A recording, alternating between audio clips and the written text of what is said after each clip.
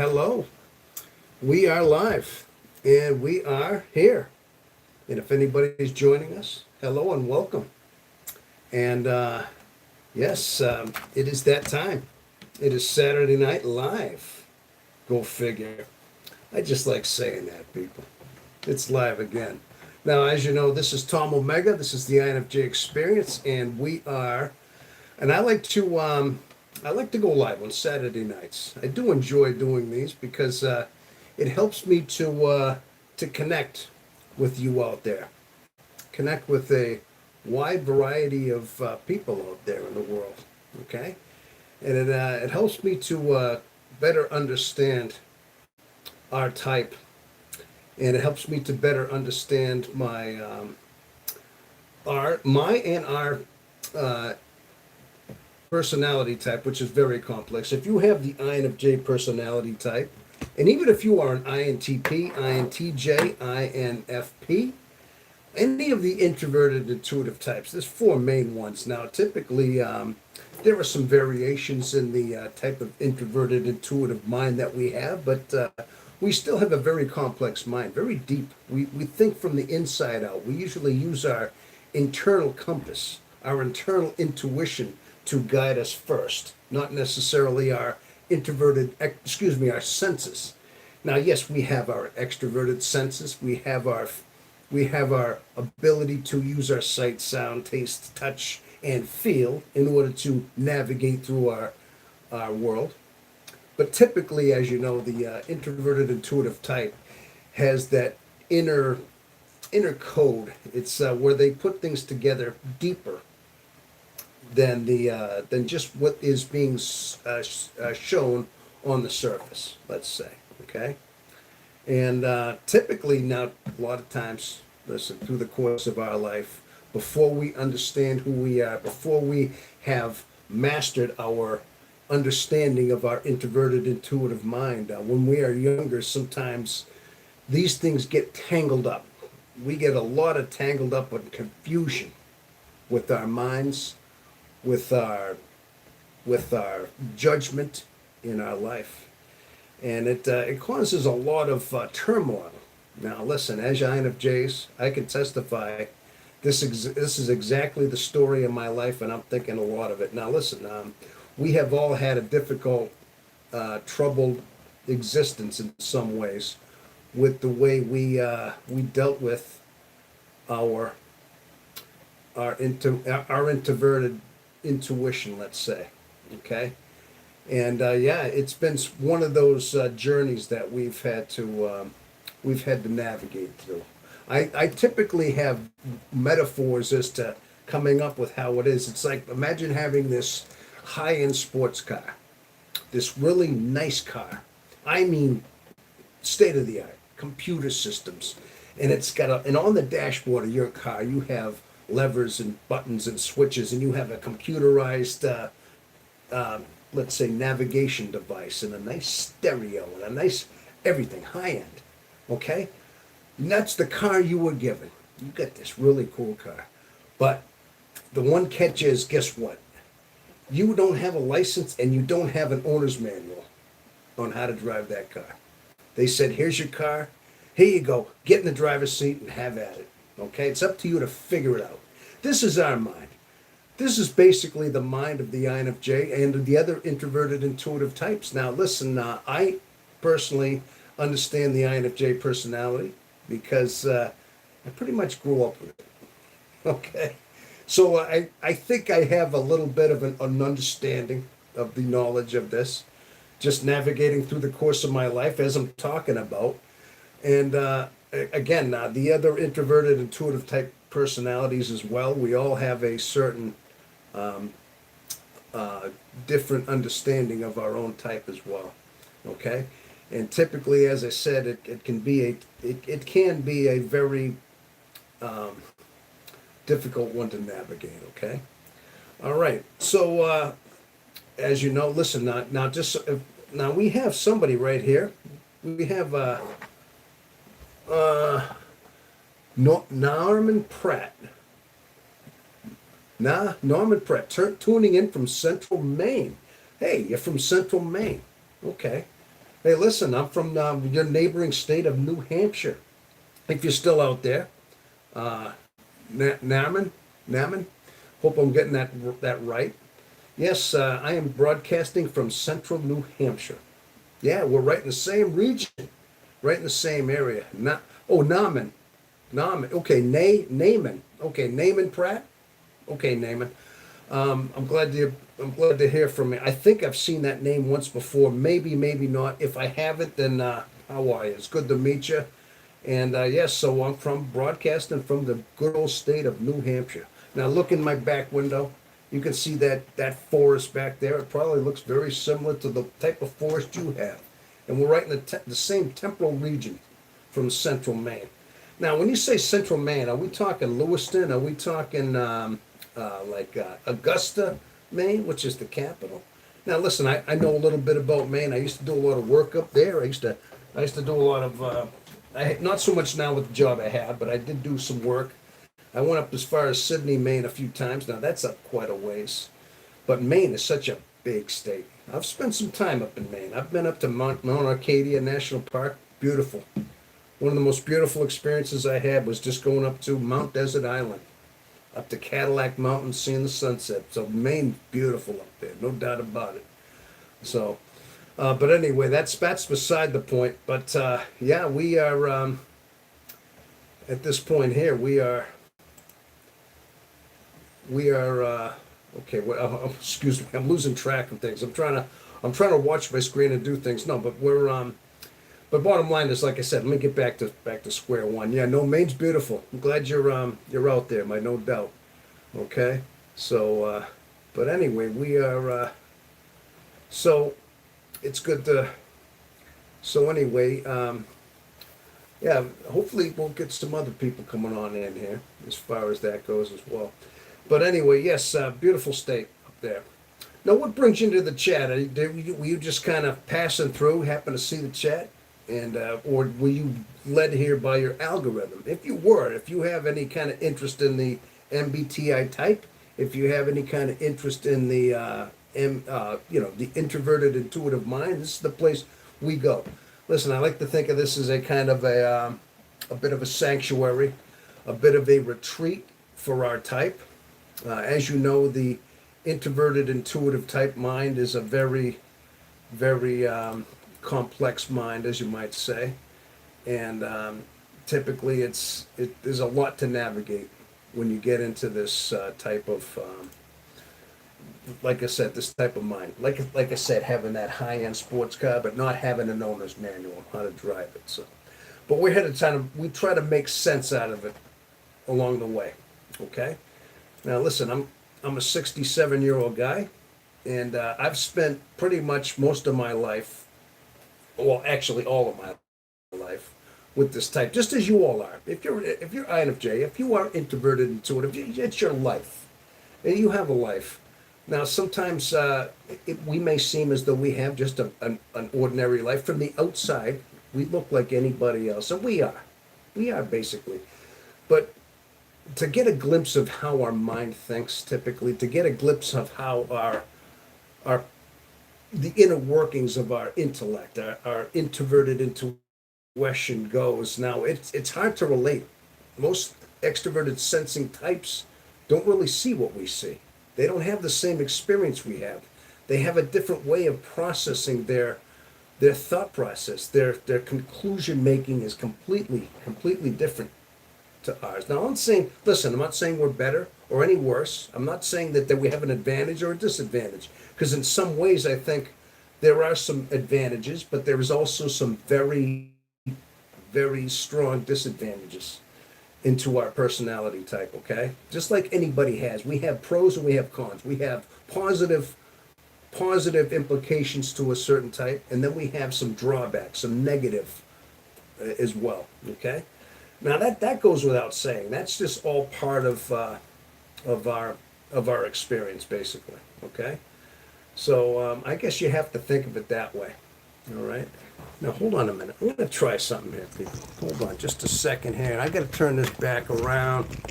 All right. Oh, here we go. I think this is how we're going to do this. Let's flip this. There we go. There we go. All right. So how are you, people?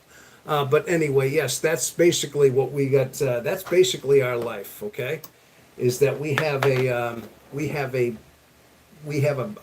life that that has its ups and downs. Okay, and if you have any concerns, if you have any kind of questions here, I can take your I can take some of your input at this point here as well. Okay, so all right. Well, anyway, where are we? See, I'm trying to navigate my screen right now. I'm getting some. Where are we? What did I do? What did I just do here? All right, I'm trying to get some of my. I'm trying. Okay, start going. What am I doing here? So anyway, that's basically it. That's basically it. Is that the fact that yeah, typically, like I said, we have a very complex and deep mind in some ways. All right. Now, if anybody has any comments, I'm going to try to find out where do we get the comments going over here as well. So I'm actually doing a dual stream. I'm on my phone over here. How you doing there, folks? I'm actually going vertical, if you see me over here. And over here, I'm going horizontal, okay? So I'm going sideways, and also here I'm going vertical. I hope YouTube is okay with that. There's ways of doing that inside of here, but sometimes I'm just so illiterate with some of my navigations as far as things. It's tough for me to figure things out sometimes. So I just decided I was going to do it this way. Yes, I see you. Hi. Hello there. Okay, we got Norman Pratt from Maine. Yeah, right from straight Maine. All right. Like I said, I see you, see me. Hello, everyone. Hey, I see you. See me, 360. I thought you were 357. Or was that another one? I see you, see me. I like that. Well, it's good to see you out there as well. It's good to see everybody's filing on in here.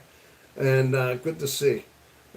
Typically, like I said, this is one of those moments where I typically like to, I just like to go live and like to connect with you out there as well. Okay, let's see. If I get this going here, why is that going? All right, we touched close. All right, I think I got that closed a little bit. So yes, it's good to. I'm on green screen now. I don't want to do that. All right. Oh, I am on green screen. Can I do that or not? How's that look? I know they're seeing me over here on the on the vertical chat on a green screen. I don't know if I want to do that or not. No. We don't want to end screen yet. Yeah, you got to remember. Sometimes I push buttons, and sometimes I I do things. Let's go back to the regular one here. Let's see. Can I do that or not? I'm trying to get back to the regular, non-green screen. All right. So anyway, yeah, that's that. This is basically what we have to. This is basically what I like to do here is go live, and I like to basically just do things ad lib in the moment at the point, And the bottom line is, like I said, we are also, as you know, the introverted intuitive mind. Why can't I get out of this green screen? I'm trying to get out of the green screen. Why don't it let me? Oh, all right, hold on. What am I doing here? No, I don't want to cancel. Hopefully you're not seeing what I'm seeing here. I'm not sure what I'm doing here. I'm trying to push buttons. I'm trying to get myself back into square one here. But anyway, yeah, that's... oh, here we go. Back to the green screen. Okay, I'm sorry. Green screen. Yeah. Back to my regular background over here. I'm trying to do that. And into the vertical, that is, okay? Over here, I'm doing vertical. Over here, I'm doing horizontal, okay? I don't know if I'm going sideways or up and down, Hey, just like that Pink Floyd song, you know what I mean? Up and down, from Us and Them. But in the end, it's all just round and round. When you go up and then you go down, in the end, it's just round and round and round. See what I mean? So it's kind of like that, okay? But anyway, so yeah, that's what we got. So, but like I said, the niche here is MBTI types, psychology. Listen, typically I like to answer a lot of questions. Listen, I am not a registered psychologist, therapist. I mean, I don't have a degree in, like, let's say, understanding the depths of your mind, but I have a lifetime of experience of just being observant to who I am and observant to the guidelines of human nature as well. I mean, human nature, as you know, human beings, as we are a very diverse and complex character mind, okay? And we have so many different places that our minds can go. I mean, we can be either in the place of good, we can be in the place of destruction, of evil too. I mean, there's so many different areas that we are able to go in some ways as well.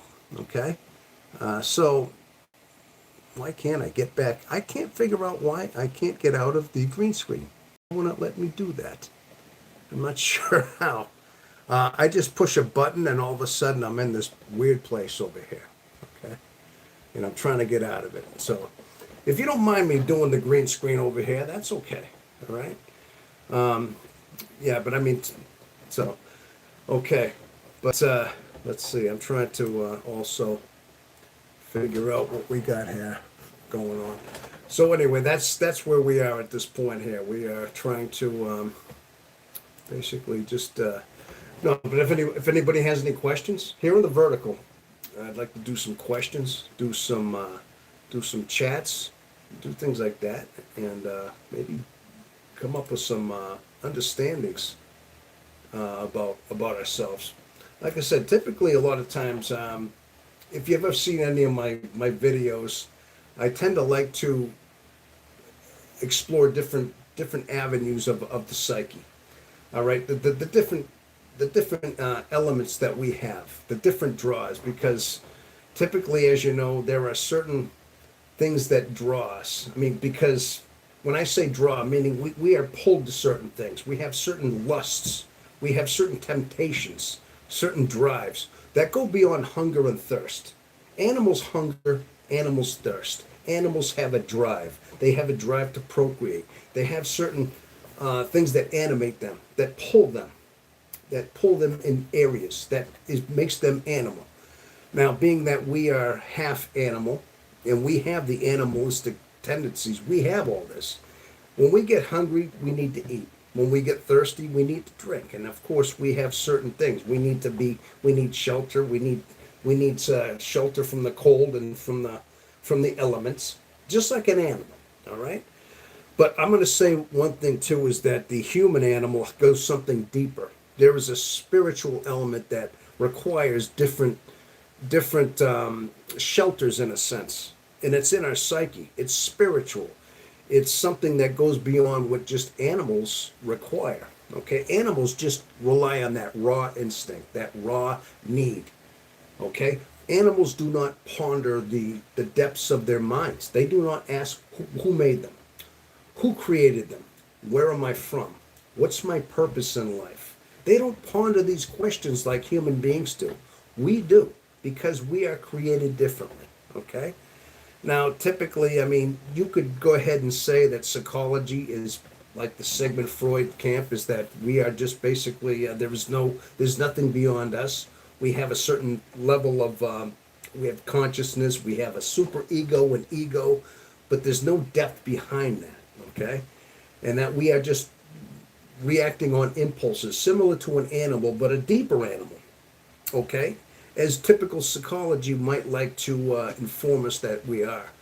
But I'm going to say that it does go beyond that. You know, we're not just an animal that is just, yes, Honey Rose, yes, I am on 2 live streams. Yes, thank you, Honey Rose. I tried doing that. I'm on my phone over here, and I'm actually, well, I'm glad you saw that, but I'm trying to eliminate the green screen for some reason. I can't.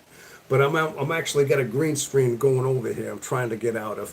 No, but what I was saying is that that's basically it. Is that you see, we do have a deeper, more complex element to us. We have a spiritual element to us. Now, you could argue to say that there is no spirit, there is nothing beyond us, because it's not tangible. There is nothing physical there. Now, we have certain glands in our brain. We have pineal glands. We have pituitary glands, which regulate our growth, which regulate and stimulate hormones to be released in the course of our life. You know, we go through puberty, we go through certain phases in our life, and certain glands release. These are physical glands. But I'm here to tell you that we also have spiritual moments in our life that certain things and certain elements change. They become more apparent within us as well. Okay, that's what we're here to talk about. Okay, but understanding too, I mean, it's easy to argue it out and say it doesn't exist because it is not physical, it's not tangible. But I'm saying it doesn't have to be. We have something within us, a spirit that is neither of those, but it is something that is prevalent within us because it's a part of our awareness. There is a spiritual element that is deeper within us that goes beyond that of just the raw instincts like an animal. Okay. So again, that's what I like to talk about over here. All right. Okay. Did you get a motion tracker, Can? Yes, I do have one. That unpleasant name. That's a new name for me. Where'd you come up with that kind of name? Now, let me ask you, an unpleasant name, is that what you're saying? Did I get a motion tracking cam? Yes, I did. It's one of those, it follows me around a little bit. It's called Emmett. Yeah, it does. It kind of moves around when I move around with it. So, yes, I did. But dude, you have 2 live cams. Yeah, we already, I saw that already. Yeah, we are, we basically are just that. We're in 2 worlds at one time, basically, okay? Is what that is. All right. So, yeah, it's good to, so, all right, like I said, I don't know why I can't get out of this this green screen again. I don't know why it's not letting me out of here. All right. It's just not. Oh, no, I don't want to do any of that. I wished I kind of left that alone. But yeah, that's one of the reasons. Now, that's typically what I like to talk about. Is I like to talk basically about that as far as that goes. All right. So, okay. See, I'm trying to switch over to my other stream here. Let's see. Maybe I could just do this here. I got an idea. I need to switch between 2 of these. Okay, view my channel. Let's maybe I can do just that. All right, let's see if I can. I'm just trying to get situated over here, folks. Just give me 1 second here. Okay, I got that one watched, 2 watching, 8 watching over here. All right, let's see. Oh, good gosh, there's a whole lot of people on this one. Oh, now I got my green screen I'm looking at over here. Oh, good gosh, there's a whole lot there of people on this one. Oh, now I got my green screen. I'm going to have to turn down the sound over here, okay. All right, now I see what I've got going on here. Wants to enter picture-in-picture automatically. Allow this time. Can I do that? All right, okay. All right, so we have, oh, I see Tally Ho, we got Taurus, we got a whole lot of different names coming out. Hello, Honey Rose, of course, I've seen your name come up. Welcome back, of course, as you say. Tally Ho, I've seen that name as well before in the past. All right, and oh my gosh, let's see, now streaming community safe zone, the live stream has been, oh, all right, everyone is welcome. Yeah, well, I didn't exclude anybody here, but all right. Who does that? Does YouTube does that? YouTube notifying. I see. All right. Brave Hope officially. What's the meaning of life? The meaning of life. Oh, hey, listen. The meaning of life can be interpreted in so many different ways. And personally, I think the meaning of life. Now, listen. You want to talk about a philosophical quote? I think I've actually came up with something myself. Is that the meaning of life is not just one momentary epiphany. Okay. It is a lifetime of insights and realizations, okay? That's something I came up with on my own because we're never going to find out just one time. Through your life, you are going to find out a series of realizations. You're going to have steps, just like climbing a set of stairs, just like that journey that Confucius said, a journey of 1,000 miles starts with a single step. Very deep stuff, okay? Well, the journey of your meaning of life is a step every day. And your very first step is your first realization. And you might have that when you're 6 months old. You might realize that, just have an epiphany about life, maybe whether you remember it or not. Even as we're toddlers, we learn certain things about people and about the world we're in on. Okay, so I mean, we have these things happen all the time, where we have our different epiphanies at that point. Okay, so yeah, that's bottom line. What we got going on here is that we understand that. All right, but also I think so. You can't just say it's one meaning. I mean, I think basically the meaning of life, and my ideas is the fact is that I honestly believe we have a creator, we have a divine father that we have, and I think part of our meaning of life is to ultimately find some kind of camaraderie with our ultimate creator. Okay, something that the animals do not do, something that the animals and other beings that we know of don't do. They weren't created the same way because we were breathed with the same breath of life that was endowed by our Creator Himself. Okay, so I think ultimately we have to find a certain level of consciousness. Now, listen, I don't see. I mean, I think part of our meaning is just to be somehow in a state of understanding who we are fully, understanding our true persona, not even our true selves, basically, just discovering who we were intended to be. As Carl Jung said, and as our Lord said, we have to find out somehow to authenticate in a sense. And that's truly what our meaning is, as far as that goes, all right? Basically. Wait, hold on a minute. Tom, fix your mic. Oh, what's going on here? I'm sorry about that. What happened to my mic? You know what it was? You know what? I had so many things going on at the same time. Thank you for that, Honey Rose. I must have, my mic was too far away. Hopefully you're hearing me now, all right? Now I got my mic over here. I got my mic, maybe I sounded a little far away. Yeah, so anyway, it sounds much better now. Well, thank you, Rhett. We have Rhett out there. Looks like we got a lot of people here on the vertical stream as well. That's awesome.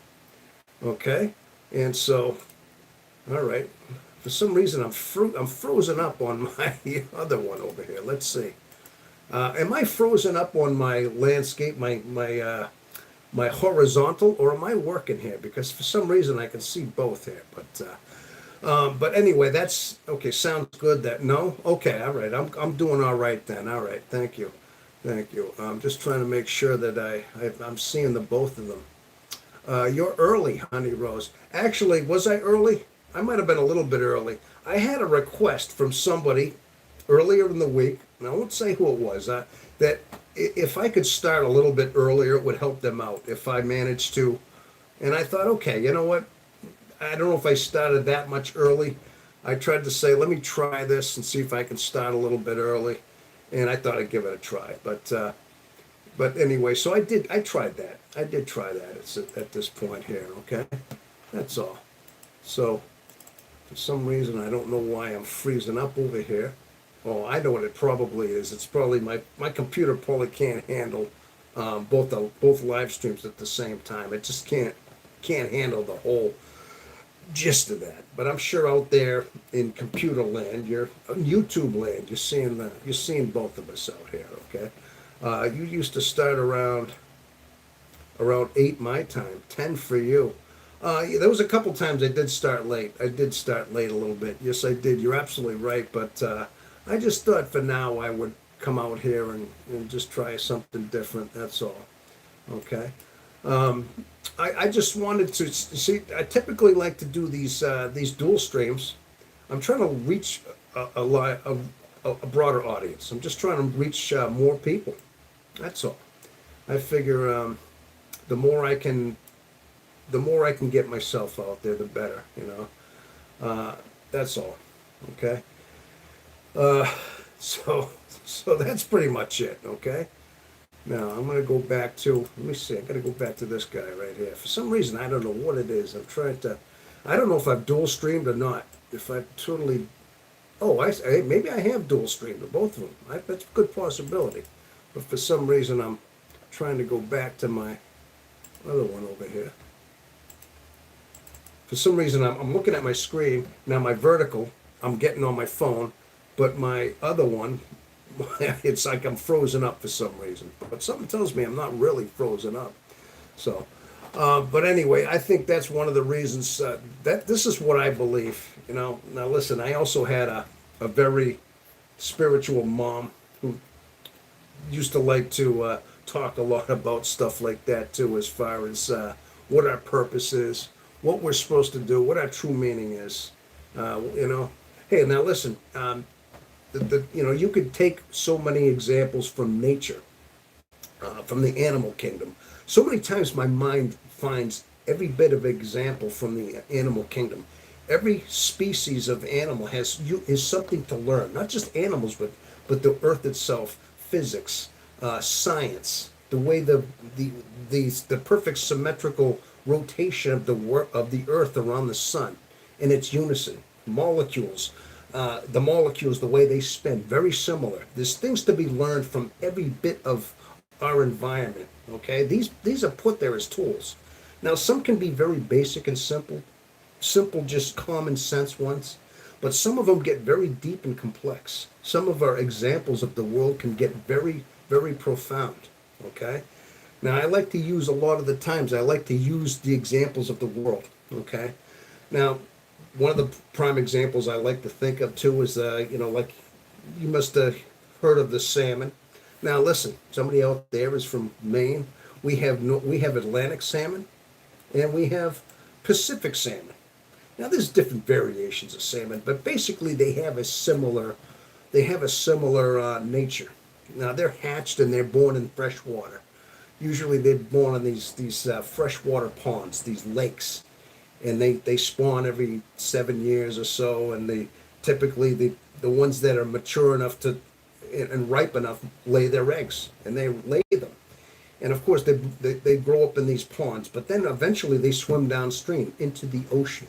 Now they live a good majority of their life in the salt water, in the ocean, whether it be Atlantic, whether it be Pacific, okay? But at some point, something activates inside of them. Something calls them, okay? Just as we are authenticating, something calls us. Something calls us to authenticate. Something at some point activates within our spirit, spiritually. But that salmon, eventually, it is a spawning call. Now, what does it do? By masses, they start swimming up the same stream that they spawned from. They start going back to the same waters in which they were born, which they were hatched. And many of these salmon don't make it. I mean, probably less than 1%. I mean, less than 1% make it up the stream again, make it back to those pools, those tide pools that they were spawned from, again. And that's basically it. And so, well, where was I? Okay, I'm trying to keep on topic here. But my point is that eventually what happens is a small handful make it back there to spawn, to repopulate the cycle all over again. Now, this is a small example that I'm talking about of animal nature. Now, within us as human beings, we have a similar calling. But when we think of these things within the human nature, you got to look at them deeper. You got to look at these as spiritual callings. These are within our soul callings. Now, yes, we have certain physical callings, okay? We are half animal, and there are times we procreate, and of course we still have to, at some point we marry, we procreate in that way, but also we have these spiritual procreations as well. These deeper ones where we actually are awakened at certain times in our life, which calls us back to our beginning in a sense. Now, Carl Jung, I've been really fascinated with some of the Carl Jung teachings lately. I've been reading a lot about him lately, and he pretty much figured it out. He figured it out with his own internal experiences, okay?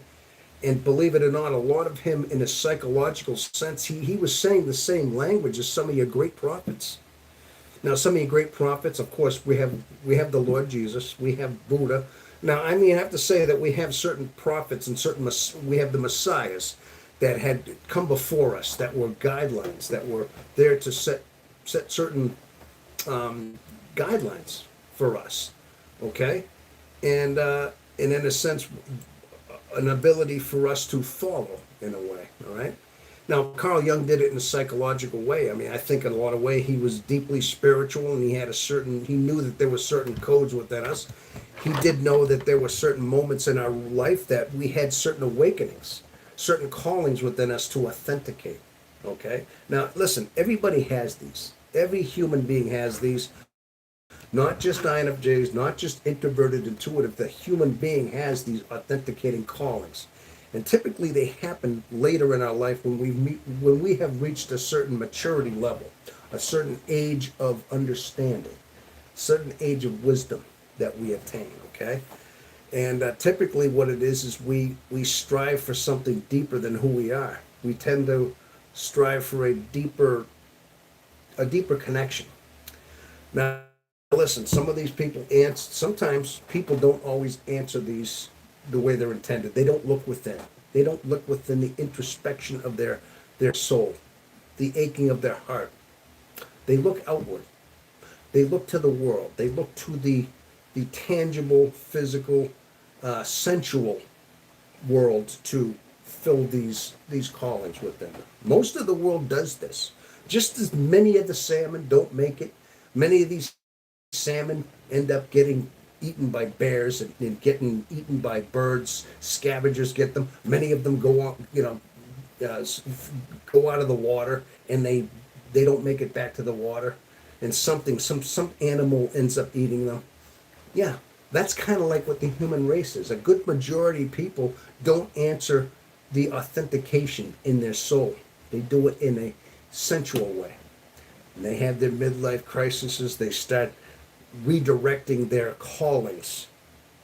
You see what I'm saying? Everybody has these midlife crises. Everybody has them. Yeah, they start trying to be them real selves. They try to be their cool selves. They're trying to change. It's a calling to authenticate. Yeah, that's the human calling. Now, Carl Jung said that this happens. And of course, as you know, the Lord said it as well.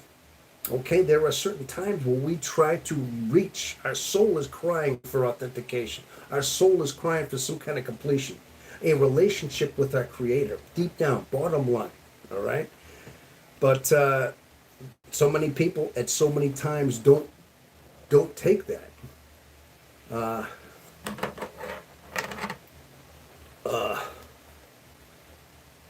Oh, there's an 8-second delay between the screens. Oh, all right.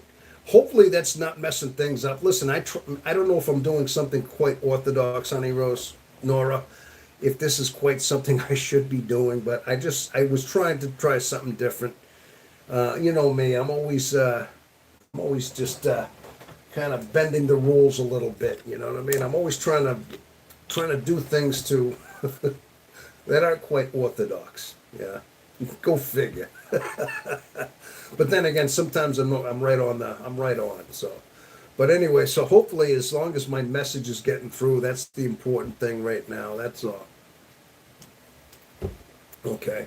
But bottom line is, again, I mean, there are many different examples of this. I use the salmon and their calling, their longing for them to swim upstream again. It's something activates. Something happens. I mean, they're content swimming in the ocean for whatever 6-7 years, but once they reach that maturity, once they reach that sexual maturity, basically they know they have to procreate. They know that they're going to pass on. They're going to die. So they have to reproduce themselves. They have to reduplicate themselves. But it's all part of their nature. Okay?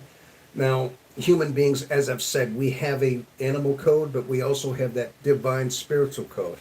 All right? Now, there are so many variations of examples. Now, funny thing is, I've instinctively known these examples all my life. I used to study like all sorts of animals as a child. I used to flip over rocks and just watch ant farms and watch the little colonies.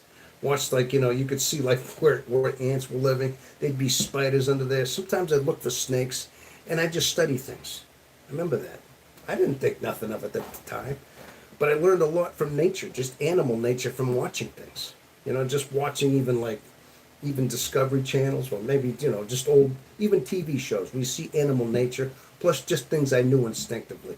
But they all had a message. They all had a certain story to tell that relates to our spiritual climb. Okay? Like again, I could go into examples about physics and science and metaphysics, and they all tell a story, and they all relate to something that is relatable to the journey of our soul, the journey and the path of our internal soul as well. Okay. The bottom line is, I think that's one of the meanings of life. Somebody asked me, what is the meaning of life? In a nutshell, I think a lot of that has to do with what it is that we're supposed to find something deeper than ourselves. We're supposed to return back somewhere. We're not just as before we die, but in ourselves. We want to find out who we truly were meant to be. Carl Jung said, we authenticate. At one point, we are to individualize as people. Okay? This is our true calling, because we've been changed. We've been we've been changed by society, mentally, and in some cases physically. We've been changed. We've been told that we can, that we should think a different way, act a certain way, have a certain collective consciousness that thinks in a more of a collective way. Okay? And some of it isn't necessarily testifying to our true self, our true internal compass, what we were born to know within ourselves. We've been changed. We've been kind of tainted by society, by culture, by indoctrination. Okay? Yeah, we have. We all have. We all have been. But it is up to us at some point to recognize the calling, recognize our true calling within ourselves, and recognize when our authentication, when our I'm getting so excuse me, I'm getting sidetracked. No, to understand what it is up to us to recognize when it is our calling to go return back to our creator, our true selves. Okay? I mean, that's basically it. Okay? And I think this is one of the messages I like to say. Now, how do you get there? I mean, how do you get there? Well, I mean, I think being that we are introverted, intuitive, especially INFJs. Now, listen, I think the fact that I have this personality type, and I always have. Now, we are a deeply introverted, intuitive type. That's a dominant function we have, but we're also deeply introspective. Okay, and for some reason, I've said this before in other channels. We are intentionally left alone in ourselves. If anybody is the INFJ personality type, you know that we have a aloneness about us. Okay, we have a certain part of us that is isolated. Now, this is something that we all go through, and this causes a lot of our strife and a lot of our pain through the course of our life. Yeah, we're alone a lot, and when we're younger, and we see all our friends having fun, and we try to fit in, and we can be amongst friends and family and still feel isolated, still not be able to fit in.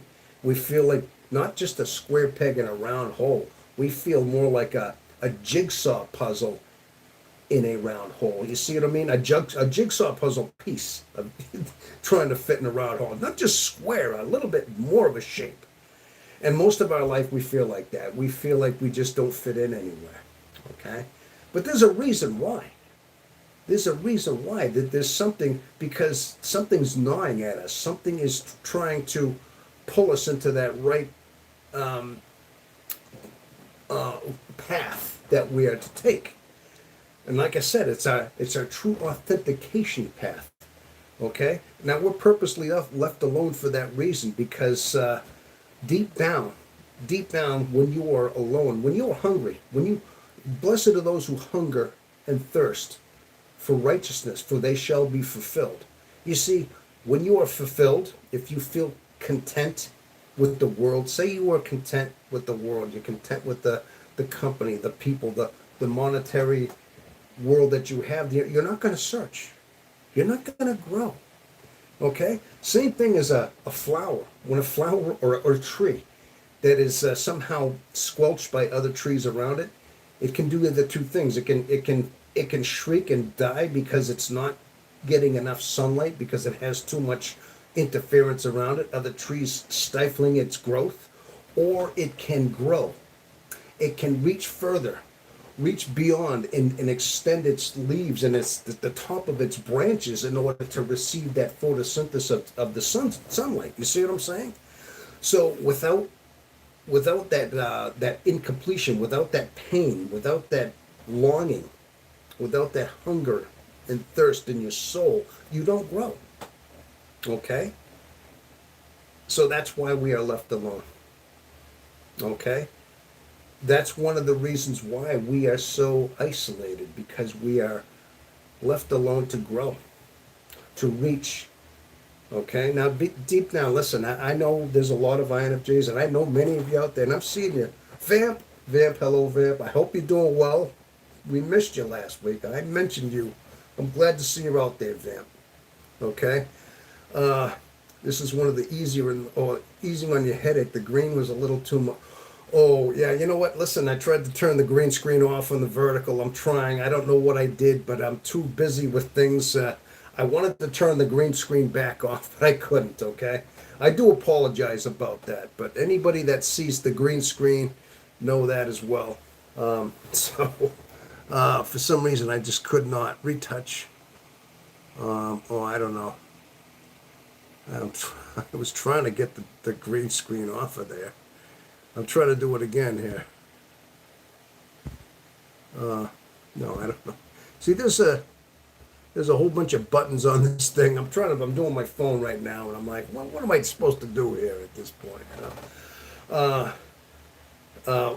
Wake up with, I hope, hopefully everything's going well for you, Vamp. You're still having those migraines. I really, I hope you find out, can get to the root of that whole thing and get past that. But bottom line is, I had that epiphany one time that's why. In fact, my mom used to talk to me about that. Listen, I had a mom; she's been passed away. But as a child, my mom used to talk to me and my brothers, and she used to. I was just checking something. She used to talk that very way. She used to talk about different ways that we are, as far as like our spiritual development as to who we are. She used to talk a lot about how we are, and for some reason, I think she had a lot of. Let me see. What are we watching? I'm gonna go back to the vertical here for just a little bit here, people. Okay. All right. Oh, hey, what do I got here? I got this thing going on here. I don't know. This looks like a wholly different format here. Try peppermint tea. Okay, I think I got. All right.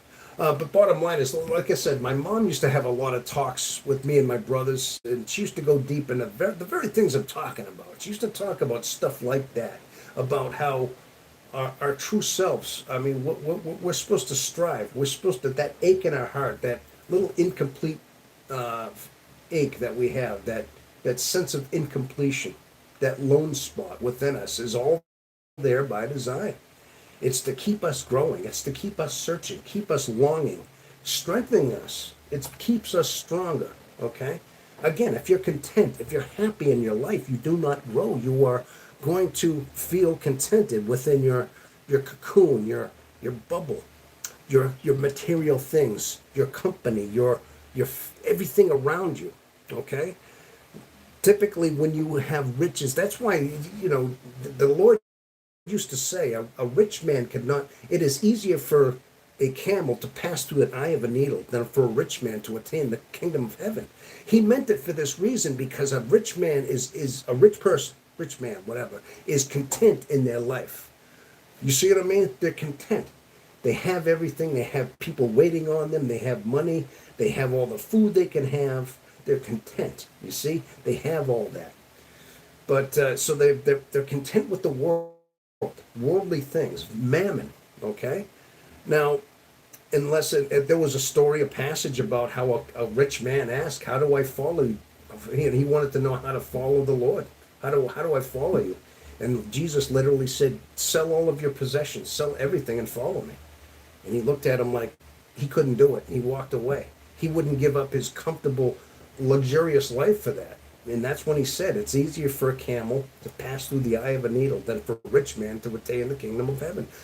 Very similar to what I'm talking about. When you are full, when you have these comforts in your life, you do not grow. But when you have these certain incompletions in your life, you do grow. So this is all part of our development. Okay, it's all there for a reason. That's why. Try refreshing. Oh, did I? Okay, what did I not do here? Okay, let me try that. Try refreshing, did I? What did I not do? Do forgive me. What did I not do here? Okay, excuse me a minute. I got a lot going on here, don't I? Try refreshing. All right, I got my screen back on. I'm trying. For some reason, I got the. Maybe I might have too many apps going on at the same time on my computer. Maybe that's it. I'm hoping. Okay, now I'm cycling right now. Hopefully you're hearing this. I don't know if maybe I have to do this in a different way here. We got buffering circles over here. Oh, I'm sorry. I do forgive you. I forgive me for all of that. Maybe there's some things going on here.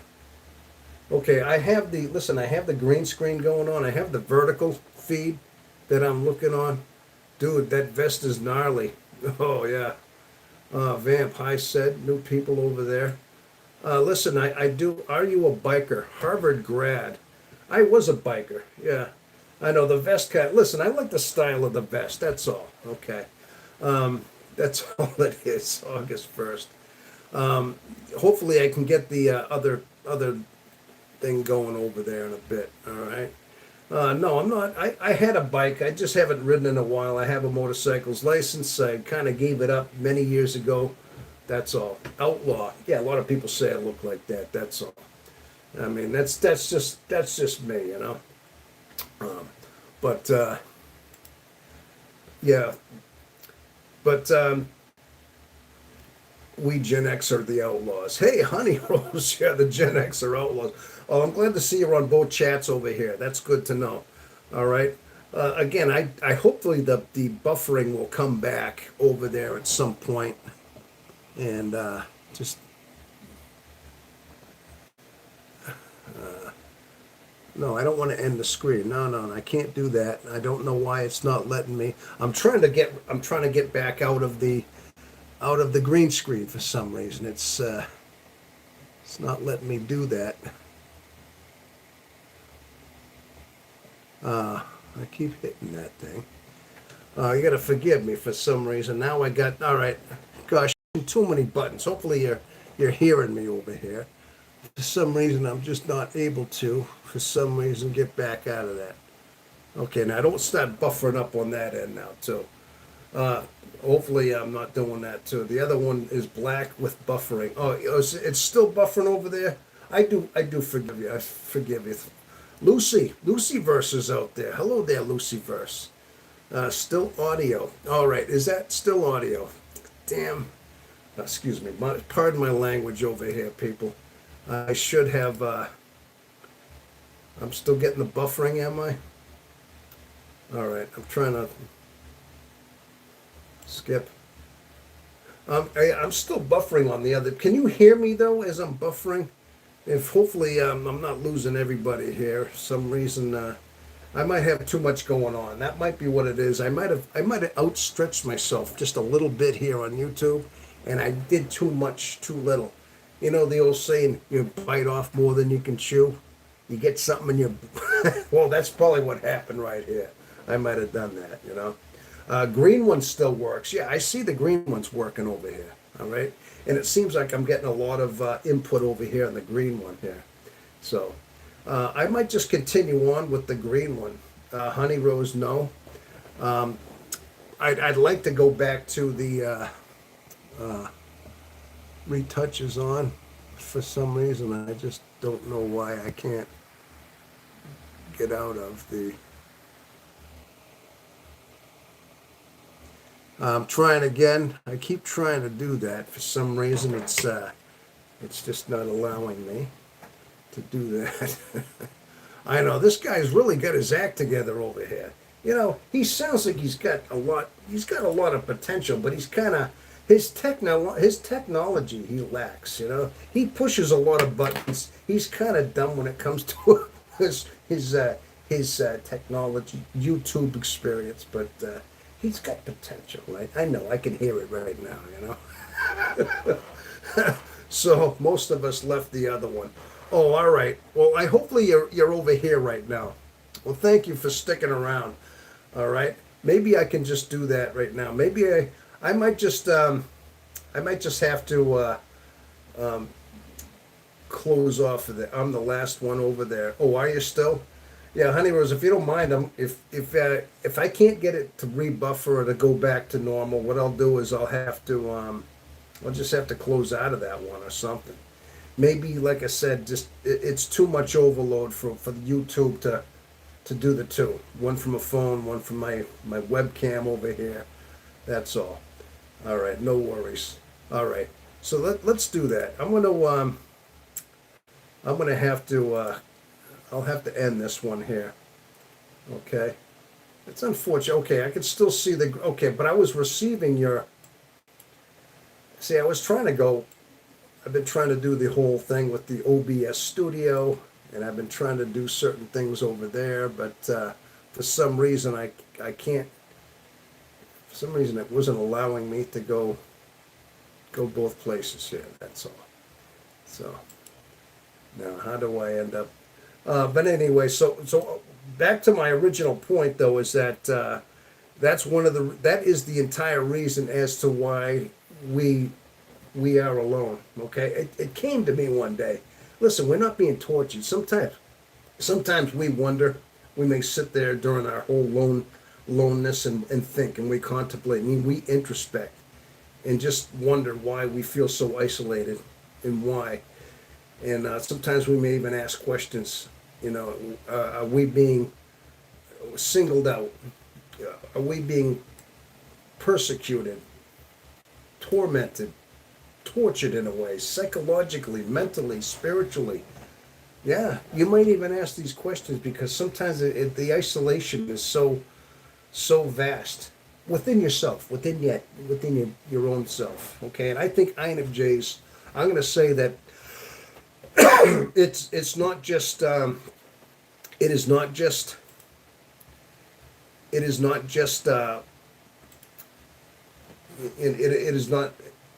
other types. Listen, everybody has bouts of loneliness. Every type does, but INFJs have a depth of loneliness that's very isolating. Feeling like you're completely alone within yourself, within your own mind, being alone amongst other people. But sometimes we have these thoughts where we wonder why we're so alone. But you have to chalk it up to the fact that eventually an epiphany comes to you that you're being left alone for the reason that you're somehow chosen because you are meant to keep growing, keep forging, keep searching, keep hungering and thirsting for your completion. Okay? You've been chosen. All right? In a deep down way, we're very few for a reason. Very rare. We're the rarest type for a reason. Because we are, in a sense, chosen. Yeah, that's what I chalked it up to. I kind of had that epiphany a couple of times. Well, one major epiphany. I think I've told you about that, but that's something that I believe we happen to go through. It's just that. Okay, I'm still trying to X out of this other one here. All right, and so that's basically what I kind of came to a conclusion of. Okay, but our entire life is just that. But again, like I said, being that we're this type, through the course of our life, this causes so much angst in our life, so much headache, so much confusion and sadness and loneliness in our life. Now, listen, I talk about this all the time before, but again, this is something that INFJs go through in their life. Okay. And because we can't seem to, and now you may even have tried to have surrounded yourself with things, with different like material things in your life without really never feeling as though it's not a completion. In other words, you're not quite happy. There's still an incompletion in there. There's still a question in your mind that you're not quite happy with it. You see what I mean? That there's something not still not fulfilled. Like there's something in your soul that is not completed. Now I've had that where I've thought like, okay, I make good money. I got nice things. I mean, did I have a nice girlfriend? I mean, I don't know. I mean, I've gone through a string of girlfriends in my life at some point. They never lasted long. I've told you the stories before, but you think you're in a good relationship, you have a nice somebody in your life who loves you, and you got good things, you got your material things, you got a nice apartment, but still there's something that's not quite right, you know. And you got to listen to these things. You know, there's something that's not quite fulfilled within you, and you have to ask yourself, what is it exactly? And you have to chalk it up to the fact that deep down, bottom line is that you're incomplete and unfilled because it's not your destiny. It's not your true self. Your true, authentic self is not emerged. Truly, who you were intended to be, has not awakened yet. You have not bloomed as a flower. You have not developed spiritually. That's the incompletion. You have not authenticated into who you are to be. That's that ache in you that's never happy with your completion, with material things. Okay, you have to look at these things. You have to understand that there's a deeper calling within you. Okay, your soul, your guide that you have is looking for that deeper connection within yourself. Okay, that's bottom line what it is. All right, so you got to look at it in that way. Is that's what you are geared for in finding. Okay, is just that. All right. Again, people, if you're having the buffering zone in the other end, hopefully, if you have enough, hopefully you can go over to this one here, and do forgive the green screen. I keep trying to get out of the stinking green screen. I don't know why.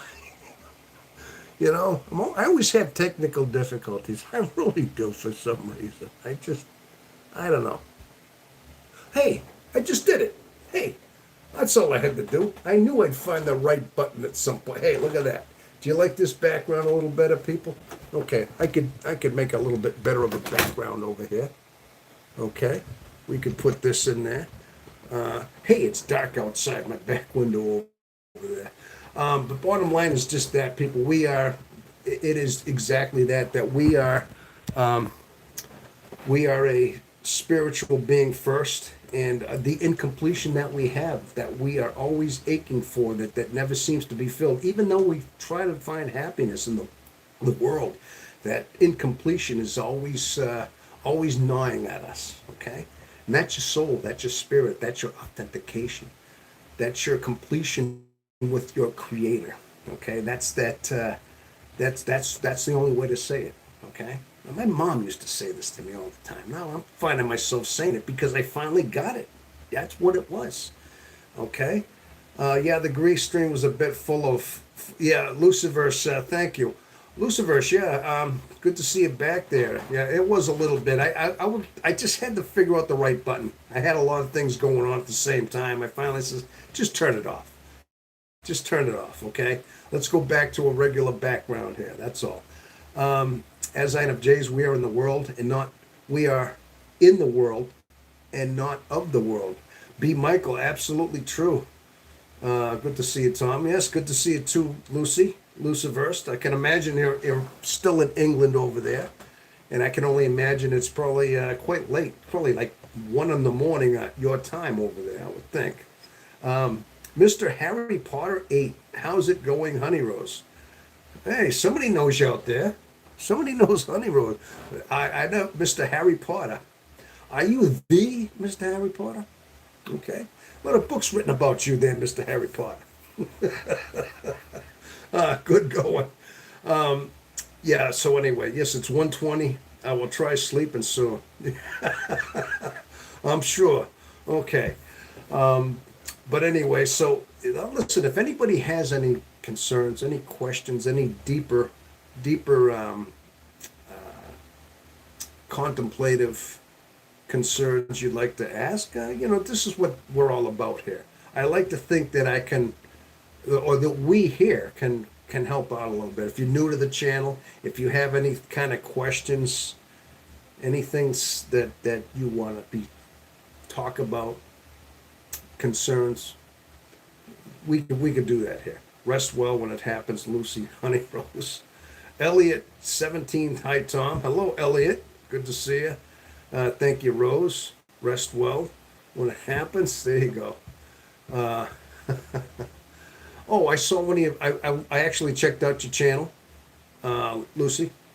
Yeah, I actually saw one of your Rubik's cubes. You were trying to solve a Rubik's cube, and how frustrating it was getting. I know. Listen, I never got into the Rubik's cube myself. It just wasn't my thing. But yeah, it's for reasons, Yeah. Oh, really? Yes, I did. I did see one of them. Yeah, there was. You were trying to figure out a Rubik's cube, and I think you finally get so tired of it, you decided to go to sleep. Something like that. All right. Okay, so I guess. Okay, so anybody who hasn't seen it, yeah, we're out of the other one. Okay, I solved it at the end, but it's annoying after a few beers. There you go. Yeah, so basically that's what it is as far as our plight in life. Okay, now basically I just did a whole big long monologue. Okay, about meaning of life. Now, this is my conclusion. This is one of the many conclusions about what the true meaning of life is that, yeah, we're supposed to take all of our examples from our world around it, our physical, tangible understandings of our physics and nature of the world around us as our guides, as examples. These natural physical phenomena that go on. And we're supposed to put things together, use these as our guides, examples, into our spiritual development. Okay? Now, this is something I've instinctively known my whole life. And I've always used that. It's part of my intuition, I guess. Maybe that was part of the IN. Part of the introverted intuition. When you're seeing patterns, when you're developing certain patterns with things, and you're trying to piece things together, you're supposed to tap into your knowledge. Tap into your background, back into your understanding of the world, understanding of your natural world. And you're supposed to intertwine it with your piecing together to solving the riddles of your existence. Not just your existence, but just your everyday life as well. When you try to figure out just you're seeing behind certain things, you kind of use these knowledgeable examples of things that you've learned, things that you've experienced in your life to have that as another input within your introverted intuitive mind. It's all part of it. It is all part of it. You can use any resource that you have in order to do that. It is your dominant function. It definitely is, okay? But once you've figured out exactly what it is, when you fine tune and understand that's how it works and that this is part of you, and you can eliminate some of the chaos and some of the downsides, you can think clearer too. All right? Yeah, it all kind of starts making sense. I can only say as you start getting older, you get a little wiser. So, nothing wrong with furries if they are civil. Oh, furries. Hi, Honey Rose. B. Michael. Theme park updates, UK. Yeah. I'm seeing some new names out here. Gracie 412. Hello there. Hi. Hello, Gracie 412. How are you? Nice to see you. I believe that's a new name. And theme parks is brand new out there. I've seen Lucy Verse last. I feel like Romper Room. Remember Romper Room? I don't know if you remember that. It's a way old show. Maybe it's a long story. Unless you remember Romper Room. Honey Rose, rest well. And okay, I'm seeing a lot of new names out there. Now I see a lot of new names, and I see a lot of Billy the Goat. Hey, Billy the Goat. Phew, no more green acid trip. Oh, yeah, do forgive me, Billy Goat, if you're still out there. I'm glad I could get, I wanted that out of there too. Again, I had a lot of things going. I just had to push the right button there to get rid of it. That's all, okay? Mr. Harry Potter, if you're still out there, good to see everybody out there. Wow, fingers not working. I'm not sure what that. Kids won't remember Romper Room. Honey Room. Oh, do you? Kids won't. Maybe not. That tells me even in Canada, I would imagine Romper Room was. I'm telling you, back in the early '70s, it was like a kindergarten. It was like a little teacher used to look into the screen, and she'd say everybody she was looking at. I see Billy. I see Honey Rose. Just all these names. Teacher, remember that? Look into that magic mirror. That's how they ended the show. I must have been probably 8 years old watching Romper Room, probably back in the '70s. Very old stuff. Okay. Uh, what's up, bro? First, last, eh. How you doing there? First, last, eh. Say hi. Yes, we're saying hi to you as well. Okay. But if you happen to catch the first monologue, I think I had to open it up with just understanding that what our whole essence of who we are is all about, basically. Okay. And listen, that's my interpretation. And if it's, I think certain certain parts of us actually, when we hear stuff like that, it only it only testifies to something we've always known our whole life, and somebody's finally put it into language. In fact, you probably know it as well. Deep down inside, that's what our meaning is, our purpose is all about. Okay, fundamentally. Norman Pratt, let's see, Norman. Okay, Tom, you can talk about our introverted intuition suddenly kicking in shortly after waking in the morning and suddenly connecting the dots our subconscious has collected. Oh, can you talk about? Oh, okay. Let's see. That's an interesting one. Actually, no. Hey, Norman. Norman is my neighbor from Maine. We found out he's from Central Maine, and I said I'm from Central New Hampshire. He's right next door. Okay, Norman. All right. We're going to try to do that. Maybe we can have some input on this. This is a topic. Introverted intuition suddenly kicking in shortly after we wake in the morning, and sudden connecting of the dots subconscious has collected, question mark. Okay, so you're thinking, okay, so what you're saying is, now does this have something to do with my latest video about insomnia? Maybe I didn't know if maybe I had touched on that on my latest video I just had uploaded earlier this day, and it had something to do with just that.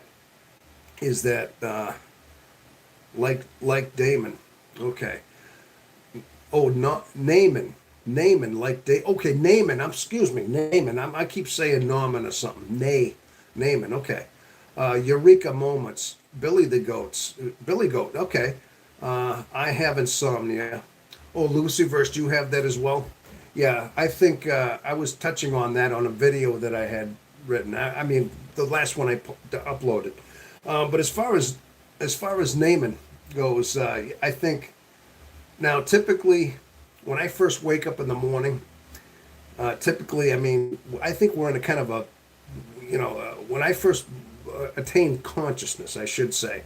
You know how you're kind of halfway between cogence and incogence, like you're halfway between being still asleep, but you're just waking up. I think we all go through that, where we're still somewhat in our old dream cycle, and it takes a little bit of a time for our navigation, I guess you could say, to kick in, where we start waking up fully. Maybe that's what you're talking about. I go through this all the time. Now, I think I think our brain has to completely wake up at times in order to be fully cogent for our introverted intuition to work optimally. Optimally, if that's a word. Okay, to say that slow. Yeah, like anything, I would think so. It makes sense, right? But at some point, I guess it depends on what it is that you're trying to decipher. Whether it's some kind of an inner problem, whether it's what somebody said to you, or what maybe a work colleague had said the day before, and you're trying to look deeper into what the meaning was. You're repeating the conversation, depending on what it is that you're trying to use your introverted intuition for, you have to kind of just, yeah, you have to just decipher it. But I think it has to be, we have to be fully awake for it to be spot on. And again, that's what I touched on as far as our sleep cycles. Typically, insomnia is what plagues an INFJ. I think we're plagued by that through the course of our life. And I think a lot of it has to do just with the fact that our mind, I said basically it's because we have a racing mind. Our mind never stops. The INFJ mind, especially, is now this is a mind that we've known all our life, people. When you try to describe that you have a mind that never settles down, that doesn't simmer down, doesn't slow down, like a lot of people say they can regulate their mind, slow it down, quiet it. We can't do that. We try to quiet it. I think we try to spend a lot of times doing that, but we always get pulled back into that whole cycle again. It's hard to do that.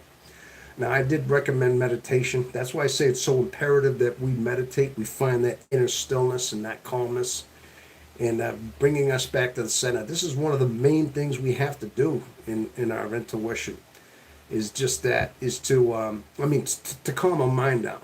Find that timeless center, as I call it. Now, this practice is where you try to separate your thoughts, get out of your thoughts, and find your stillness, your inner stillness within you.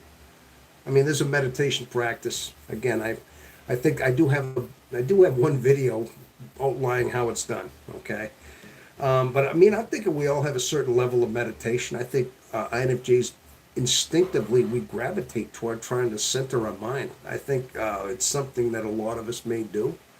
Okay. Yeah, and I think that's one of the main things we have to do. But you're right though, Naaman.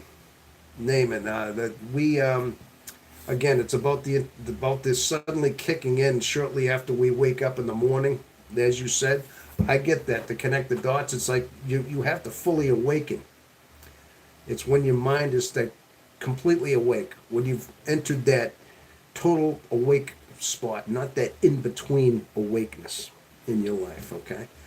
Now, also too, I said something on that video, the fact that we have insomnia. One of the reasons why we are awoken from our sleep as INFJs is especially because of that racing mind, because of that mind that never stops. For one, settling down, trying to drift off into our sleep, REM cycle, whatever you want to call it. Now, when we finally get to sleep, I'm going to say that I honestly believe that my theory is that our introverted intuition, which never stops, we're always gathering patterns. We're always seeing this abstract collage of gathering information, and usually it's there's images, abstract images, stick figures, symbols, patterns that bounce around, that are translated from things that we see in our life.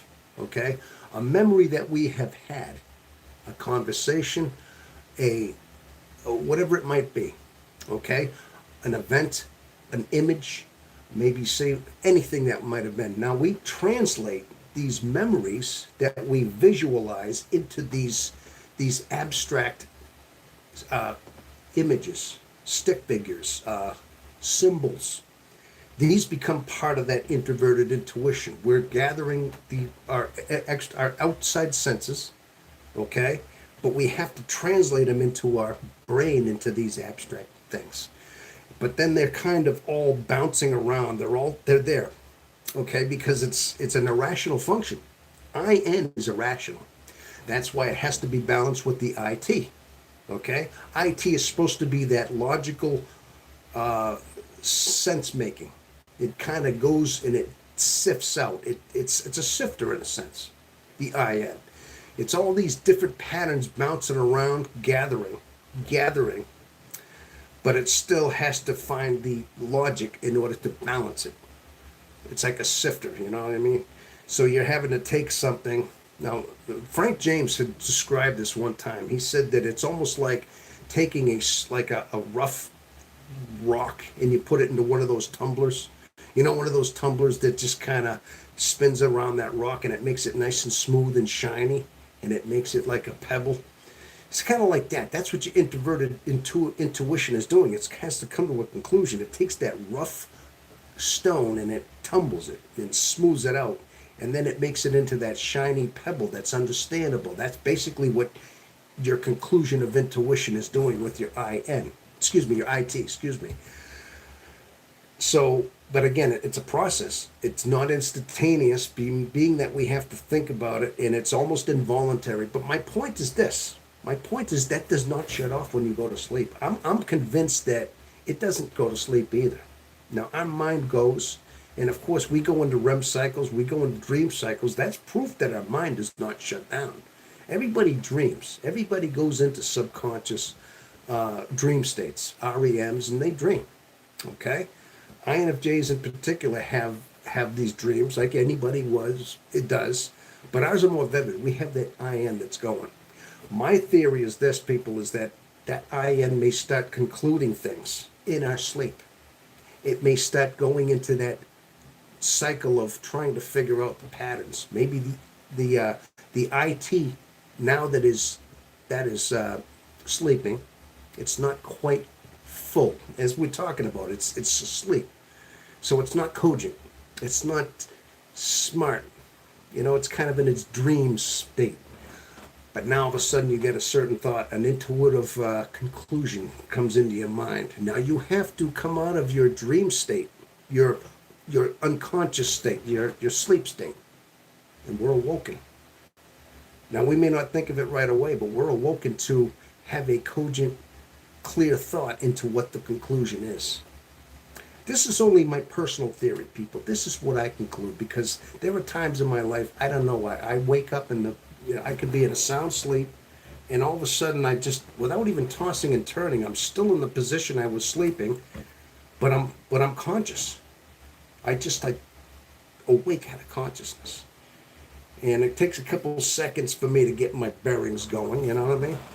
But these are one of the reasons why we're insomniacs, I think, because of the fact that in INFJs, being that we all talk about this that we all have this in common. We all have this REM cycle that we wake from. We're all insomniacs. We have trouble with this racing mind that we can't seem to shut down.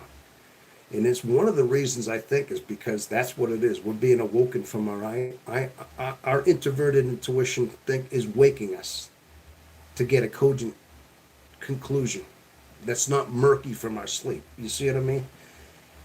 And that's how deep it gets. This is what I think is happening.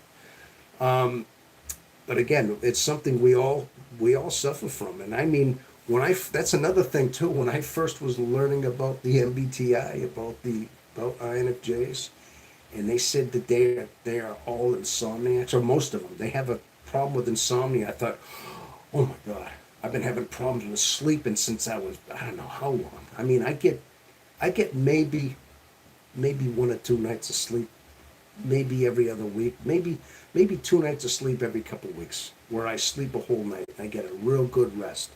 In other words, I'm waking up 2-3 hours after I go to sleep. You drift off, you wake up, and then you're like trying to get back to sleep, and you cannot. Your mind is just wide awake in the middle of the night, and then an hour goes by, an hour and a half, and then you drift off asleep for another 2 hours, and then you wake up again. So it's always disturbed. Okay. So again, it's something that we all have to do. But I think it's because of the racing mind. It's because of what I just described and how it is. Okay. Well, anyway, hopefully, I missed a lot of comments, people. I've been kind of rambling, as you know. I want to catch up on some of the comments. Well, anyway, hopefully that has Nathan Devitt. Hi, Nathan. Hi, stop that. Okay, Nathan Davila. Okay, that's a new name. That is a brand new name. Hello there, Nathan. If you're still out there, it's good to hear from you. If you are still in the audience, good to hear from you. Honey Rose Hyde Park. Theme park. We have a lot of new. Listen, this is vertical. Get a lot of new people out there going vertical every time. You know what I mean? So there you go. But anyway, hopefully so anyway, Naaman, that I think I can say is that connecting the dots. Now, if that helped you anything, my brother from the other state over there, Naaman, if that has helped you out anyway, hopefully that's what you were looking for. If you're still out there, okay. But yeah, that introverted intuition is definitely it's something. It's a difficult one to understand. Listen, even Carl Jung himself, he spent a lot of time, being that he was IN, he was basically INFJ. This is one of the reasons that he went so deep into trying to map out the IN mind, okay? And because he saw how radical it was, and he also saw that he also saw glimpses into the fact that not everybody had that depth. I mean, everybody has levels of introverted intuition. Everybody has it, but it's not a dominant function with most types. Okay, INFJs and INTJs. I think it's the only two that it is the primary dominant function. Okay, where it's the forefront one. All right. Now, again, Carl Jung had that. He spent lots of time trying to figure it out. Now, his conclusion is that even he had a hard time really figuring out what it was because it was so erratic. It was so it was just it had no way of making a decision. It can't by itself decide anything. Okay, it can't. It's just a lot of collection of images that it's just a whole gathering, like I said, of translated memories, images, things within our memory, things we have learned, things we have put together, and it translates into that abstract part of us. He couldn't quite map out what it was. It was almost baffling to him exactly what that introverted intuition was and how it worked. But he did say it was just irrational, incapable of a decision. It couldn't do that. So it needed the other functions to balance it. Okay? But early on in our life too, it can be very confusing when you're not sure of yourself or you don't really know your mind. Now, from my own experience too, yeah, being that we're young, naive, dumb, not really sure of our life, these things can be overwhelming, which most of us, I believe, we can attest to. Okay, so. But I think he spent a lot of time trying to map out the introverted intuition, only because it is rare to have a very strong knowledge of it, or having it in your forefront, having it right as your dominant function. Okay, it's not everybody has that. So he did his best to map it out because he understood also that a good majority of people didn't have that capability. They did to an extent. They did, but they weren't seeing it as a dominant function. They were seeing it as a sub-function, as a shadow function, or a less dominant function. Okay, I mean everybody has a touch of intuition. Everybody, but some it could be minor, it could be basic. It is fortunate that we in particular have a deep understanding of it, and it's just automatic. It should be. And when you finally understand that you have this, you can really fine tune it and just bring it to your understanding. Okay, no longer is it weird to you. All these images, it's just you're using it. It's your tool. It's who you are. All right, you're piecing together like patterns and things around you. I mean, ever since I've started understanding it. When I go into social situations, I'm reading rooms way deeper now. Like I can kind of feel the vibes in the room. I know what people are like, how they're thinking just by their expressions, like their, just little subtle things in their faces. How they say something, how somebody may interrupt or stop saying what they're saying that they're talking to, knowing that they're knowing what they're thinking. And meanwhile, I'm observing. Like you get that deeper understanding of it, really. Wait a minute, let's see. What do we got here? Okay, I get Iraq J6. I'm from Iraq. Hey, really? All right. You're from Iraq. All right. Well, that's good. Shezbilakan, PDM2. That's Sirius that's a serious scientific question. It probably would if you ate a lot of sugar. That's shuts. All right. Um, okay, I'm reading some of your comments. I'm trying to get caught up here. I have insomnia too. It's not as bad as it used to be. Well, that's good to know. It's not quite as bad then, huh?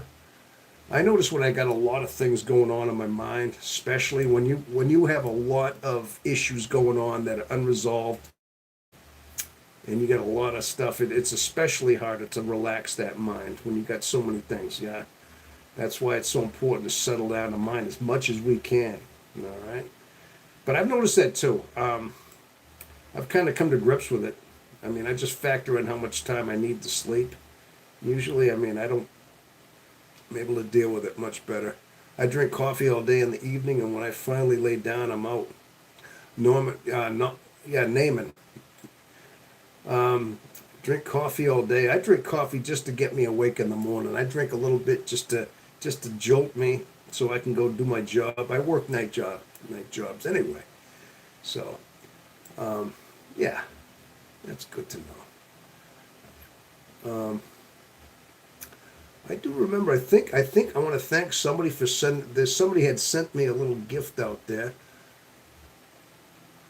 Tale Hout, the world's fourth superpower has emerged. Iran. Oh, I see that again. Oh, we got a lot of different. We got some spammers out there.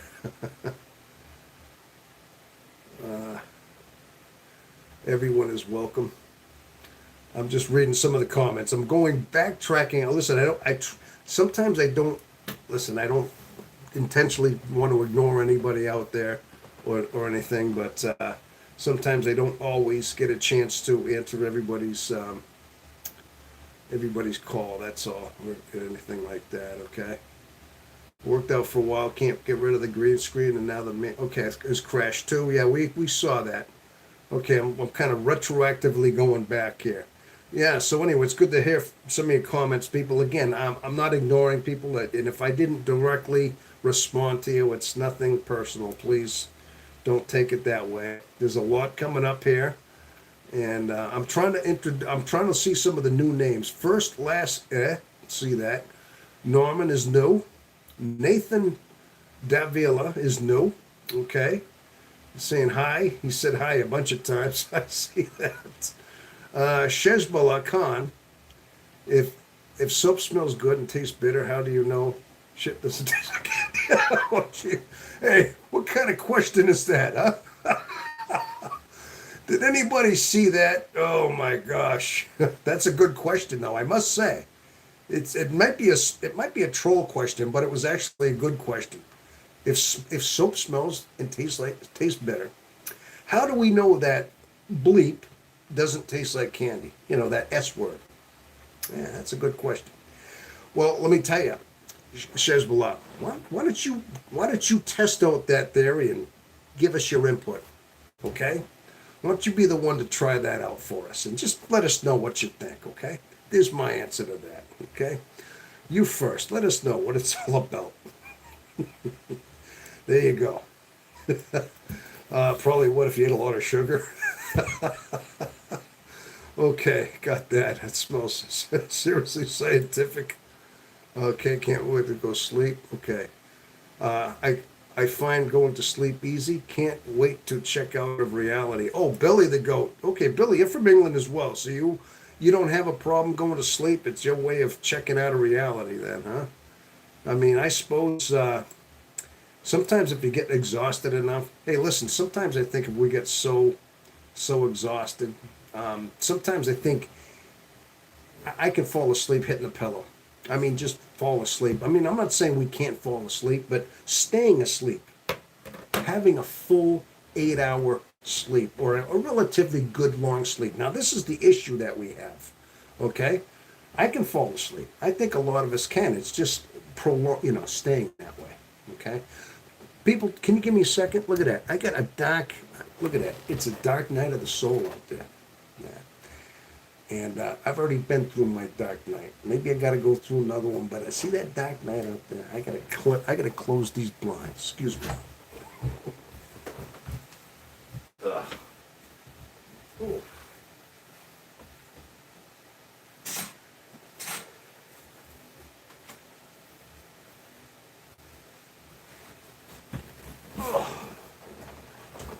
Oh gosh. Gosh, don't anybody look at my butt over there. Huh? There ain't much there to see. It's all caved in. There ain't really much shape anymore, I've noticed, you know? Just a bunch of jeans that's hanging jeans, you know what I mean? I ain't got no butt anymore, you know what I mean? I tell you. That's what happens when you get older. Your butt disappears, you know? Hey, you know what? One time I was working, you know the old saying, you're working your ass off, no pun intended, you know? Well, I think it literally happened to me. It went away. At some point in the middle of my life, it just wasn't there anymore. All right? UC M1M of Bella Zaroon, LOL. For me, it's getting to sleep. It's hard one, but I'm okay. I'm asleep. I'm okay for a few hours. Yeah, okay. Now, if I remember right, Lucy, you told me you had tested as a ENTP or something like that. I remember you told me you were not, you had a different personality type. You had a more of an extroverted type. But still, I mean, like I said, I've even said it's not just INFJs that suffer from insomnia. We all can. I just was trying to say that I think we have a certain particular breed of insomnia that we all seem to have in common. INFJs do, you know. ENTP, yes, I remember that now. Honey, I've heard recently why birds make sounds in the morning. It's because they are letting the plants know it's morning now. Oh, okay, Vamp Fox. Boy, it's good to see Vamp out there. I'm glad to see her out there. Hey, like I said, Vamp, I mentioned you a couple times last week, by the way. Okay? I don't see Jethro today. Okay. Foxy, well, they should keep down to the dawn. No, not 1 a.m. Okay. Hey, look at this. We have, hey, I see Genesis out there. Hey, it's good to see you out there. Justin Tom saw a movie called Mutant from 1984. I think I remember that. I remember that movie, Mutant. The sheriff in the movie reminded me of you. Ha ha. Bo Hopkins is the actor, I believe. Really? Yeah.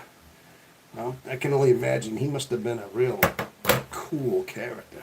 He must have been like, freaking badass. I can only kid. Just joking. You say if you reminded me of you, that reminded me of, must have been that way, huh? That's good to know, you know what I mean? Well, hopefully he was like, he was the cool dude in the place, you know what I mean? Say, hey, he reminded me of you. It was a little stare out of him. Just kidding. I was off last Friday and I was so tired I woke up, watched the Spawn animated series, and went back to sleep. Great day, LOL. Yeah, see, again, so basically what you're saying that too, Justin, I think we go through, see, I think I do that a lot. Sometimes I wake up in the middle of my sleep cycle, can't get to sleep, pick up my phone, kind of scroll a little bit, and then I, reposition myself and go back to sleep, you know what I mean? That's all. Yeah, I think it's always interrupted somewhat. He was a cool character. He lived till the end of the movie. Most everyone else was a zombie, LOL. Oh, good. So he was one of them, huh? So Spawn. I'm sure, listen, I remember the movie Spawn. I remember hearing it. I know it was an 80s movie. There was a bunch of those zombie movies in the 80s. Bunches of those, tons of movies came out in the 80s. And being that I grew up right in the middle of those 80s, I was right in my late teens to early 20s, right through the 80s. So, yeah, that was my very formative years. Yeah. Ever read the Spawn comics? No, I haven't. I read comic books when I was really young. I remember my grandmother used to bring comic books over and I'd read them, like hers, but I never read them too much on my own. Yeah. Genesis, oh nice. I like Spawn when I was growing up. I used to read the comics. Yeah, my grandmother used to bring. You know what, my grandma, she was kind of a little bit. She was a beautiful woman. I love my grandma, my mother's mother, my mom's mother. She was, she was kind of, she wasn't very deep. I mean, I'm trying to say this in such a way where, let's just say her comic choices were like Bugs Bunny, Daffy Duck, Scrooge McDuck. She had these like comic book choices that were, let's just say they weren't cerebral like Batman, Detective Comics. I mean, they were just arch. She brought over the Archies. I remember being a kid, and she'd be done with her comic books, bring them over, and I'd be. But I was a kid at the time. I'd read the Scrooge McDucks, Donald Ducks, Goofy, all those like Disney character comic books, and Archies, even the Archies that she'd bring over. Dennis the Menace, yeah, all those. That's what she was into, She wasn't really into like the Spider-Mans or the Hulks too much. Not really the superhero stuff or the Spawns. So she was into those kind of things. Oh yeah, so nice to see it. Spawn as I was growing up. I used to read the comics. This is the one story owner that I read. I'm currently on Daredevil. Oh yeah, I said the 8 Spawn comics. Awesome character. The HBO animated series of the 90s is great. Very spooky. In the film noir style. Okay, there you go. That sounds pretty cool right there. That's awesome. Yeah, like I said, that's pretty much what it was with me. I just never really remembered too much about, like I said, wasn't too much into the comic books too much. I took a different course in life. When I got too old, I started, working for a living. I ran away. I don't know if I told you the story. I ran away from home a couple of times for months at a time. I'm talking 4 or 5 months at a time. We're talking cross country. Yeah. Just living on my own, doing stupid stuff. I did that a couple times. So, I mean, I lived a different life. I lived a very, I mean, I didn't think so at the time, but it was different. Let's just say it was not a conventional life what I was doing. You know, I ran away a couple times, trying to get away from things. And yeah, whether it was my way of door slamming or trying to find a different life, yeah, it was what it was. I got to go make some dinner soon. I will leave this running. Oh yeah, absolutely, Honey Rose. I can only imagine you're a couple you're a couple hours behind my time. It is 9, almost 9 o'clock Eastern Standard Time. And so 8, 9, so it's about dinner time for you. Your dinner time over there. Okay, definitely. Hopefully you will. Hopefully you'll enjoy your dinner. Make a good one. Yeah.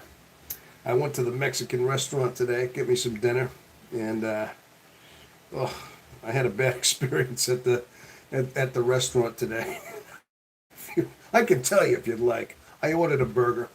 I ordered a Mexicana, a burger Mexicana. Okay. Yeah, they put guacamole in this stuff, but the thing come out. I said, make it, medium well, right? And so, oh, okay, it's good to hear from. Oh, no, Honey Rose, she's gonna be out there. She's just gonna leave it running. She's just gonna not be communicating. Anyway, they brought me out my burger. I took a bite into it, and it was raw inside. I mean, not just a little pink, not just like little raw. It was like literally, I put my finger in the thing, and it was cold in the middle, not even warm. I says, this is bad. This is real, but who's cooking out there? So I tell the bartender, I says, hey, I showed it right to him. I says, hey, listen, I don't like to complain about food. I never do. I try to eat. I don't want to be that guy, that person that's always, it's not cooked well, always nitpicking food. I don't want to be that. But I couldn't let this go. And then he said right away, whoa. So he brings it back. They give me another one. Even like some of the other stuff that was on the plate was not cooked enough. Like a jalapeno. It's Mexican. So they had a jalapeno and they had the cheese in the middle and they had the bacon wrapped around it, but it was still crunchy. Like when you're eating a jalapeno pepper, you want it to be like cooked, like soft. No crunch left. This thing had still crunch in the pepper. Again, they even said they got new cooks over there. I'm like, well, obviously these cooks don't know what they're doing, you know. So they gave me, and then they didn't charge me for the second one. They said, we're giving this to you free. I didn't even finish it. I kind of ate the burger. It was cooked. The second one was cooked. You know, it was better than the first. I mean, I ate maybe 3/4 of it. So, just finishing off my drink. Oh, okay. I'm about to. All right. But anyway, Genesis, here in Australia, we have Spider-Man Noir series, and you've got a choice of black and color or white. I told my partner, which is black and white, as I enjoy it. Oh, okay. Hey, Van Fox, did you change your picture? Your picture looks different. I thought I can't really see it too much. It just looks different. Unless it's the same one, I can't remember. Yeah, it looks like you get a different picture over there, Vamp. Yeah. But anyway, that was basically what happened just before I got back home. I decided, all right, I went to this, like I said, I like to go to my pubs every so often, had my burger, and I just wasn't happy. Now, listen, I like the people over there at this pub. I like this particular restaurant. The people I get good vibes from the staff. The nice staff is good, very accommodating, nice staff. I'm not too crazy about the food though. Not lately. They got rid of some of their old. They even said they got new cooks in there, and then they said, "Well, we'll try to do the best to correct it." And they were all like apologetic and, "Don't worry, I'm not gonna. This is on the house. This burger." You know, like, yeah, okay, that's good. You know, so they didn't charge me for it. Just the drinks I drank. I had a couple beers. That's all. Vamp. Oh, that's cool. Remember there was a Dark Spider-Man series. Spawn creator. Tom, yes, I have. I've had my hand holding a e-box controller with my cat in my lap. I believe I told you before. Oh yeah, okay, all right. I'm seeing that now. All right, that's what it was. Okay. So, but anyway, people, that's what we got going on today. Again, if anybody wants to ask a question, anybody have a concern, I mean, I know there's quite a bit of you did ask questions.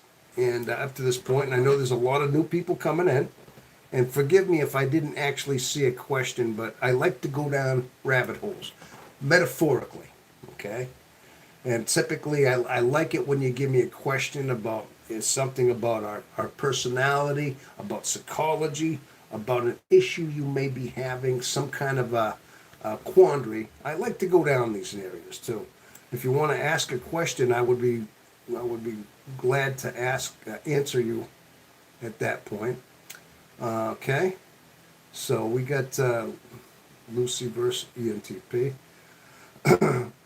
Okay, just checking to see if there was anybody asking any questions out there. I see a lot of people stopping in, coming in, and leaving their comments, and then just ducking out. Some are trolling. Some people troll out there. I get the trolls out here vertical too. I really do.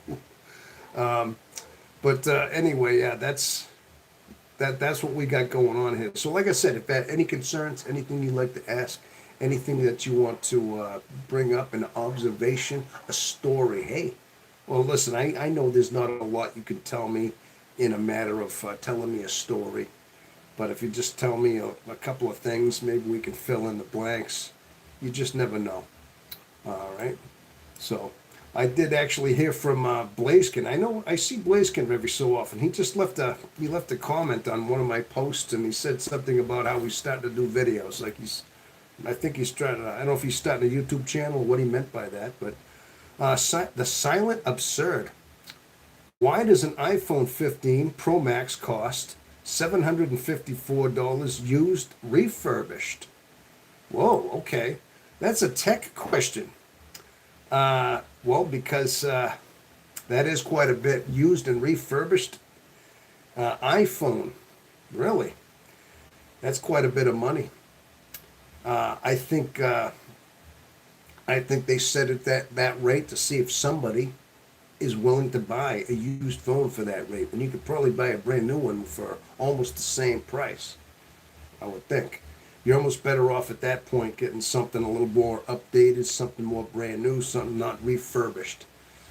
It all depends on the market, if you're willing to pay for that. Somebody might be, but if you think it's too much and you don't want to do it, then don't. If it's overpriced, then the rate will come down based on the market value. And if nobody buys it for that, says it's too much, they will have no choice but to drop the rate in order to make this more sellable, okay? So hold firm with that. If you believe it is out of your price range, by all means, don't do that, okay? Hopefully that helped you out. Listen, technically, listen, I answer a little bit about everything, okay? It's not strictly my niche over here, but that's common sense. That's common sense. Don't spend too much for something that is not worth it. Just because, don't get blinded why you want it, okay? Because sometimes you end up paying for something that you never get the good value out of, all right? Well, okay, Tom, do you like Alan Watts' philosophy, wisdom? Naaman, excuse me, Naaman Pratt. Do I like? I've heard of the name. Somebody else asked me that too. Alan Watts' philosophy, wisdom. I heard the name before. I haven't really watched him that much. Is he? He's on YouTube, I would imagine. I don't think I really don't. So I can't really give you an opinion on that. I'd have to watch, but I haven't seen enough of him to know that, okay? I have heard the name though. Somebody asked me that before, okay? It's the only phone with AI. Oh, is that what it is, Silent? So the Apple it's an AI phone. Really? See, Apple has got they're they are advanced. Apple. I see. I have an Apple. I got a Mac Mini computer here because it was cheap and it was, it would do everything that I needed it to do without getting a whole big giant $1,000-something computer that I didn't want to put together. So I went with that. But I know Mac is very much advanced in so many ways, and they're very top secret about what they do. So they got AI then. So you got to figure at some point all AIs are going to come up to the phone thing too. All right. Alan Watts was a heart psychiatrist. A heart psychiatrist, huh? You mean literally like a cardiac psychiatrist, or is it more like when you say heart, like I don't know what that is exactly. I thought psychiatrist was mental, mind, unless it's something to do with like specializing in emotions, sappy emotions. You know what I'm saying?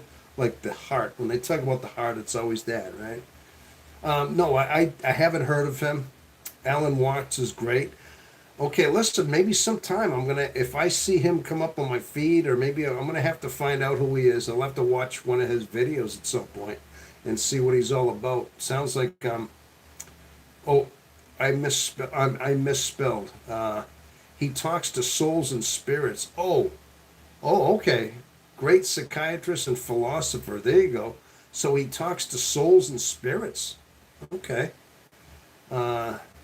He's all over YouTube. You can watch for free. Oh, all right. So he's sounds like he's now. If he's talking to souls and spirits, he's got to have a certain level of empathy. He must have a. He must be. He's in touch with something. He's got a depth within him, I would think, and he's able to feel spirits and stuff like that. Now, I mean, some people do that. They have a. Whether you believe it or not. Some people don't believe in seances and getting in touch with the dead, and those old seances where people sit around a table and they hold hands and they try to find the spirit of somebody who passed on.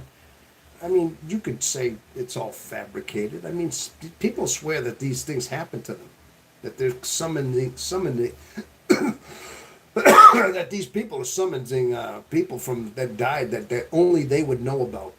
That these, I mean, it's a lot of unexplainable things. It really is. But that's something to think about, though. See, that's what I mean. Sometimes I don't know what his personality type is. If he's introverted, intuitive, if he's got empathy. Usually INFJs, though, gravitate to that kind of thing instinctively. I think that's what INs do. is they gravitate toward these metaphysical, deep spiritual connections, even beyond the grave. I mean, you hear about this stuff. Now, I never got too much into it, only because part of me is very, very practical and logical. I need proof of things. I need to see concrete evidence. I know what my mind does and what it translates into. I know where my spirit goes because I'm sensing my own spiritual connection to something beyond me. But it's my own revelation. Now, maybe he's got this connection and he's seeing the spirits beyond him as well. And he's got a connection to, maybe he's feeling that because it's within him. He's seeing it in his soul, and his spirit goes there. And yeah, great humor too. Laughs at our stupidity. He's all over YouTube, huh? Great psychiatrist and philosopher. Okay. Well, that's good to know. That's good to know. Misspelled it, so that's deep stuff right there. Well, I'm going to have to at some point. I mean, a lot of people recommend certain people to me a lot. I get a lot of you do that. You recommend certain content creators out there, and I've heard this one come up more than once. All right, so at some point, I mean, Alan Watts. All right. I'll have to remember that. That's all. Yeah. So sounds like he's got some. If he's doing that kind of thing, I mean, there's some guy on TikTok I seen. He goes into these graveyards and he's got this device. I don't know. He goes live sometimes, and he's got this little device that's detecting like spirits in a graveyard. You know, he'll say, "Who are you? What's your name?" And then all of a sudden the thing like it sounds all scrambly and like it splurts something out. I don't know who that guy is. That's not him. He's not the guy in the graveyard, is it? There is one guy doing that. I think he's a TikTok guy. I saw that saying, what the heck? You know? Like he had this little scrambly, like, little radio thing, a device that was translating into language these spirits that he was detecting in the graveyards, you know? But then again, you say to yourself, well, that's easily fabricated. I mean, somebody could come up with this and come up, you know? It doesn't mean there's proof of that. Somebody could make that up. I mean, but again, I mean, people swear there's ghosts out there. Sometimes we see paranormal things. Paranormal things happen sometimes, unexplainable things. You see ghosts and shadows and backgrounds. You see images, people take snapshots of pictures or videos of things, and there's this murky cloud that nobody else saw except they see it in the video. And there's a face behind it, and they're all horrified that there was some spirit and how to get there.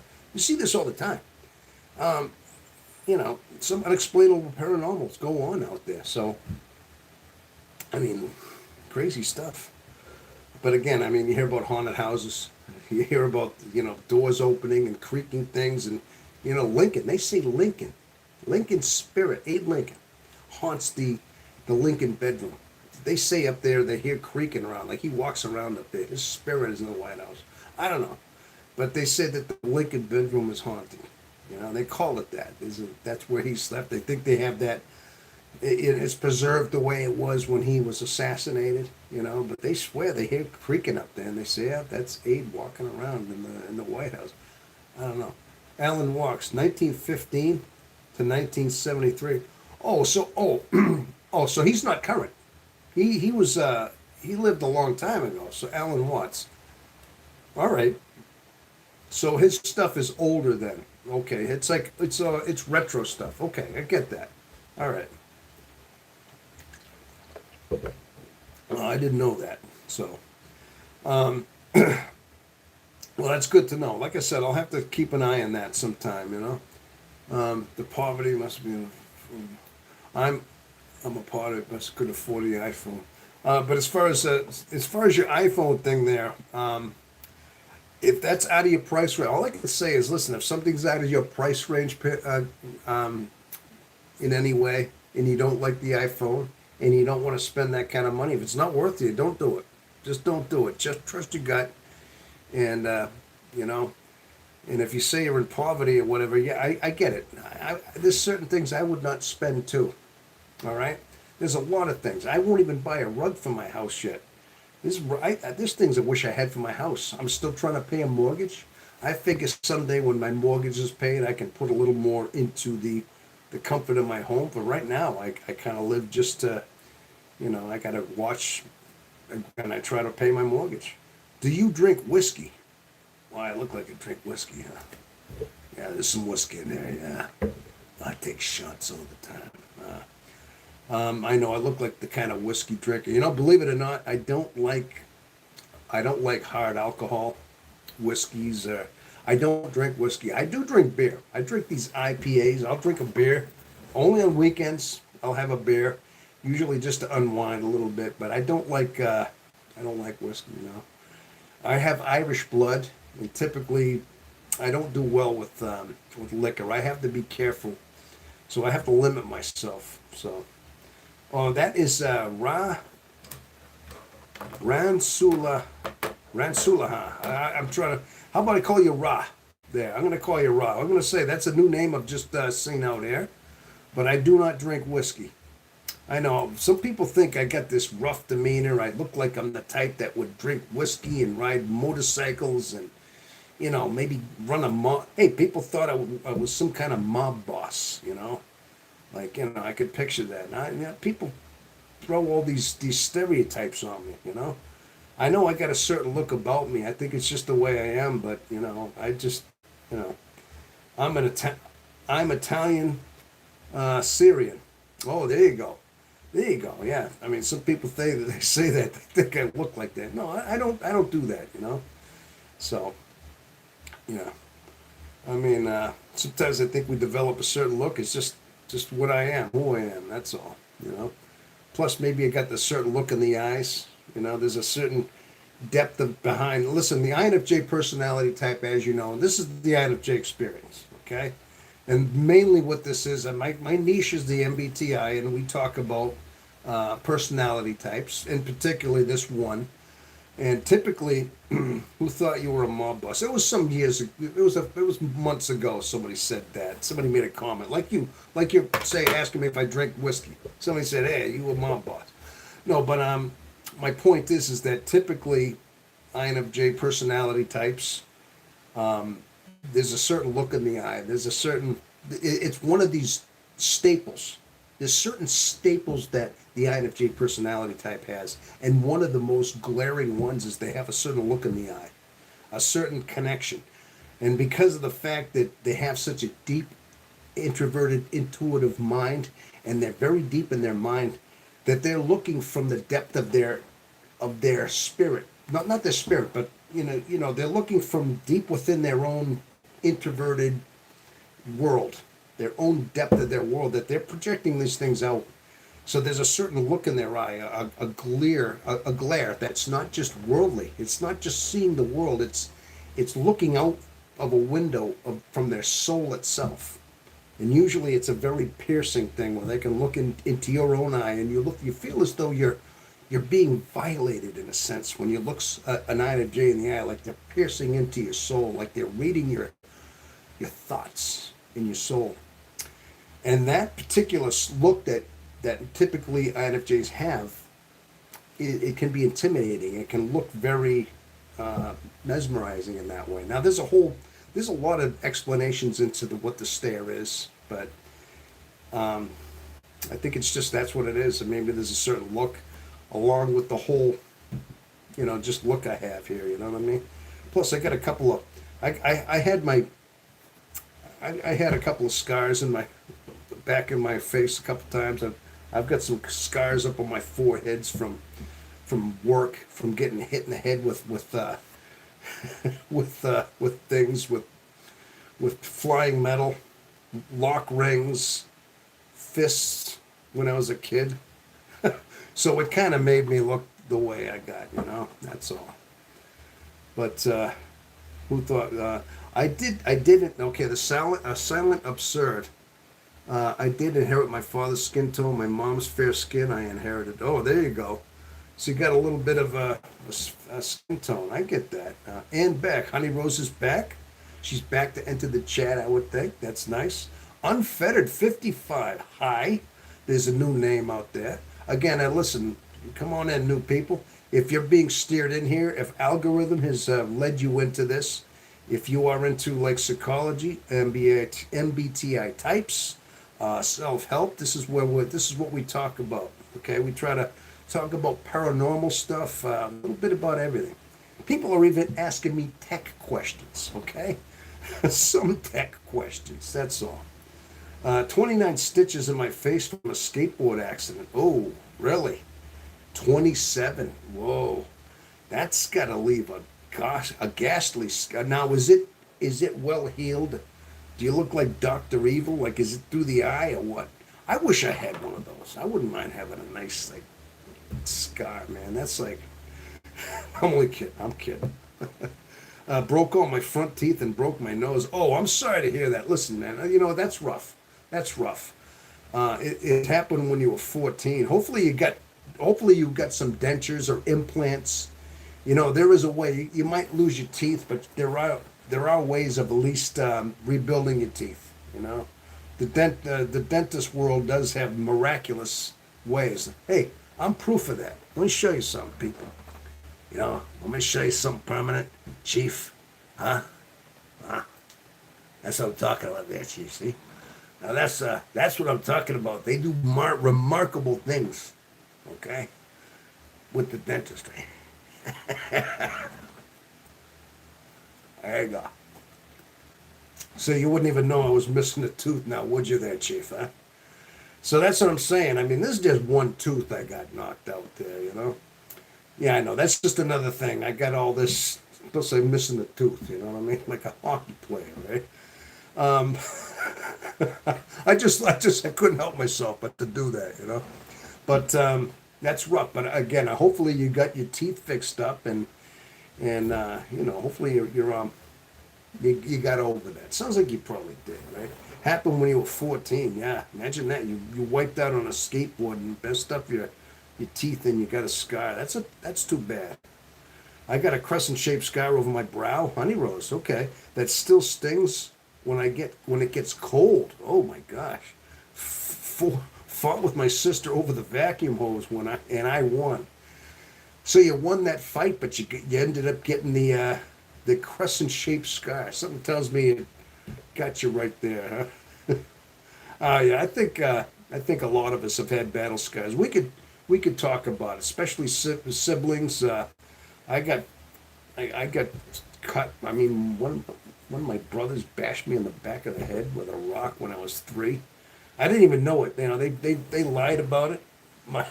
One of my brothers did this to me, right? My brother Paul, I guess we were playing around, and my brother Jimmy, we were young, we were kids. I was probably 4 or 5 years old. So you figure this is over 50 years ago. But what happened is we were just playing, horsing around on a hill, and there was a lot of rocks and stuff. My back was turned, and I just remember feeling a whack on my head. And now my brother Paul said that he was climbing up the hill, and a rock rolled down and hit me on the head. And being that my back was turned and I was 4 years old, I didn't know any different. I believed the story. You know what I mean? So years go by. Years and years go by, right?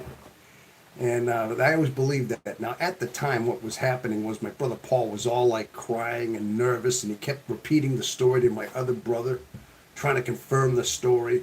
He was hoping that what it was is it didn't make sense at the time. He was hoping my other brother would not tell the truth. They were trying to conspire a story. And sure enough, that was the way the story went down. But my brother Paul, at the time, it made sense later on how scared he was. He kept crying. He was nervous. Turns out, years later, my brother Jim said, the subject came up, and he said, "Oh, that's not what happened, Tom." He says with a big grin, he says, "That is what happened. Paul took that rock, and he smashed you on the head with a rock, Yeah, yeah." And I'm like, so he's thinking 20-something years later, now we can tell the story. He's not getting in trouble now. So I says, "Paul, is that true?" And of course, Paul's like, cut it out. He didn't want to admit it. He didn't deny it, but he didn't admit it. But he looked guilty, like he had just got caught stealing $1 billion, and like he didn't know what to do. So I'm thinking, it's true. He didn't say yes or no, but just his demeanor told me he must have been, telling me that it didn't. Paul tried to play Cain and Abel. Yeah, you're right, Honey Rose. Oh my gosh, yeah. Cain slew Abel, didn't he? Yeah, that's one of the that was part of the whole original sin. Yeah, Cain slew his first. That was the first murder. Yeah, he he could have, huh? Couldn't he have? Yeah. Yeah, but anyway, I got a scar in the back of my head. I actually got this little dent in my skull, like where I can actually feel like I had like it dented my skull, like it must have. Yeah. I'll donate $1,000. Really? Oh gosh. Hopefully, if you'd like to do that, that'd be. Listen, if you want to do that, that's fine. But please don't do it and break your bank. Don't do it unless you can't afford it, please. Okay. All right. Pep games. Hey, hello there. We got indigos out there. There you go. Genesis, Tom, if there's anything you wish you pursued or done while you were younger. Oh, hey, that's a good question. In other words, I think you're right. There's a lot of times we wish we could go back in history and change something that maybe a path we went that steered us to where we are now, or would we have steered ourselves a different way? Yeah, I kind of wish I could have maybe stayed in school and at least not run away. For one thing, I wish I didn't run away cross country. Maybe take. Maybe I could have stayed in school, got my high school diploma, at least get out of school. I wish I became a Marine. I wanted to go join the Marines back, and now because I didn't finish school, I didn't have good grades when I pursued the military. I already had showed bad records and no fall through in school it kind of messed me up. I tried, and then they kept saying, well, if you do this, and well, if you do that, you can, and then there was a lot of hoops to jump through, and the military wouldn't take me. And back in the early 80s, we weren't in wartime. I mean, they were very selective about who they took. They only wanted high school graduates and things like that. And that's one thing I wish I did. I would have liked to have joined the Marines. At least maybe the military, maybe the Army, Marines, maybe. I wanted to be one of those guys, just, like Green Beret. I know, go figure. I wanted to be one of those guys, a Marine. So that's something I wish I could have done right, but I just became, like Marlon Brando. I could have had class. I could have been a contender. I could have done something with somebody. But instead, I'm just nothing but a bum, and that's all I am. I'm okay.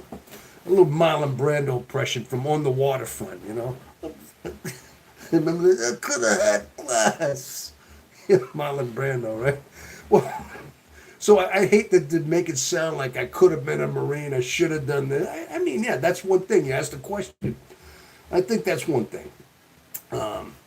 I'm going down to lie down. Oh, I might fall asleep, but I've the podcast running. Oh, okay. Yeah, go ahead. Honey Rose, I hope you're all right, Honey Rose. Sounds like you got something going on there. I really hope that you can resolve that, really. Rest gooder, Foxy. Okay, Honey Rose. Hope your head feels better after some rest. I care for my sickly parents for almost 50 years. Oh, okay. Silent Absurd. The Silent Absurd. They rejected me for the Navy because I had damaged lungs. Oh, so sounds like you had some issues going. Sounds like you got into a bad skateboard accident and you had some face damage, plus you had bad lungs. Now, when you say bad lungs, you mean like damage?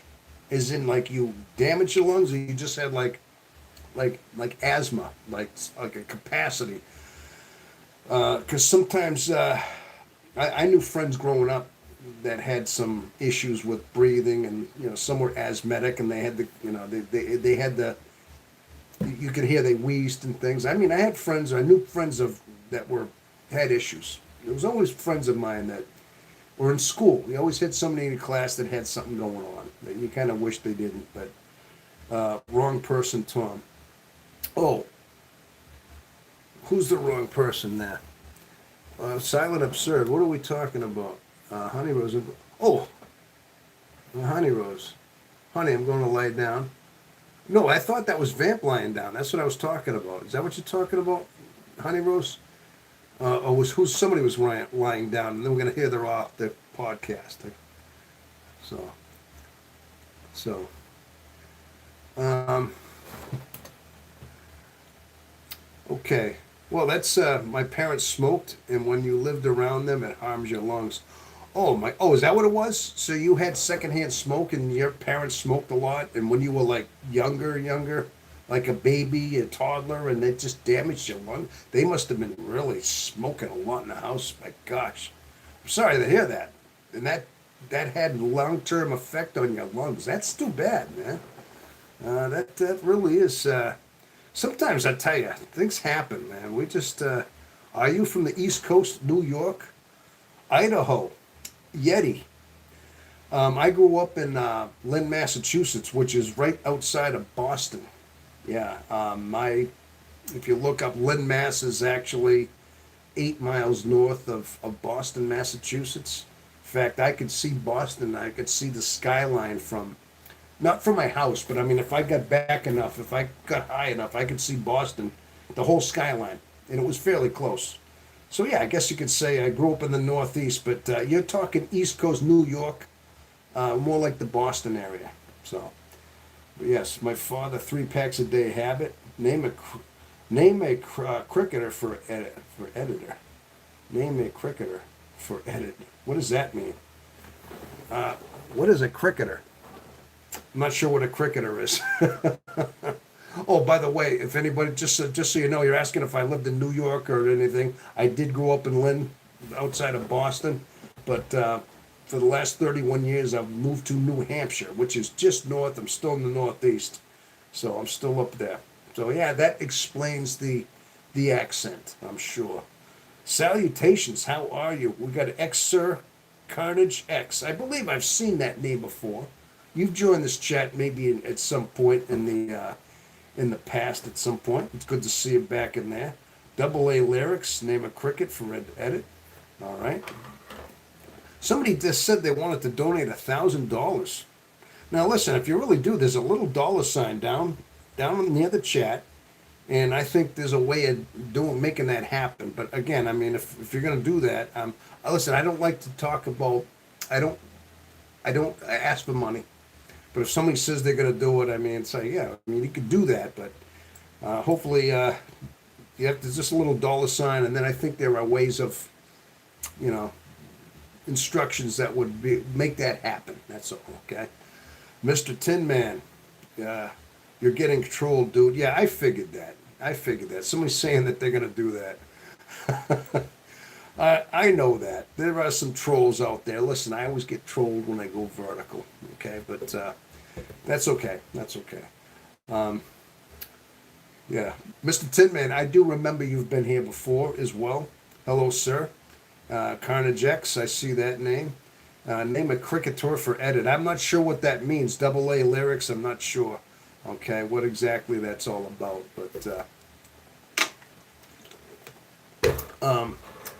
But if anybody's interested, if anybody's new to the channel, and if anybody is new to this particular broadcast, and this is your first time here, I'd like to introduce. My name's Tom Omega, and listen, I have a channel that's been on for over a year.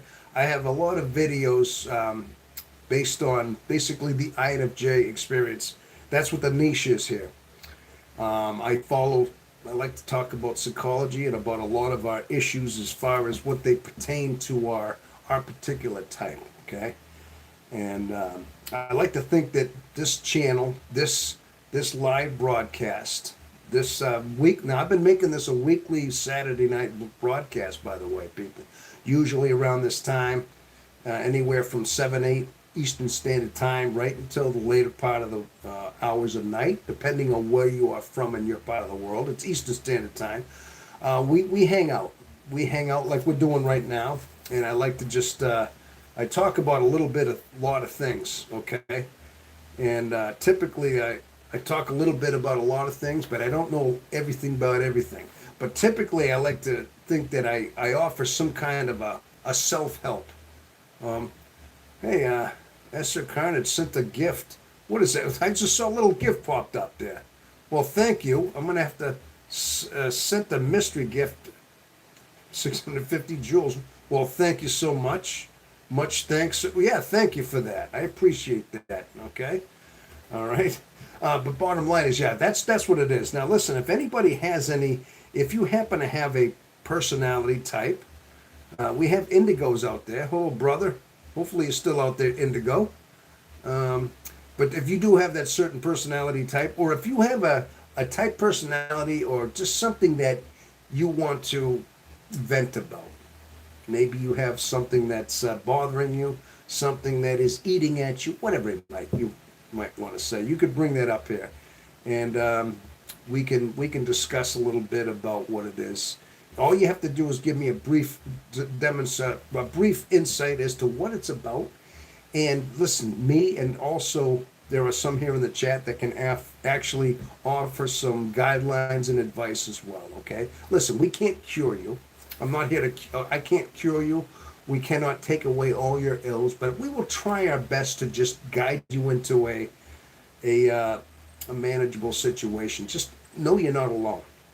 Above all, this channel is that the INFJ Experience. We have a certain personality type that feels very alone in our life. A lot of times we feel isolated most of our life, and it's crippling in some ways. It's debilitating. It's depressing at times, and it can lead us into almost the brink of wanting to end things. Let's just say, maybe we don't always do that. Something in us doesn't let that happen. Something roadblocks it. Okay, but we do find that. Now listen, not to say we're the only ones doing that. I think a lot of times we all have bouts in our life where we are so alone, so like sad, lonely, confused in our life, and we don't know. We have no answers, and we feel like there's nobody to talk to. There's nobody to vent to. Nobody understands you. Okay, I'd like to think that this channel here is at least a refuge for us. Okay, occasionally you hear somebody, a voice crying in the wilderness, like John the Baptist. Remember that? He was the voice crying in the wilderness. Right? Well, I'm the voice crying on YouTube. It's listen, you're not alone. Okay, we all go through this. I mean, especially with this particular personality type, we've been there, and anybody that has been this knows it. That's why we have a tight knit community over here, because we understand that, and so we talk about a lot of our plights here, okay, and how we can remedy that, and how we can talk each other off the ledge in a sense, if you're that close to it. That is. Morning Rose sent 10 gold. Oh, hey, look at this. We get S Carnage is sending jewels. Good morning, Rose. Dragon Spiral Tower. Well, thank you. 10 jewels. Oh, I see. I see a bunch of jewels are getting. Well, thank you. Thank you so much. I'm going to have to.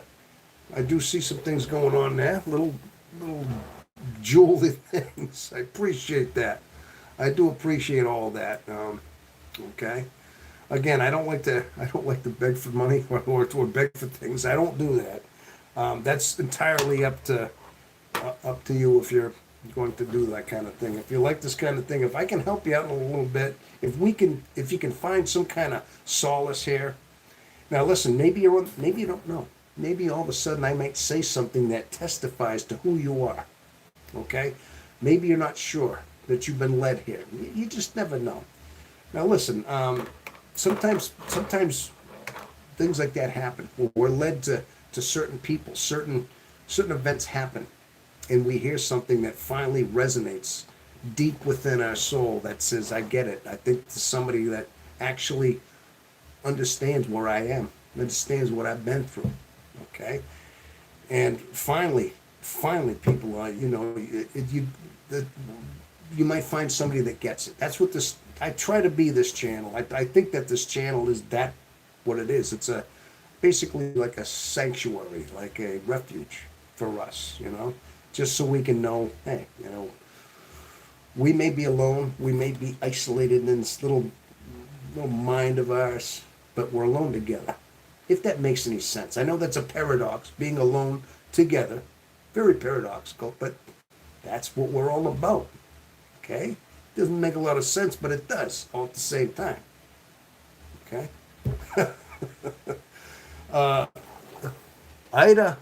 Idaho Yeti. Okay, I was just out in the woods one time and heard in my head there was a word, I am the voice crying in the wilderness. It was so strange that I looked up and realized that it was from the New Testament. Yeah, I get that. Listen, I took that verse from the New Testament. I admit it. I wasn't just making that up. John the Baptist was the voice that was crying in the wilderness. He was John the Baptist. He lived on locust and wild honey. Okay, and he was just like a homeless guy out in the middle of the woods, but he was telling people to repent, that the kingdom of heaven is at hand. Repent. And he was baptizing people. Yeah, that's what he was doing. He was paving the way for the one that he was who was greater for that he was unworthy to fasten his bootstrap. Okay, that was John the Baptist. And now I only use that as a comparison to say that YouTube, in a sense, I mean, listen, I mean, YouTube is a mass media something that's able to, basically project a message out here. Okay, there's a voice that cried in the wilderness. Okay, crying in a voice. Well, then there's also voices that cry out through social media, that they can go around the world on these platforms. Okay, we do have social media now, and we do have the ability to have a voice crying in the wilderness, in a sense. Okay, I know it sounds poetic in a sense. It's kind of figuratively, but in a sense, it's what it is. Okay. Let's see. What do we got here? Let's see. Yeah. So I am the voice crying. It was so strange. I looked up and realized it was from the New Testament. I get that. Okay. Idaho. Yeah. I listen. I stole it from the New Testament. I'm admitting that. Okay. All right. You're welcome. I love your philosophy and your wisdom. I'm in nature. I always try to give people who they deserve. Okay. Carnage X. Sir Carnage X. Well, thank you. That's deep. Idaho Yeti. I am the voice crying in the wilderness. Yeah, I know. That's out in the woods one time. Yeah. Okay, that's deep. Okay, a digital sanctuary is what I see and feel here. A digital sanctuary. Boy, that's deep. That's like so new age. That's like just so techno, new age. Hey, you know what? We are in the year 2000 now. We are quite advanced, and technology has. Listen, technology has its pros and its cons. Okay, I understand that sometimes technology stunts people. It makes people so dependent. It brings people into staring at their phones for hours, or sometimes you get people that can't put it down. And I know there are addictions to overuse of technology. And we see some of the ills of that. Now, some of the pros are the fact that just like this, we have formats now that are very reaching, that are able to project out and reach multitudes of people. Okay? And sometimes people just stumble across certain things at the certain times when they might need to hear things. Okay? Maybe things that will just testify to them. You know? Occasionally that's how we find out little things about ourselves. Now, like again, I mean, maybe at some point you're going to find out that you're not alone, that maybe you may be feeling like you're all alone, you're isolated, and you are confused, because INFJs, trust me and everybody, we all testify to each other. And this is what draws us here, is that most of our life we have been confused, we have been alone, and we have been isolated, never fit in with anybody. We feel as though we are square pegs in a round hole. More like a puzzle piece in a round hole. You know what I'm saying? So most of the time, but again, you're not alone, because this is what our life has always been. Now it's up to us to finally navigate and figure out our meaning of our mind, and figure out the meaning of what it means. Okay, and as you know, there are some there are some here on YouTube now that are trying to express that.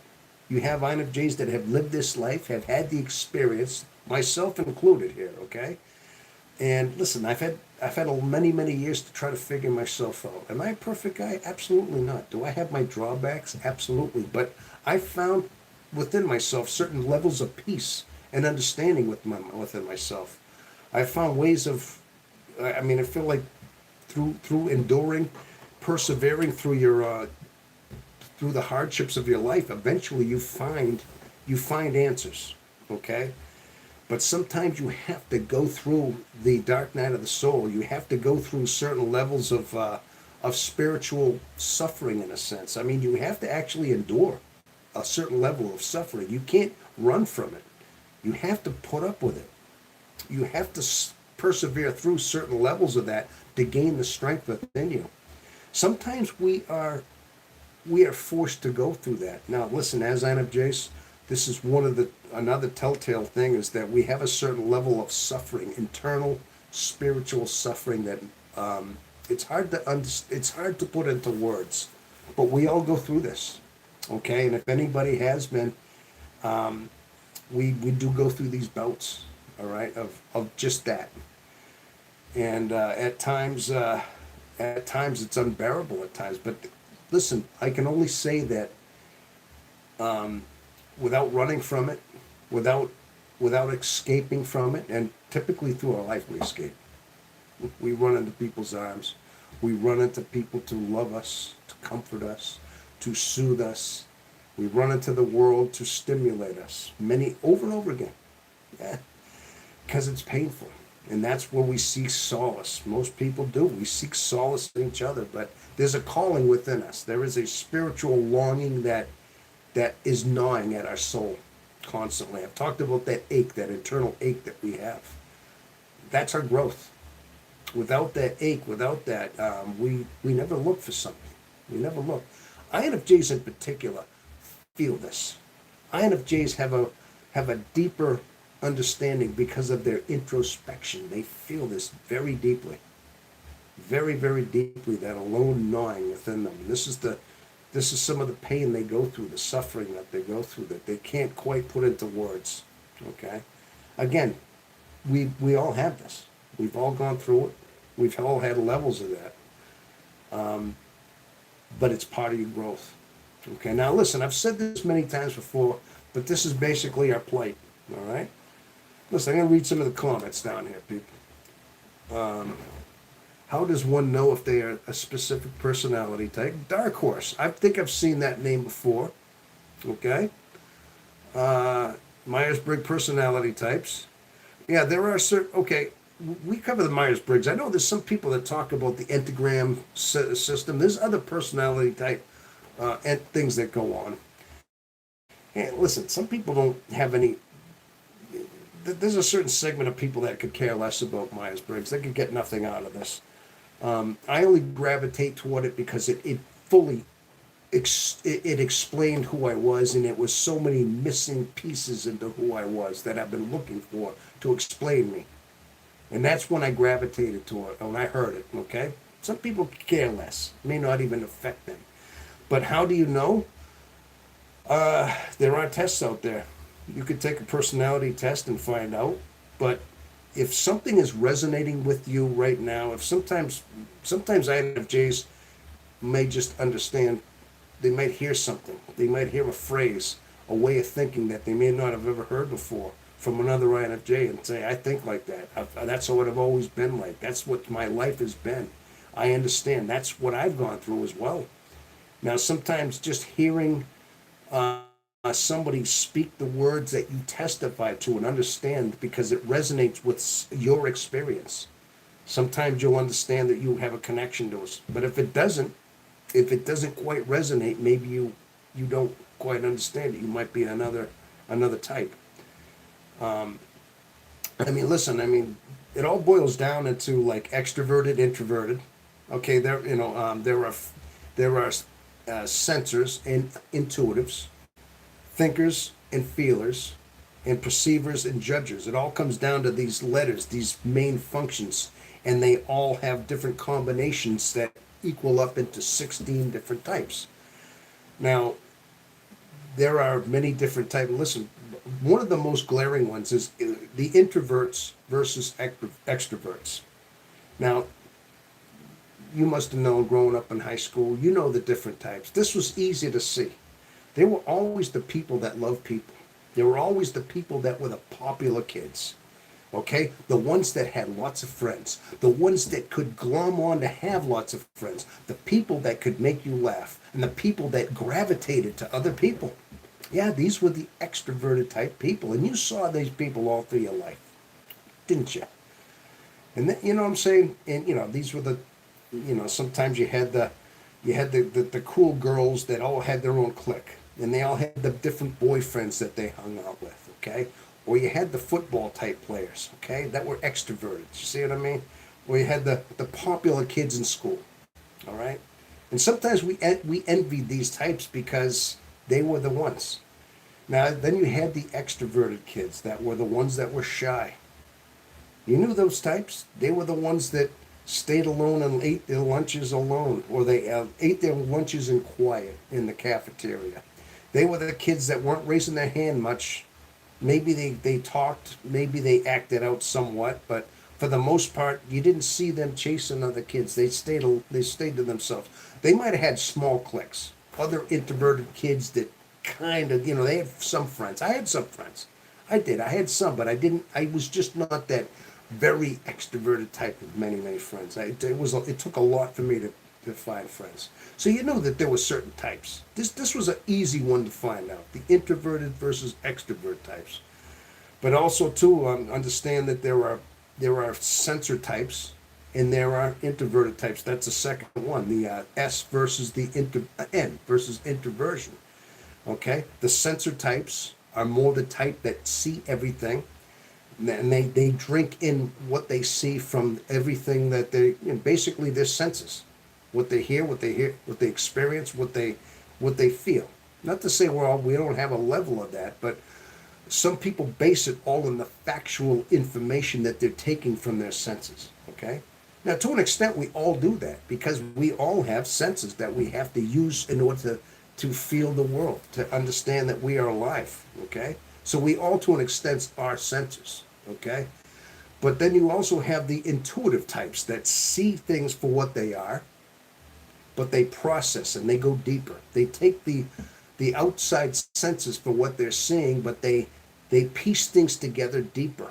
They look behind the scenes. They look, in the future to see what the outcomes may be.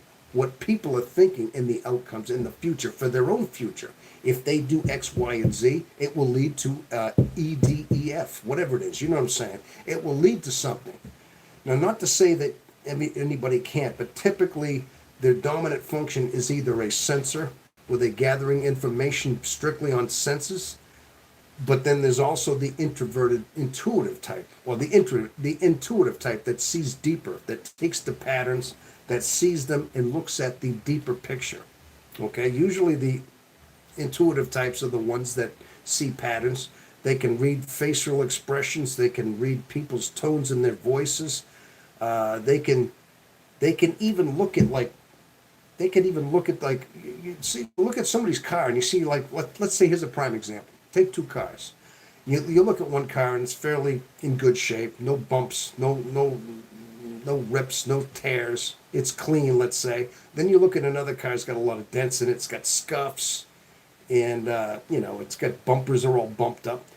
Intuitively, you know that somebody's more reckless. You see, that's a basic understanding of what intuition is. You look at one car that looks like it's just damaged. You know they're the speeder type. You look at the tires and the way they're worn on the outside edges, that they take high-speed corners, they burn their tires out just by looking at the car, the condition. You look at the other car, it's clean. Say, these people are, they drive more, they drive the speed limit. These people don't race around. They treat their car with respect. They wash their cars, see? But I'm using that as an example, as to looking at two cars and getting an intuitive vibe on what a car is, but just by your senses. But you have a deeper picture on that, you see? But intuitive minds do that with everything. with everything that they see in their life, not just the car thing. This is an example, okay? And of course, now you have your third functions, which is the thinkers versus the feelers. Now, some people are feelers, some people are thinkers. So some people are more emotional, okay, and they usually they put their feeling and their senses more before they put their thinking, and some people will put their thoughts more involved. Now, what that means basically is, in particular, feelers typically make decisions. Not necessarily like they live just completely on emotions. They're not the type that just wear their hearts on their sleeves. They can be, I suppose, but a lot of times they take into consideration how it's going to affect people around them. They will make decisions based on how it will impact other people or other things around them. They will take these things into consideration. While a thinker takes the most logical standpoint, and usually they won't look too much into what it will do to affect other people. They will look at the end result on the logistics behind a decision without taking as much of an account into how it affects people around them. These are mainly what the thinkers and the feelers do, okay? Now, of course, feeler types, yeah, they are a little bit more compassionate. Typically, depending on how it is arranged. With INFJs, I mean, there's a certain level of empathy too, where they can feel emotions. They feel people's emotions. Yeah, that could go a little deeper, but not every feeler has empathy. It's just usually it's a heightened combination with certain introverted intuitive types. Okay, now then you have the perceivers versus the judgers. That's the P versus the J. Okay. Now, perceivers usually are more spontaneous. They see the world for what it is. They pretty much see things very, let's say, like a broad spectrum of things. But usually they're the more spontaneous types. They're doing things for the now. Okay, they're doing things in that moment typically. And judger types are more the types that see things and they look things. They look at the deeper picture again, and they usually think things long term. They plan things. They're planners. They're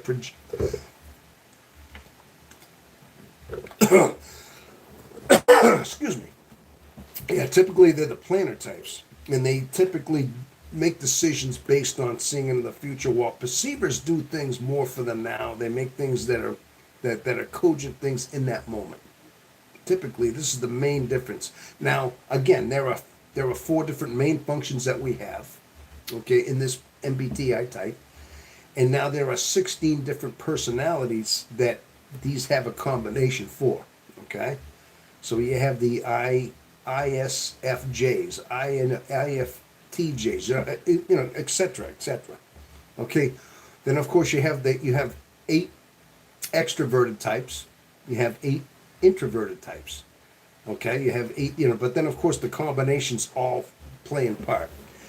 But knowing your type is basically there's a series of questions. I think there are tests, MBTI type tests that will basically tell you your personality type in a way. But sometimes you're that type. Typically on how if you hear somebody that is a certain type that is like you kind of see similarities. You may not be exactly alike. You may not be carbon cutters personality-wise. Not to say you all have the same personality, but you think. Your way of combining your decisions and your the way you conduct your life, the way you conduct yourself, and the way you present yourself has a lot to do with your personality type, okay?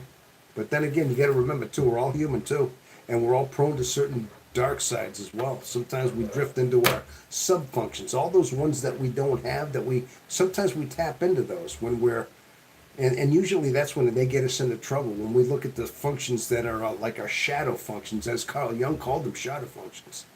All those other functions that are not our primary functions there. Still on the right side of the ground, H. Cooper. I'm going to read some of your comments, people. I went on a tirade here. Let's see. Digital Sanctuary, I remember that. Specific person. How do you know if they are a specific personality? Dark horse, yeah. There, I suggest taking a 16 personalities MBTI test. You can do that. It's a free test. 16personalities.com. There's a free test out there. That's all. I'm glad you feel welcome enough to be open. X, Sir Carnage X. Yes, Dark Horse, MBTI type. Me, the attraction. Oh, I see you see me. Maybe that's why some of us attract toxic people because of their longing for a connection. Oh, absolutely. That's one of the reasons too. Exactly. That's one of the reasons why we're known to being like narcissistic magnets in a way. It's known that typically INFJs are targeted for people like that, especially I'm going to say as you get older, as you get wise to yourself, and as you get, it doesn't, it's not the same because you're able to stand up for yourself. You're smart enough to know, and you can see them for what they are, and typically you can't let them affect you. But early on in our life, when we're young and babes in the woods and kind of naive, yeah, these people are nasty to us. Yeah, we've been kind of kicked around a little bit when we were younger by these narcissist people type. I remember being like more of a target as a younger man, definitely. Okay, but once I started shoving back, once I started, once the second I got mean back, though, they backed right off. I mean, I was very passive. I would let people kind of push me around, literally. I mean, when I was younger, I was hoping if I just showed them I'm a nice guy, they'll leave me alone. They'll just realize, hey, he's all right. But no, they keep pushing harder. You know, the bullies do that. No, you learn early on that when people see that weak spot in you and they push you around, all they're going to do is keep taking advantage of, and they get more bullyish, and then they want more, and then they get nastier, and then you realize real quick that the only thing you can do is beat their head into the ground. Yeah, you know, just lose your psycho, and you know, pull a Ralphie on them. Remember Chris? Remember Christmas Story? Remember Ralphie? Listen, I don't provoke. I don't say we have to do that, but every so often, you know, like, you know, sometimes you got to fight to be a man. Like Kenny Rogers said, Tommy, you can't be the coward of the county. Sometimes you got to fight to be the man. Sometimes you do. Sometimes you got to teach these people a lesson physically, just enough to back them off. And usually when you do, they leave you alone. At least these are the lessons I learned early on too, you know. So anyway, that's right. Toxic people, long connections. I see you. Let's see. I'm a clarinetist, a person who can feel others' energies, whether them in the same route or not. You're a clarinetist, huh? Are you like in a symphony orchestra, like a professional clarinetist? I'm serious, like for the BSO or the New York Philharmonic or something, or like in like a band. I mean, that's cool if you are. So I mean, some of those clarinetists, I mean, you see them in those orchestras, and how precise they are. I can tell you. But I'd be seriously envious knowing that, because I mean, you know, because the dedication it takes. But a person who can feel other energies, whether they're in the same room or not. Really? Okay. Carnage X. Or one that feeds on energy without knowing from others. Okay. Wait, did I get that right? A clair. Maybe, well, hold on. Maybe I didn't. I thought you meant like clarinet. You know, like the musical instrument, the clarinet. I thought you said you were a clarinetist. Am I reading that right? Like you play the clarinet? Or maybe, hopefully I got that word right, though. But you can feel energies in the room. Sounds like, yeah, that's what I mean. That's empathy right there. I think, listen, there's been times in my life, yeah, I pick up very strong energies sometime, and usually get like, I try to filter out all the mundane ones, all the regular ones, just all the routine ones, and we feel them all the time. Going to a store, going to a place. I'm around people, there's a lot of little things going on. Well, I feel those all the time, but sometimes there's very strong ones that I detect, you know. And I just usually go on alert sometime, that's all. Tom, the clean car may be a replacement after a wreck becomes the chaos. Yeah, that was just like I said, Honey Rose. That was the clean car might be a replacement after a wreck because they are chaos. Yeah, I suppose after they wreck the car. What I was trying to do with that was just an example of how intuition works. You know, being able to look at a car, look at two cars, and just know the way it looks, how the driver treats that car. That's like that's a form of intuition in a way. Just being able to look deeper because all the marks are there. But we do that. We have a deeper way of doing it. That's just a way of how it works. You know. I'm a very hyper vigilant individual. Without knowing, I analyze people and their behaviors. It's almost like I can understand a person's intentions just by feeling what they are about, if you know what I mean. Yeah, that's what we're talking about. Yes, that's typically what the having introverted intuition is all about, especially when it's a dominant function of ours. And that's when it's your primary dominant function, and that's how you see and you navigate through the world. And your extroverted sensing is on the fourth. Then yeah, that's your dominant, and that's how you are navigating through the world. And the older you get, the more you build that up, and the more you understand it, the better we are at that. Yeah. But again, like I said, most of our life we haven't fine-tuned that. And this is another reason why I'm here, because my life early on, yeah, it was a mess because you're so confused because of the emotions you're picking up, because of the feelings you're picking up, because of the vibe you don't really, sometimes you second guess yourself. And sometimes your intuition becomes something that you're not really trusting fully because you haven't figured it out. And until you have mastered it or figured it out, then it sometimes early on when we're younger, yeah, it's something of a burden. Okay? Another reason I'm here is because we have to know how to recognize ourselves. All right? So are you lying about being a narcissist? Oh, I'm basically a narcissistic pathological liar. Oh, hey, all right. Conquistador. I'm a narcissist. And I lie a lot. I'm a pathological liar. Hey, that's a good one, though. Hey, answer the question. So, are you lying about being a narcissist? Or are you telling the truth that you're a liar? Wouldn't that make you a liar telling the truth? Or wouldn't that you telling the truth? Kind of puts you into a spiraling rabbit hole into where nothing, you know? Honestly, I think that's troll behavior myself, you know? I'd say that's, I don't believe you. Oops, sorry, cap's stuck on. Hello, I'm a narcissist. Oh, hey, that's funny. I'm gonna introduce myself. Hello, I am a narcissist. Yeah, it sounds like a Monty Python skit. Narcissist, yeah? Yes. Oh, so you say, what do you say? You think you're better than me? No, of course I do. I'm a narcissist after all. Yeah, well, I don't believe he's a narcissist. He don't look like he's better than anybody. Well, I'm better than you. Look at you, old wench. Oh, you kind. I was, you know, I can picture that. See, again, that's a skit for Monty Python right there. You know, come on, these characters got to come out sometime, people. You know what I mean? He's a narcissist over there. Yeah, kind of like, I don't know, Monty Python. Sometimes I don't know, man. That breed of humor, they were so awful. Yeah, okay. So we got I'm a very hyper vigilant individual without knowing. I analyze people and there's behavior. Okay, yeah. So anyway, Carmen X. Yeah, that's. It sounds to me like if you're very. I definitely. I think a lot of us get that. I think we're all. You know, sounds like you really understand what you're all about. If you have that level of understanding about your empathy and about your intuition, then yeah, you're very developed. I'm going to say you're probably somebody who's older. You're probably in your 40s or 50s, because usually that kind of level of wisdom within yourself, it takes a while. Okay, when we're younger, we're still figuring that out. All right, unhealed abandoned wounds is a hook for narcs. Yeah.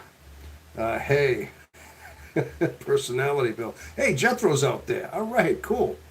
I can deal with narcissists. Just convince them how you want them to do that benefit them. Admit they will do whatever you want them to do. Okay. And we have another one. I'm a Seagiver.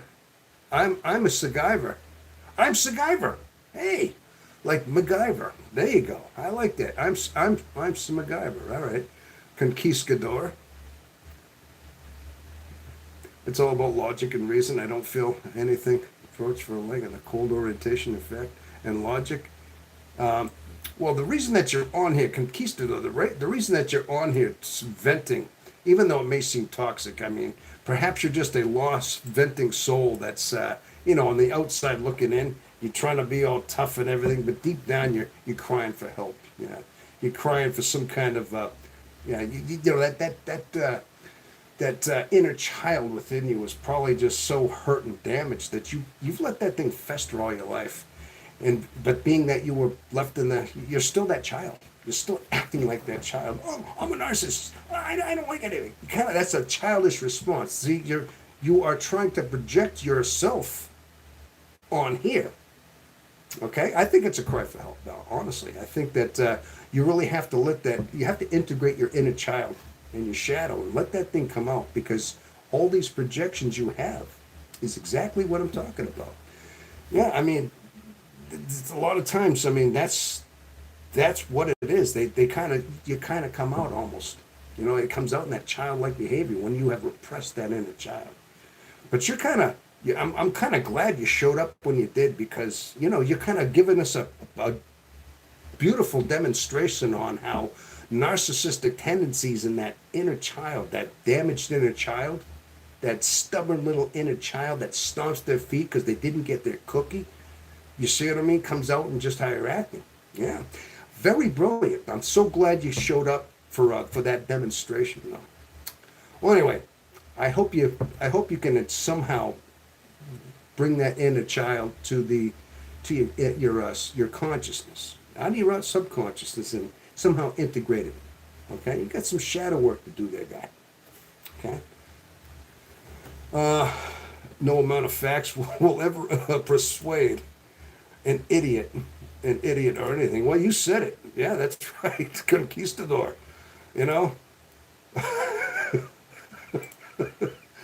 That's Mark Twain's quote. Okay, there. It's about Myers-Briggs types, INFJ. I didn't get my cookie. Well, I'm glad you could laugh along with that, though. There you go. All right. Okay, so I'm just looking at some of there. So, hi Kevin, it's about Myers-Briggs types. I understand. Foot check D. San Diego 11. Isn't the name? Well, we got a lot of new names coming out here. Lots of new names. And I only got 5 watching right now. Okay, I'm not sure. 5 watching. Where'd everybody go? Hopefully people are coming back. All right? Thank you for helping making this stream about me. Tom Omega 19. No, it's 1965, actually. Well, that's what I try to do. Anybody that is in need, I listen. I make this about a lot of people. It's definitely not just you. But I know, being a narcissist, that's what you're looking for, huh? Well, okay, conquistador. But okay. He tends to get a lot of words wrong. Oh, okay. Oh, God, guys. Yeah. Well, what did I say? My name is Conquistador. Okay. All right. Yeah, so is Genghis Khan. Hey, Genghis Khan thought of himself like that, too. Yeah. Now I understand. Devin Carmen. All right. Hi, I got into an argument at my local liquor store. They charged me 50 cents for a bag. I come there every day. Am I wrong? What? 50 cents for a bag? Oh, you mean like a bag? Like a what kind of bag? 50 cents for a bag? I mean, you mean like a brown paper bag to put your stuff in? Hey, some states are like that. It depends on the state you're in. Some states actually do that. I know the state of Maine. If anybody's up in the state of Maine, one time when I went up to visit there, you have to bring in your own shopping bags. They don't supply them in Maine, especially not the plastic bags. So it depends what it is. Sometimes you got to bring in your own stuff. Yes, okay, 50 cents a bag. That's quite a bit. That is quite a bit for a bag, but some states are like that. Depends on whatever state you're from. And some states will do that. Like I said, I know Maine's like that. Okay. Oh, thank you for mispronouncing my name. In the middle of nowhere, now I have to go somewhere further. Oh, okay. I spent $60. It's wrong for them to charge me 50 cents a bag. They should be a sign stating clearly that they charge 50 cents. Oh, I see. So they never said that they charge for a bag, and you just went up and it was okay. Well, gosh, that's I don't know what to tell you. That sounds kind of doesn't sound about right. Listen, if you have a complaint with that, then you have to let it be known.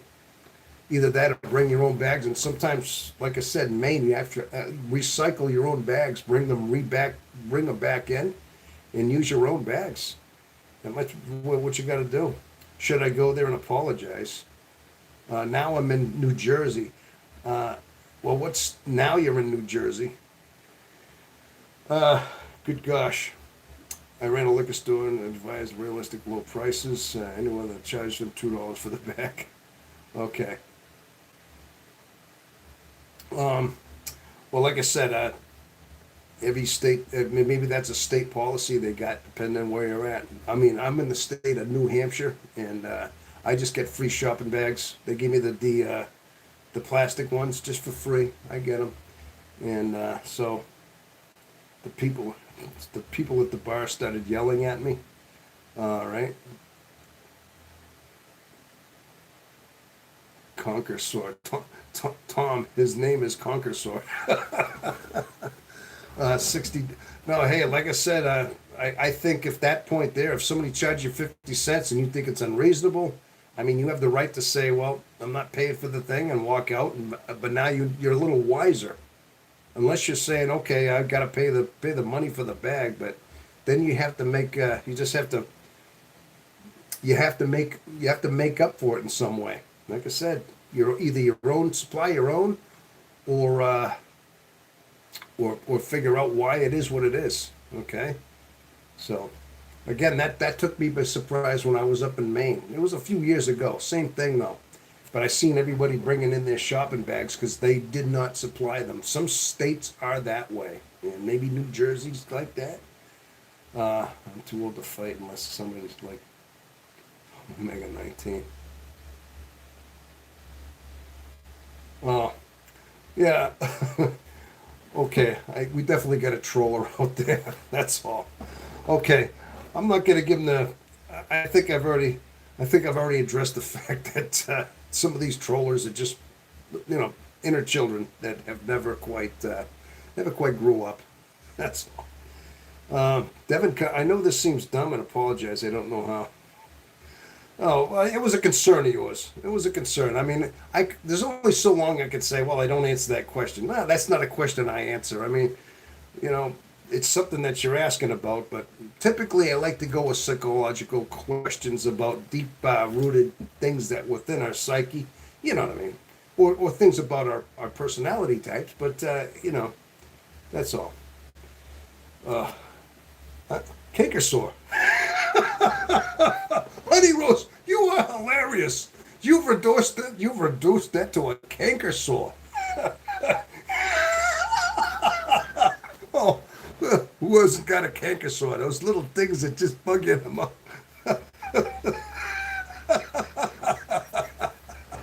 Hey, you just got me laughing there, honey Rose. Gosh, that's a canker sore. Normally I avoid physical contact. I'm glad we're getting a laugh. Listen, we're not trying to get a laugh directly at you, but but sometimes when you show up at when you show up at a circus wearing clown makeup, don't expect people to treat you like a clown. When you show up with the makeup and the big oversized nose and shoes. People are going to treat you like that. So you got to take that into consideration. You know what I mean? James are the best. Okay, there you go. All right, I paid $50 to Jameson. Okay. Thanks, Mr. Store. I'm having a bad day. All right. Well, anyway, that's they're literally ruining this country. All right. Well, anyway, people, I can see that the chat's getting fiery out there. You know, sometimes it's a source of. Sometimes all you can do is just kind of laugh it off a little bit. You know, hey, you know it goes with the territory. Again, you know what? You go live, you go vertical. You know the trolls are going to be out there. You know, and you got to take the good with the bad. You know what I mean? You got to kind of roll with the punches, figuratively and literally sometimes. You know what I mean? Yeah, that's right. So. Uh, but but anyway, but to go back to the original point, we were talking about the MBTI. Yeah, I went on. I gave you a whole breakdown basically on what the MBTI is and how the four major functions work and how the combinations work. But they all boil down to just that's why everybody's different. I mean, bottom line is you can tell people are all different. We learned this as kids very early on that no two people are the same. Occasionally, though, you clicked with certain people and certain people you did not click with. And you know the type. You know, we had certain people we got along with, you could talk to, you could relate to, and other people just you couldn't. So, I mean, that's all because of our different types and our different preferences as we navigated through our life, okay? So I guess that all is just par for the course. All right. I mean, there's a reason why we're all different personality types, and I mean, I think some people have very good strong points in their personalities, and some people have weak points. Some people are gifted physically. You ever notice that? I mean, some people are physically gifted. You know, they're great runners. They're great athletes. They just have a propensity to, you know, being more physical. They're bigger, stronger, faster, whatever it might be. And other people are gifted more to logic and intelligence. They may not be the most. Maybe they're not as gifted physically, but they're more intelligent. So I mean, the world is made up of many different people, and sometimes it goes just beyond your personality. It's not all about your personality, but it's just all about your makeup in general, about your, like I said, about your physicality or about your mentality. I mean, you know, sometimes there's the old stereotypes. You have, like on Big Bang Theory, you get these guys that are like super smart. Well, they're very nerdy types, you know. But they always were getting picked on. If you notice, remember that on Big Bang Theory?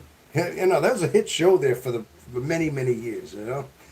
And I mean, I watched it sometimes. You know, you had Sheldon, who was like super smart, but he couldn't understand sarcasm. I mean, he had drawbacks.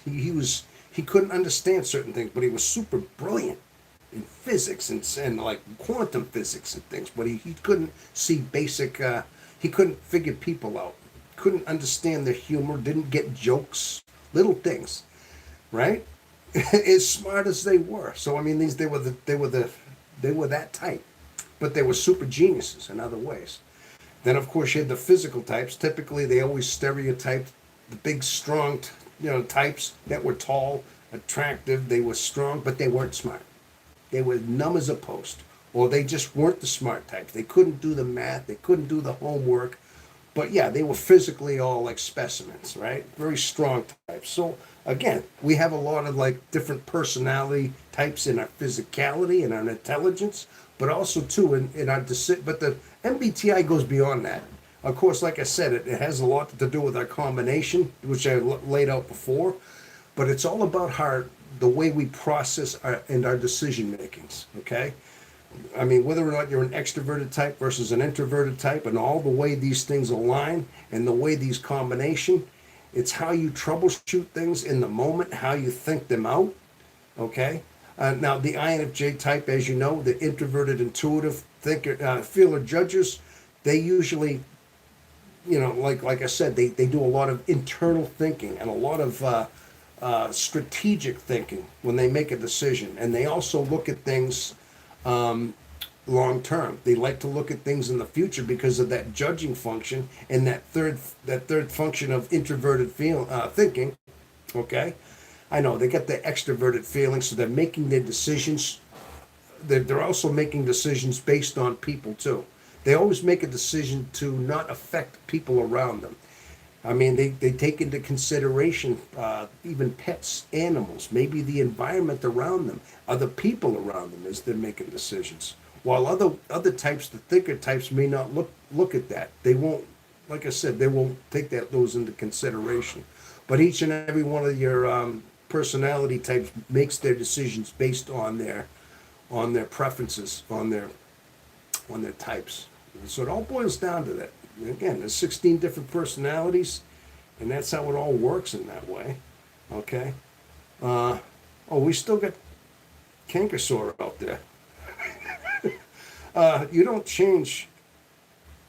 Okay, wait. So we got Jethro. You don't change if you just practice being a different type. It will help you grow different and remain you. Okay. You can be whatever you want. It just takes hard work to take a different personality, pick one you want and dive deep. And it's not easy, but it can be done. Okay, so Jethro, you're basically saying you can be whatever you want. You can be a different personality. It works hard on what that is, huh? Okay. I mean, typically, as I've been saying, I mean, we all have those certain level of preferences. I mean, yeah, we can, if we want, we could start going against the grain and start making decisions that maybe are out of our character. Yeah, I get that. Sure, we can. I know that. I mean, you could try real hard. You could consciously make an effort and do things that are outside of your character, but it wouldn't be natural. You would have to take a strategic mental change in your whole character to think that way.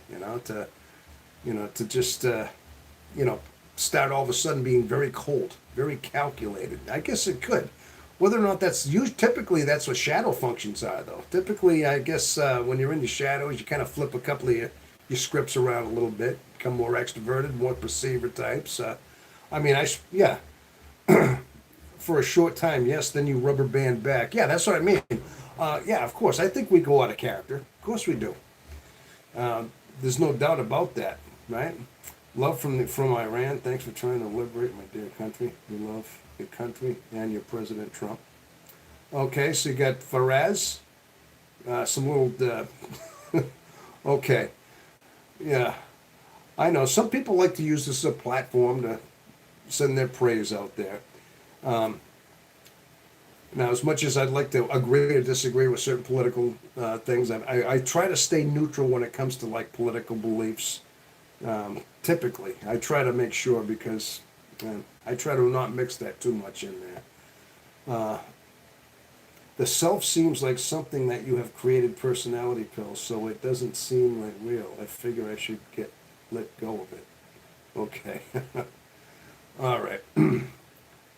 So, yeah, but I think in a lot of ways, though, I mean, depending on what your character is, depending on what your personality is, all we can do basically is you almost have to just be very.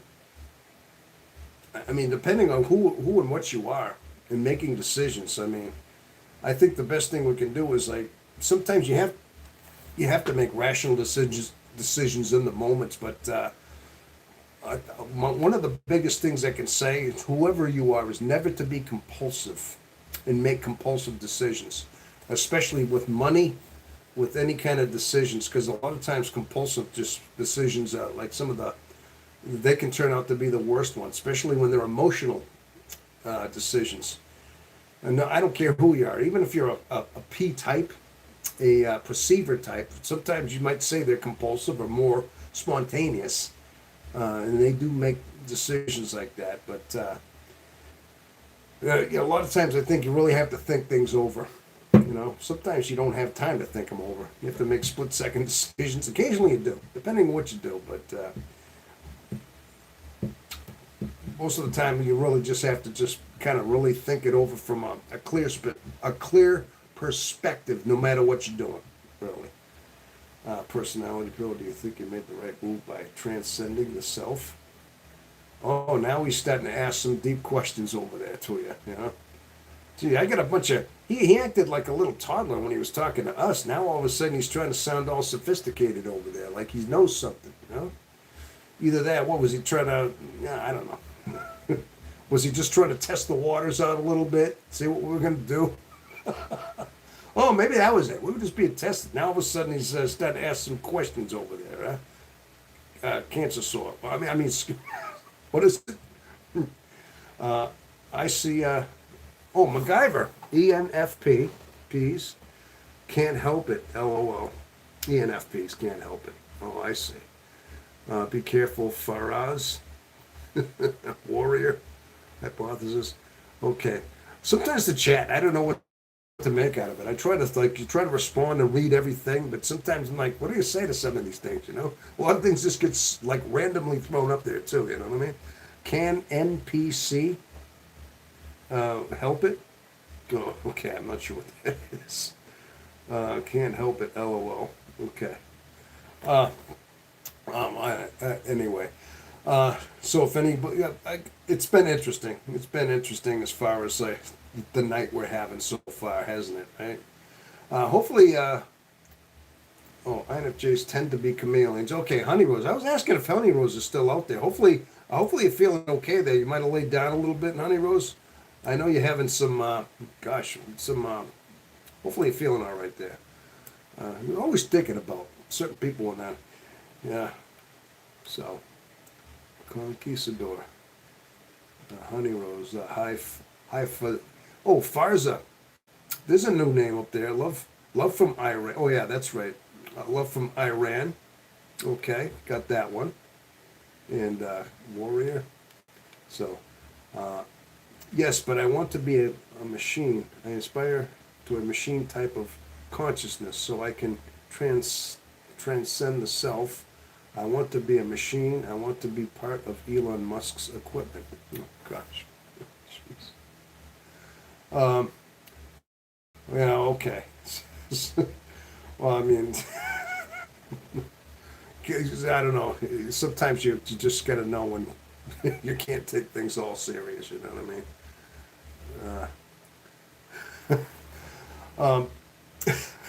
It's funny what's going on in the chat sometimes.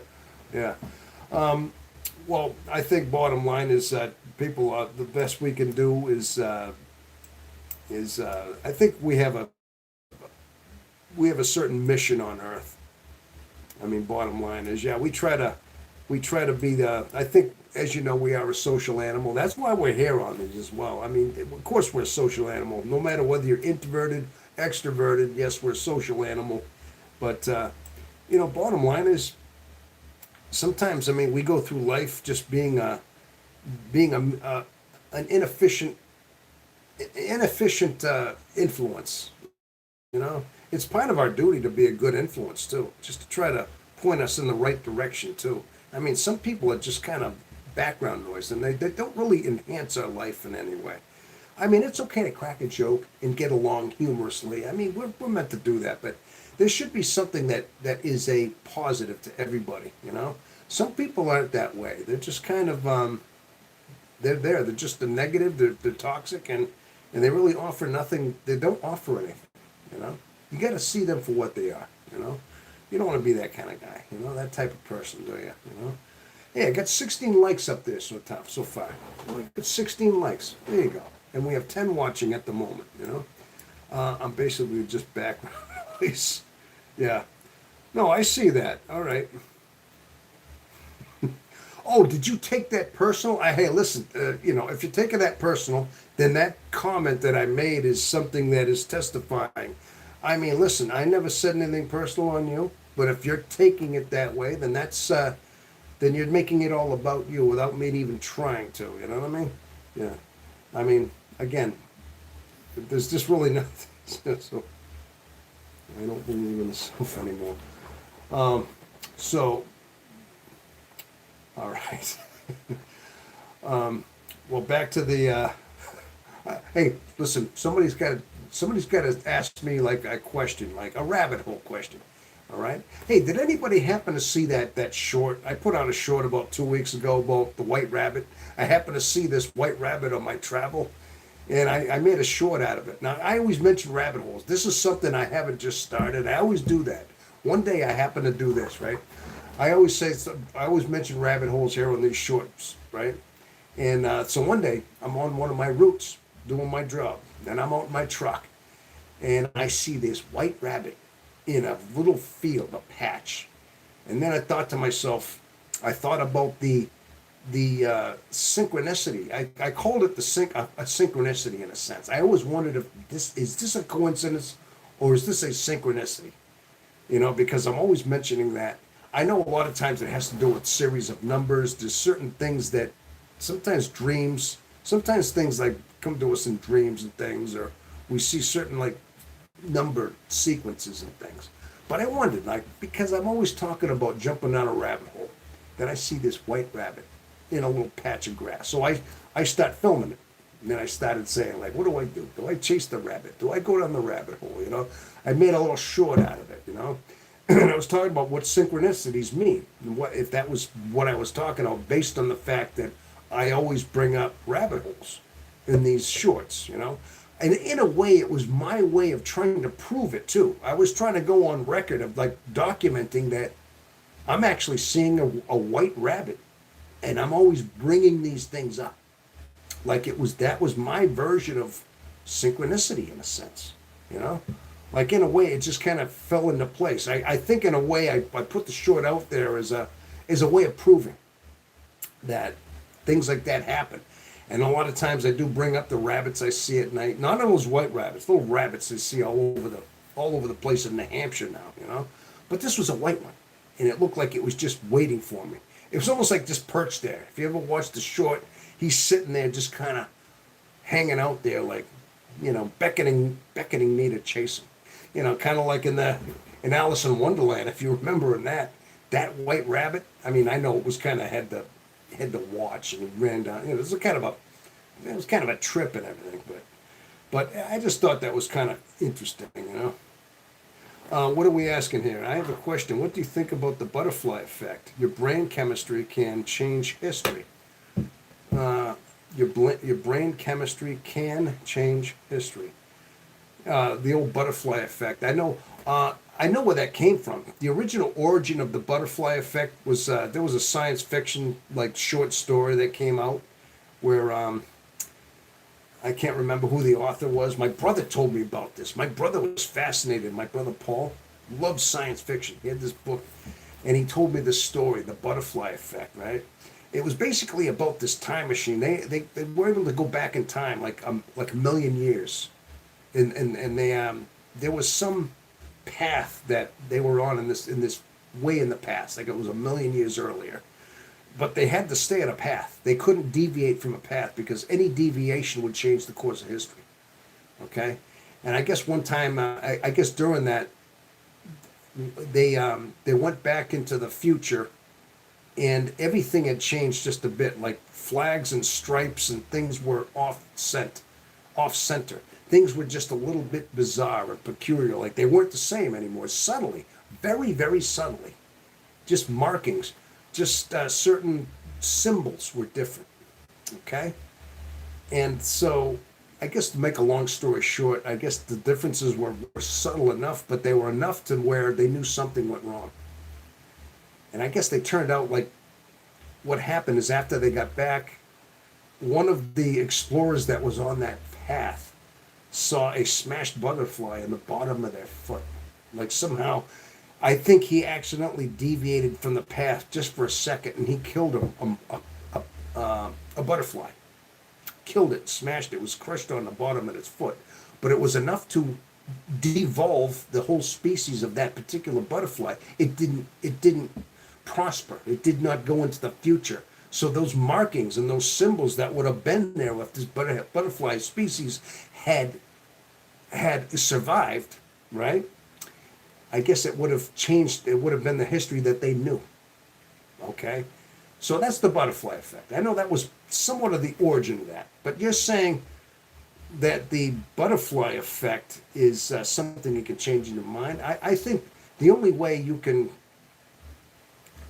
I mean, I don't think. I think the only way we can change history is in the moment in the moment that we make the certain decisions that we're making at that time that we're in. All right. Again, I think that time itself, I mean, it's just a measurement of time. So far, we can't travel in time. Not that we know of. We can't go back in time, forward in time. I mean, whether or not it's possible, maybe it is, but with the right technology. But right now, it's impossible. The only way we can affect time is in the moment that we are living it. And I mean, whatever decisions you're making at that time are out. They're not changing the time. They're navigating it the way you are in that moment of your decision you're making, or whatever course that you're taking. Now, it may be on a large scale. If it's on a large scale and affects many people, then yes, it can have an effect.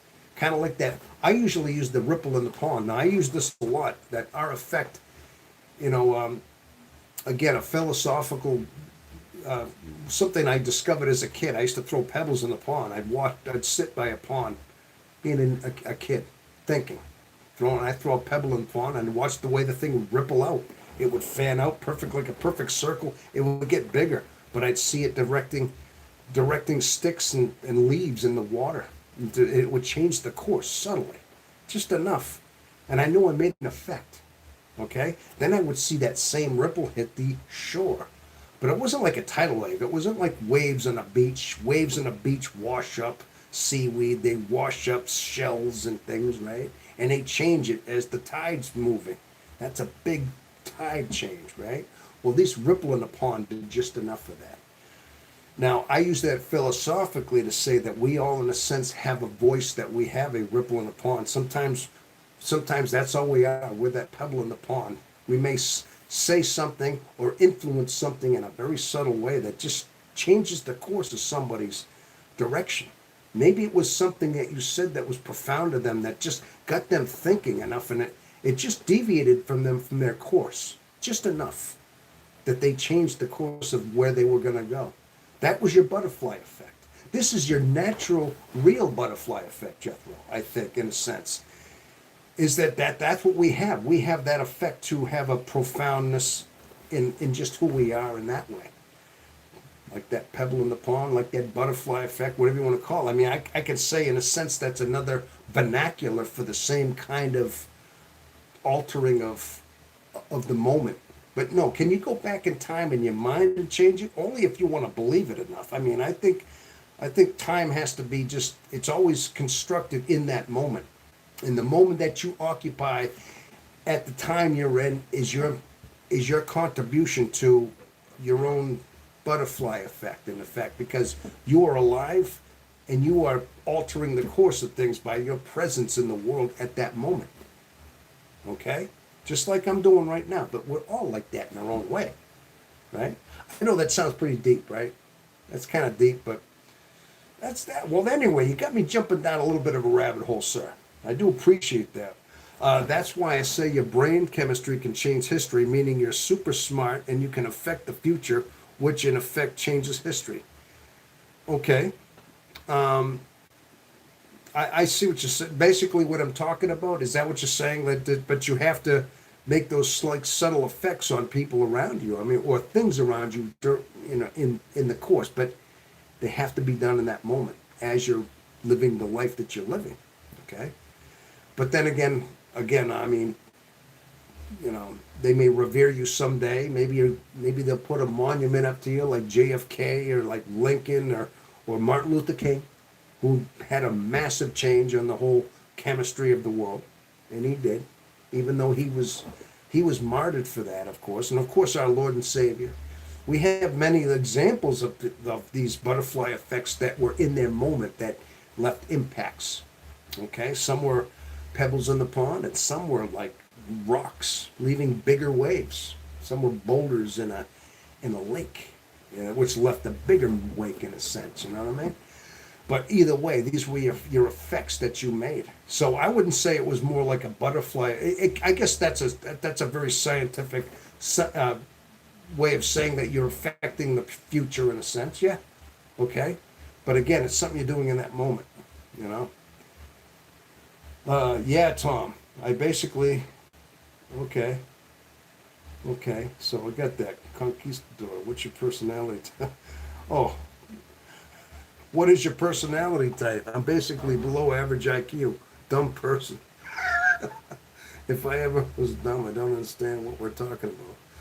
I can say one thing that Conquistador, you really are like a very attention grabbing type. Very like, you're the type that has to degrade himself, has to get very like, the type. You ever seen the class clown that just gets up and he starts like making rude comments or getting like loud and saying like inappropriate things just to get attention, you know? Yeah, so like again, that's like it's very childish. There's a childish quality there. Like I said, that's inner child that's just unresolved in there somehow, you know? All right. At equal that. But anyway, that's just my opinion there. Listen, I mean, it is what it is, you know. I mean, obviously, you're out there hanging out, you know. Listen, I'm not picking on you, but you're kind of making yourself a target. You know, you just are, you know. Sometimes people just, they put the big old bullseye on them. They want to be, you know. So, that's all. Yeah, negative. You know what? The old saying is my ex-wife did have. Listen, I was married for 20 years, and my ex-wife did have some good points about it. I'm not with her anymore, but she did say that sometimes when you give a child negative attention, when a child like gets yelled at or gets reprimanded for things like that, when they act up, and they still get punished, they still get scolded. That's negative attention, you know. That is something that I think even Sigmund Freud used to say there was a certain level of negative attention, and sometimes, you know, whether it's positive or negative. I mean, sometimes we get praised. Oh, you did a good job. You did something good. You raked the leaves. You cleaned your room. You did what your parents told you to do. That was a good thing, and you got praised for that. That's positive attention. That's reinforcement. But sometimes some of these kids had gotten negative attention. They acted up. They acted up. They got mouthy, but still, but a wise parent would see that for what it is, okay, and not give them the attention they're looking for.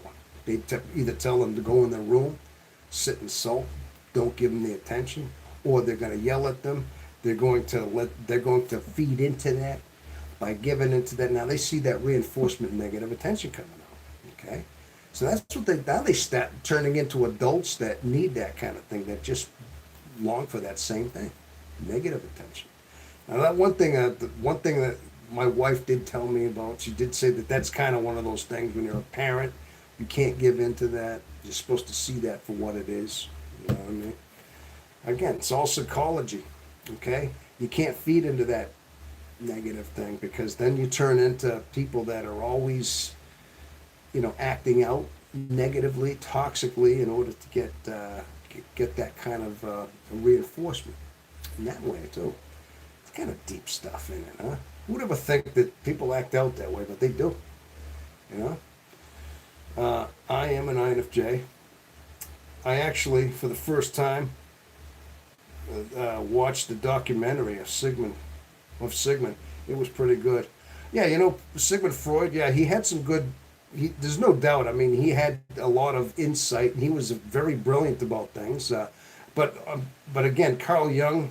If it wasn't for Carl Jung adding that his own dimension to that thing, say Carl Jung had never existed. Again, here you go. There's a butterfly. There's a fly in the soup that should have made. If he never existed the way he would there have been another? Would there have been another Carl Jung? Would there have been somebody to fill those shoes, or would it have just been? There wouldn't have been any kind of rebuttal to that. It makes you wonder, But he did. He did make an impact. He made his own impact, And I'm basically INCEL, incel. Oh my gosh. Hey, I had a friend way back. This kid. Let's just call him George. In fact, I actually put a video out about this kid. I actually put a video out about how your intuition, even at like the age of like 13, 15 years old. We had a friend. His name was, I'm going to call him George, okay? And he lived in Lynn, but he was kind of not the brightest kid. He was kind of just didn't have common sense. And he was a good kid, but he was kind of abrasive a little bit, but he was kind of dumb. But we still hung out with him. You know, it was a clique of friends, right? Well, I had made a comment to one of my friends that I didn't think George was going to live very long. He wasn't very intelligent. He wasn't very bright. And I just didn't see him having a long life. Now, after I said that, of course, I didn't, I just said it. All right. A couple of years later, we kind of, the whole clique, my friends kind of went off on their own. We went and did other things. We grew up a little bit. Well, George, okay, that's not his real name, okay? He went on to, when he was in his early 20s, something happened to him. I don't know what happened exactly, but he needed a heart transplant. Something happened to him where he had to have a heart put into his new heart transplant. So he had it put in there. Now, I knew right away. I heard that and thought, that didn't sound good. I mean, I kept thinking, whatever I said before, I almost felt bad for saying it, like he wasn't going to live long. Now all of a sudden you have a heart transplant at 19 years old. It's not good. Okay, now this was years before that happened. Now a few months later, yeah, he didn't take care of himself. He did not follow the doctor's orders. Bottom line is he passed away. Okay, but he was very much like that. He reminded me like he was always the type where one time I was with a couple of my friends and we were talking to these girls, okay, and just trying to meet them, and he was out, and I kept asking this girl. She's sitting in my car, and I was asking her about school and her grades in school, and George was looking in, just saying, "I'm a straight F student." He was acting stupid, like he was proud of it. I'm a straight F student. He kept saying that, like just that negative attention, like I'm an idiot, I'm a total fool. You know what I'm saying? Just to get the whole reaction. And that was one of the reasons I said, man, this kid's not going to live long. He's got no common sense. He just didn't have anything there. And needless to say, I called it. I mean, I kind of felt bad. I can't believe it. I said he wasn't, and he died young, like 21 years old. He didn't live long, just like I said. And I predicted it like 3 to 4 years earlier. I was almost like intuitive. And that made me think to myself how intuition works, and did I have it? Did I guess it right? It was only just me putting things together, seeing the patterns, seeing who he was, reading who he was, and I knew that was going to happen to him. But he was that type. I'm a straight F student. Sick. And then I'm thinking, we're trying to impress these girls.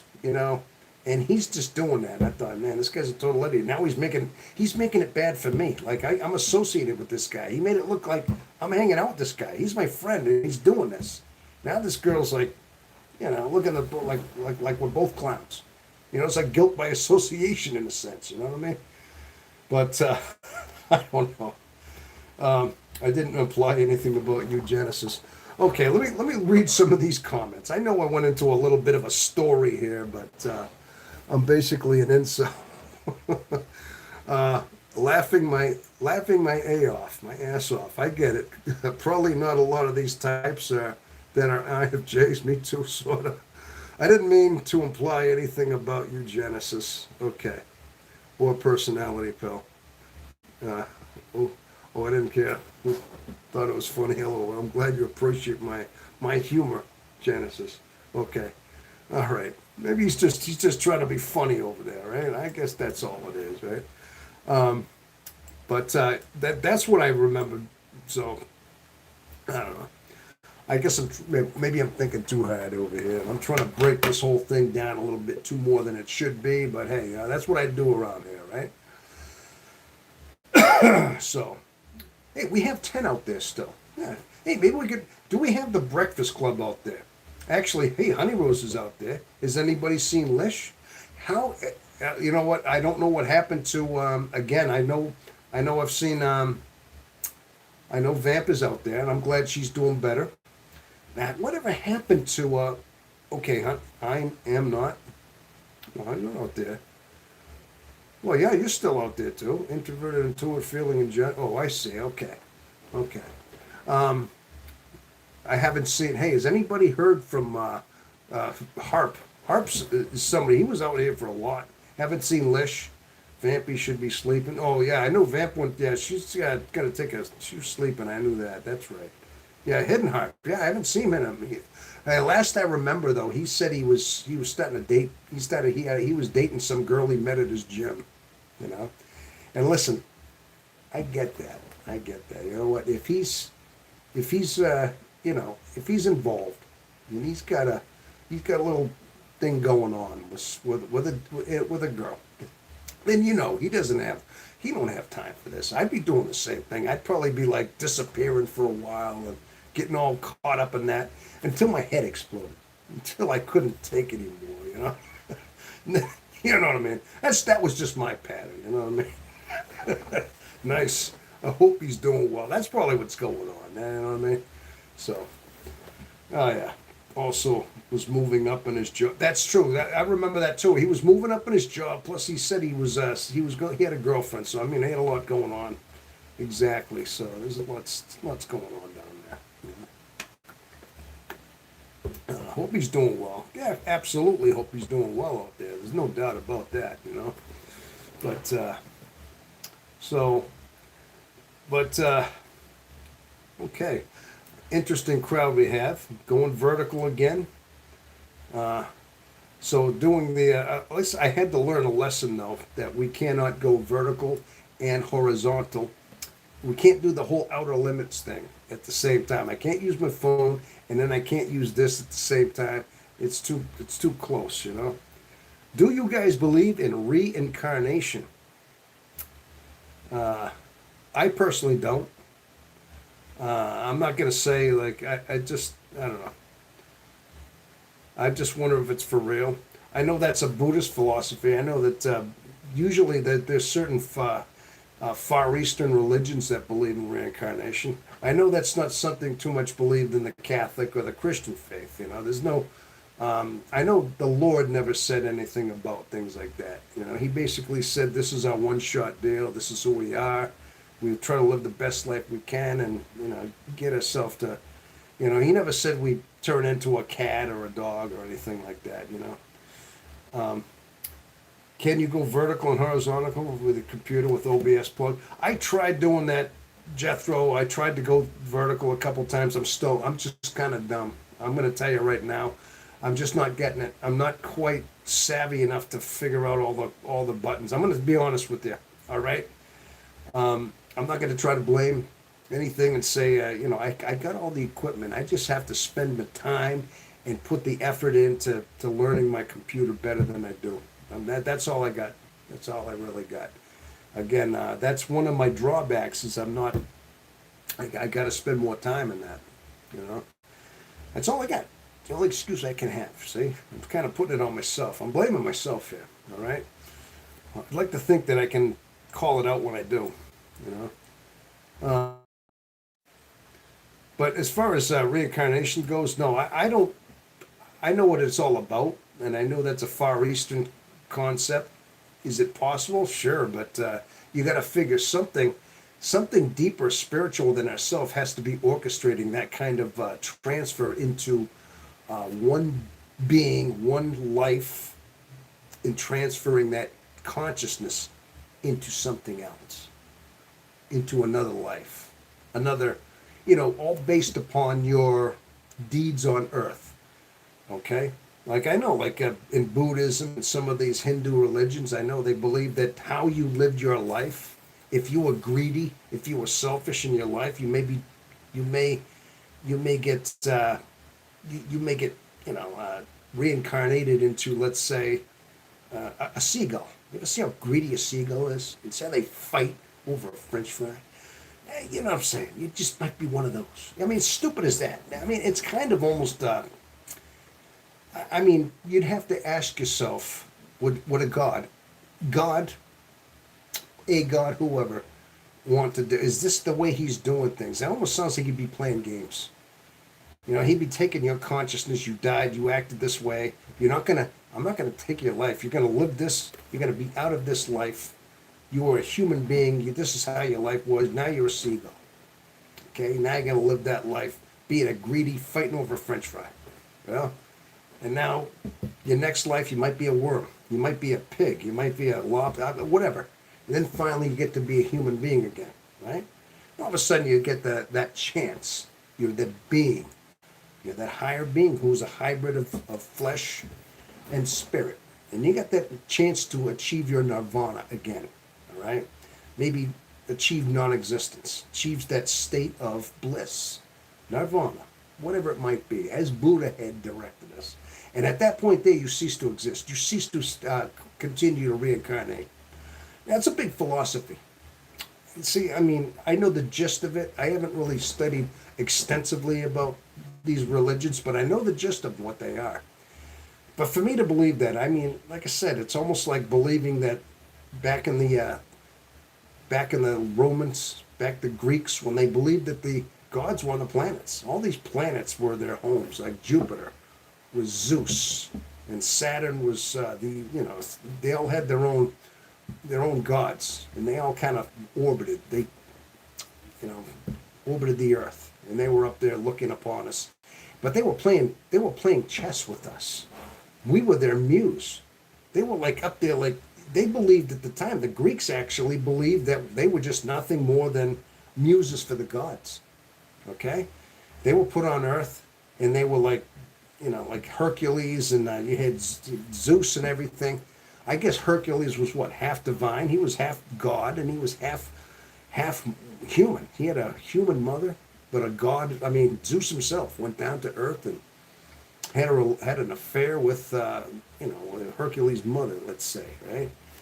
So I don't know, but I know I'm getting kind of running off a little bit here talking about the way I think of things. But they believe stuff like that. But for me to believe in reincarnation, I'd almost have to think that God is just playing games with us, throwing us into these different, that was a game in a way. You'd have to be sitting up there logically thinking, to take their consciousness, put it into something else, let it live out that way as a punishment, as a way, I mean, we may think of it as just a pig wallowing in the mud, but that could be somebody's punishment for the way they treated themselves in their human form, right? Again, it would have to take God in order to get up there to make it all happen. I just don't see that happening. I don't believe it. See, I rationally try to piece it together, and I don't see that being it, So, okay, I hope I answered the question there. So that's my take on it. Somebody else might believe in reincarnation. Now, I'm not going to take it against them. That's the way I think of it. Let's see. Okay, reincarnation. In Hinduism, it states you travel through many different incarnations, and the human incarnation is the highest one on the earth that enables you to achieve liberation. That's basically what I said. Every time you attain the human form, then that's when you are at a being. You are able to find your true self, your consciousness in a sense. You can't do it in the other forms. You're at a lower form as a pig or a seagull or a swine, whatever it is. But when you but as a human, you have that chance. I just don't see it that way. All right? Buddhism states something different but similar. Different but similar. Okay. I believe in reincarnation. It's in your kids, and that's it. There you go. So basically, you're saying that when you pass down your DNA, and your kids look like you, and you pass down, and they're reincarnated. In a sense, yeah, okay.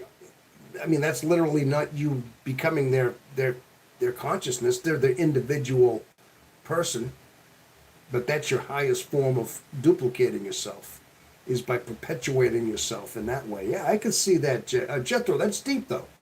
I mean, it seems just very down to earth, and it's deep in that way. Okay, and I think I could see that. Tom Omega 19 is a stunning example of a Dunning-Kruger effect. Okay, I'll take that as a compliment, but whatever it means there, huh? Before enlightenment carries water, over enlightenment carries water. That's all I know. Ha ha. Okay, I understand that you're saying, honey, we are kindred spirits in that way. Honey Rose. I appreciate the recognition. You have achieved a certain level of realization, Honey Rose. Okay. There is no denying it. Okay. I like some of the comments there. I got to tell you, Since I have realized that self and death, they are not real, no need to take another bodily form. Oh my gosh. All right. Yeah, I guess that's bottom line what I'm thinking there, though. I'm glad to, but that's an interesting concept. I mean, but you wanted my opinion. That's what I would have to say is part of what I got.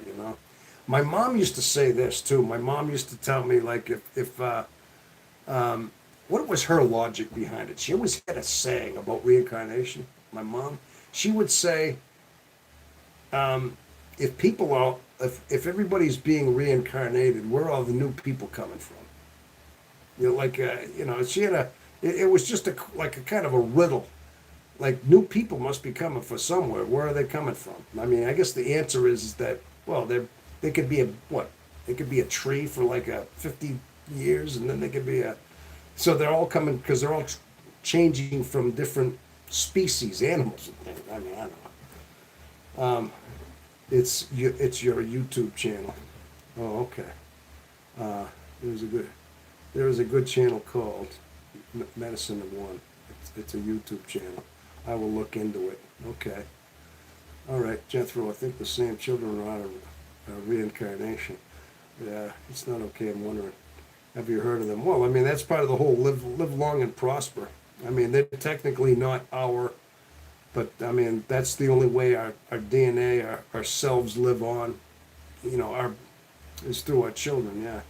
I do not know what they saw. I'm very impressive. Shows a certain degree of inner understanding. Okay. All right.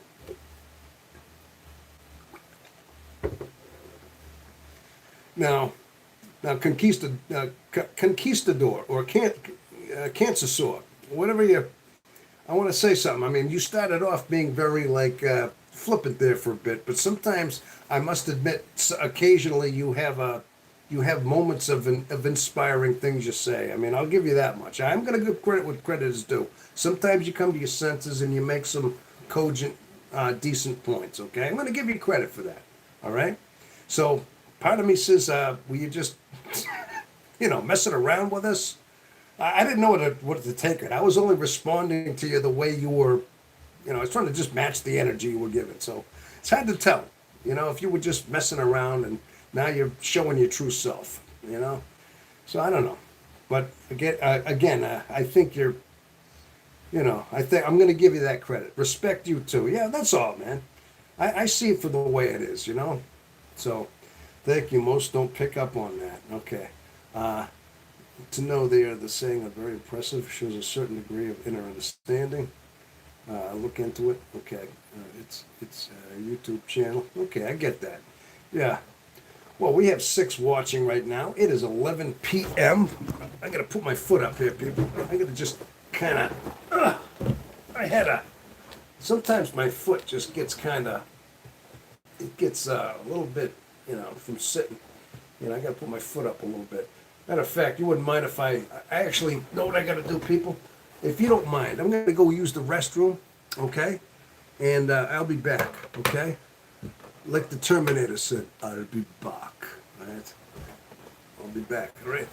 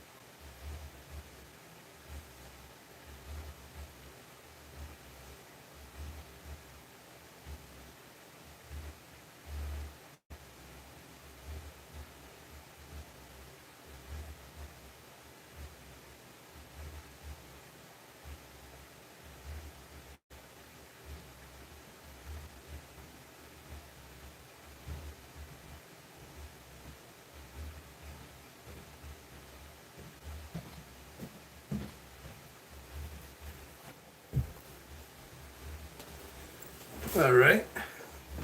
Well, said I'd be back. Okay. Well, thank you for hanging around. Whoever's still out there hanging out with me again, I'm glad you stuck around, and hopefully, yeah, hopefully we can keep this we can keep things interested. That's all. The next Gris. Okay, bye. What happened? Oh, okay, cool. A chair. Oh, it looks like somebody showed up just as I was out there taking a break, and thought they saw a chair, and they just took off. They must have just passed through here just as they were looking at my chair. That's it. You know what I mean? So that's okay. You know. So I guess you had to be there, right? Or not be there, I should say. Huh? All right. So put my foot up here. Oh, gosh. Oh, darn. Oh, ooh, ooh. Okay. So anyway, so people, what do we got? Dreams P? Where? LOL? What are we talking about, huh? So many experiences. Okay. I have so many experiences. Them and dreams when I do experience of past life memories. Okay. Yeah. Sometimes I wonder. Never really thought of reincarnation would really stand up. Yeah. I don't know. Sometimes. I mean, I'm kind of like, I'm kind of mixed when it comes to things like that. I mean, I believe in metaphysical things to an extent, but I'm limited. Like I still require some proof sometimes. Like I'm kind of limited in my scope as far as like, I mean, I know the spirit, I know where it goes, but I don't know if I'd want to really believe in like past lives and stuff. I don't know. In one life, a soldier that died in battlefield was a black slave in the United States. I was a man in two, and a girl, a woman in the other. Oh, so so many people, it's actually so many believe in like past lives and reincarnation. Yeah, I guess, you know, I mean, I never thought anything like that. I never had a dream where I thought I was somebody else. Maybe I'm shallow. Maybe you could chalk it up to me being shallow, or I just thought this was it, you know. Hey, you know what? I think the way I think of it, we were already dead. Before we were born, we spent eons not being alive yet, you know. But I think we were all, I think in a sense though, I mean, I don't know how I know this, but I think there is an ultimate consciousness, and I think there's an ultimate, you know, I mean, God Himself. I mean, our consciousness is in a sense part of God's consciousness. I mean, it does say that, whether or not you want to believe it or not, in Genesis, when God created Adam, maybe it's a fable, but God created and He breathed the breath of life into Adam, you know, and he was the first man, as you know, but breathed the breath of life, like spirit, into his nostrils. It even said it and worded in that way. Now, again, you could take that apart and say that's fableish, a fable, and it's very old. I mean, but it was a way of describing that, how we were breathed in with the life, like we are an actual extension of the Creator Himself. That those who put forth the universe in the, you know, He put forth the universe the way He did. He built the universe, put it into motion, and He made us His highest achievement. Basically, He made man, created man in His image. All right? Not physically, definitely not physically. I mean, we're an extension physically. We're animal. And we're also divine. We are spiritual. But again, He gave us the ability. He gave us the knowledge to see His creation. He gave us the mind. He, in a sense, gave us the mind of God. God gave us His mind. He gave us that spirit to have a deeper understanding of His mind. Now, I'm convinced of that. I am convinced that at some points in our life, when we strive and we look for our inner self, when we are in the pinnacle of our self-discovery, of looking within ourselves, and we're looking for answers. Okay, I think God, who has created us, I mean, He eventually does visit us, even in the depths of our loneliness and our suffering that we are. We still have God. There is still a God, but again, He's got a perfect plan. He kept us alone. He keeps us isolated, so we search, so we look, so we pine for that grace, right? I do believe that, all right? But after saying that, I think he also gives us the ability to see his creation in its entire form. Okay, even if that even down to the molecule, the molecular structure, even to like the universal code and nature, everything that is in creation, he gives us the ability to actually scope it, because God has that mind. When God thinks, God creates. It's almost like, imagine this. Imagine having the mind of God. And in a sense, listen, not we can never be God. I don't think we ever can, but we can have a mind that thinks like God. We can have the same emotional connection that God may have, that same compassion that God has, which He would give to us. But of course, it takes a lot of our own set of grace and our own findings within us to have that, to mirror, to be like almost saintly, like the way Jesus was, the way, the saints, when they achieve sainthood, they become Christ-like. They become God-like in a sense, right? But when they're becoming that, they become totally almost transparent in a sense. They're complete mirrors of who God is in a man, in the form of man. They can't be God. All they can do is mirror God. We have that ability because we were given that. We will breathe in the breath of life, basically. We will breathe that breath of spirit from our Creator. All right. Again, I mean, these are some of the revelations I've had on my own. I mean, they was said to me in some ways, but I also discovered it within myself. Now there is a temptation, just as Adam and Eve were tempted by the serpent in the Garden of Eden. They were tempted with two trees, the tree of the knowledge of good and evil. And what was the temptation? The actual temptation by the serpent literally was, if you eat of this fruit, you will see as that of a god. You will become God. In fact, God doesn't want you to become a bigger God than Him.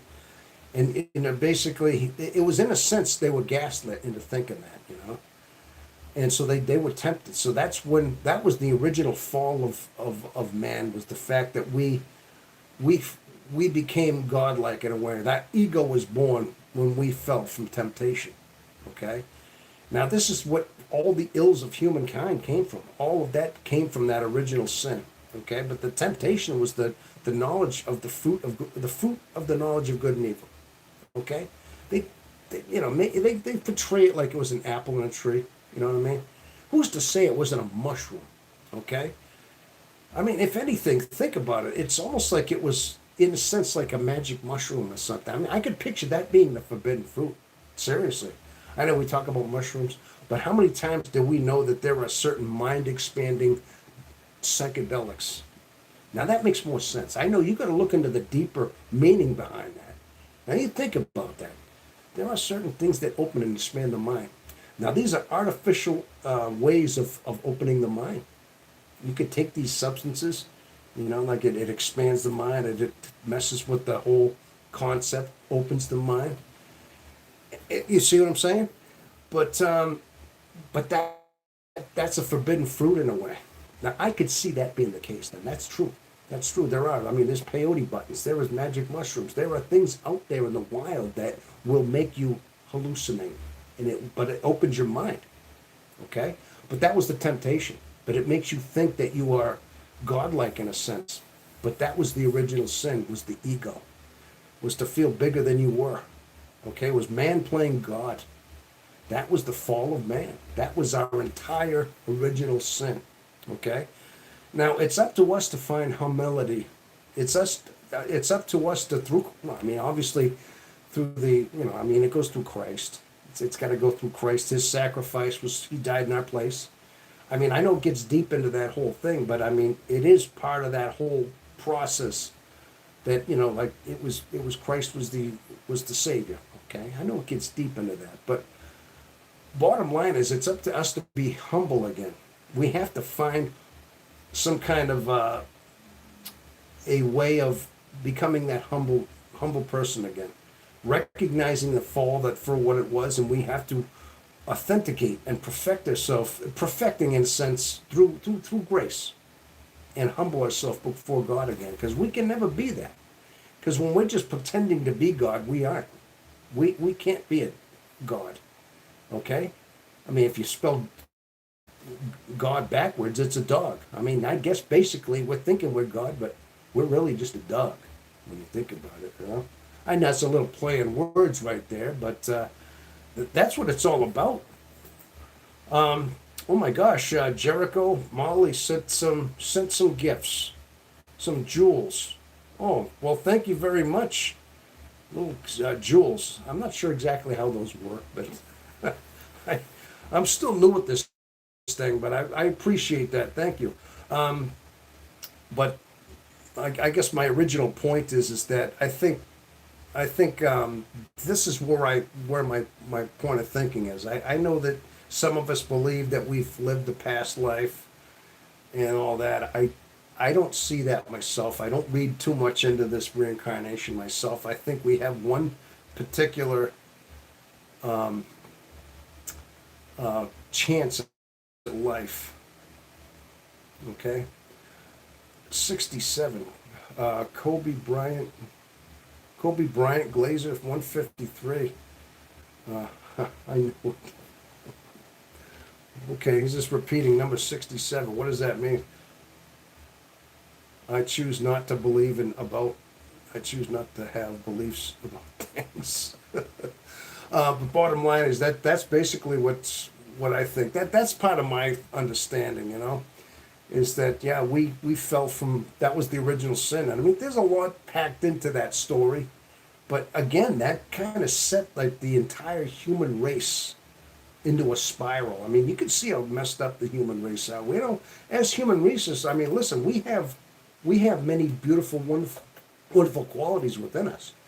We do. We have great qualities that we can gravitate toward, but we also have some very, very evil, destructive qualities that we're capable of too. Now you can see them, and you can see how twisted and things people get. You can see we see how world history has unfolded before our eyes in different regimes, different governments, even and individuals.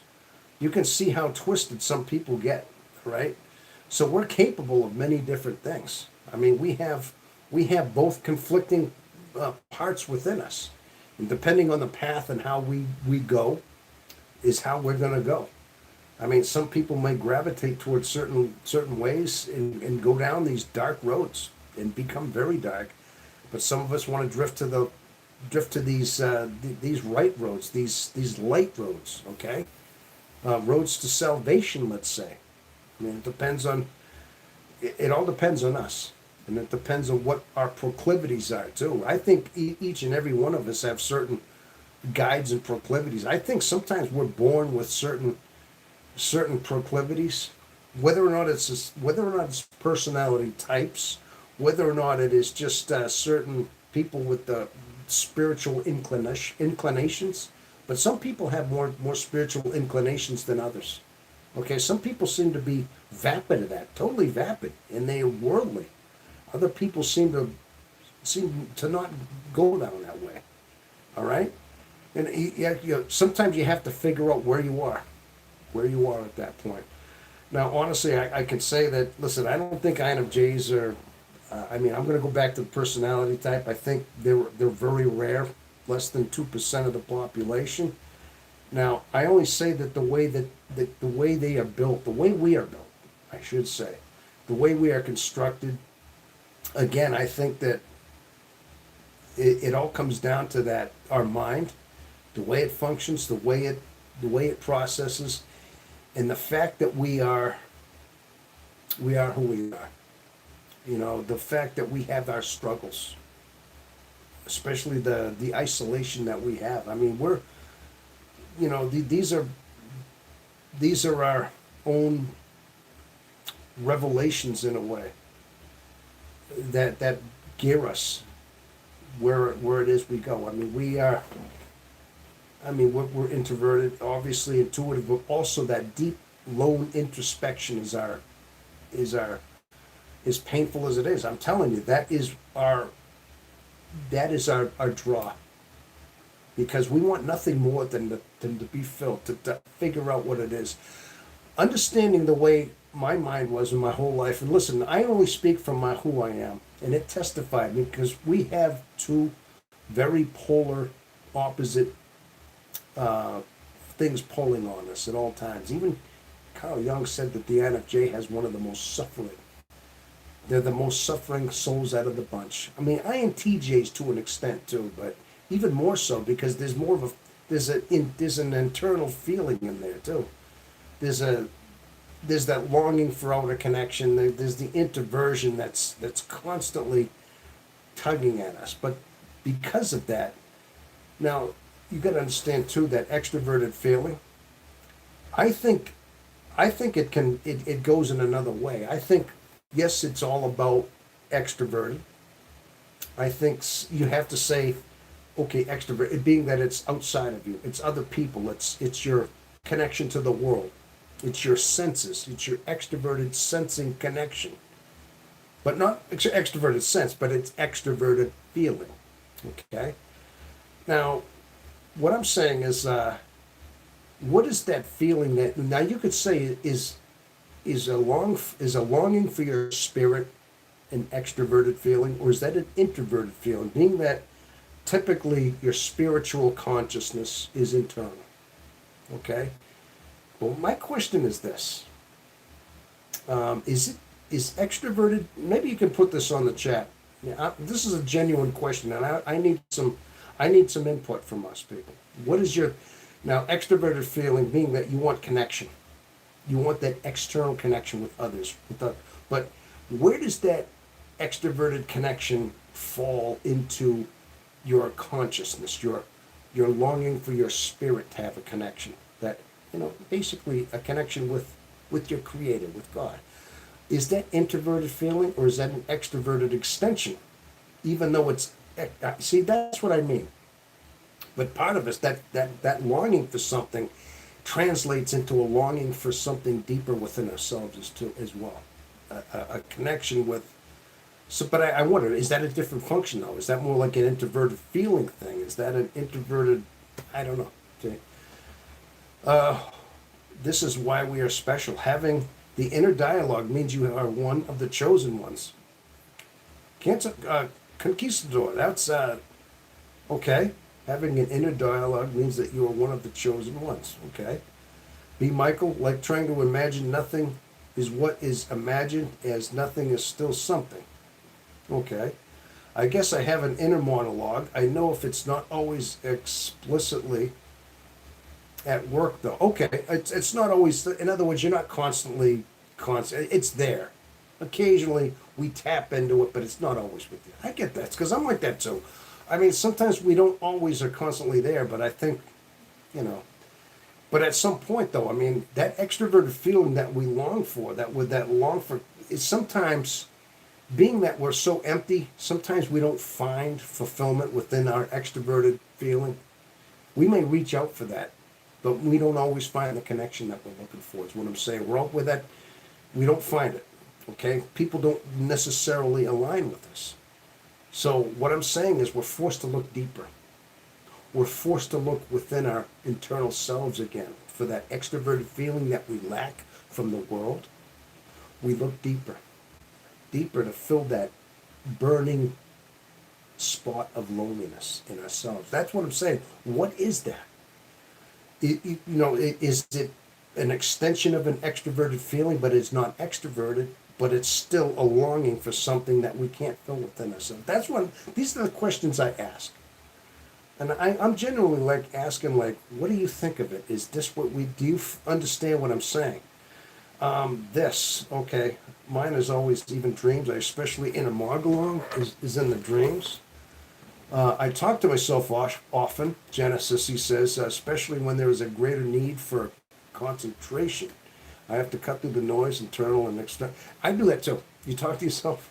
I always kind of mutter okay, I got to do this, I got to focus. I mutter like that too, in the same way. I think we all do that. We speak out loud all the time. I'm doing that my whole life.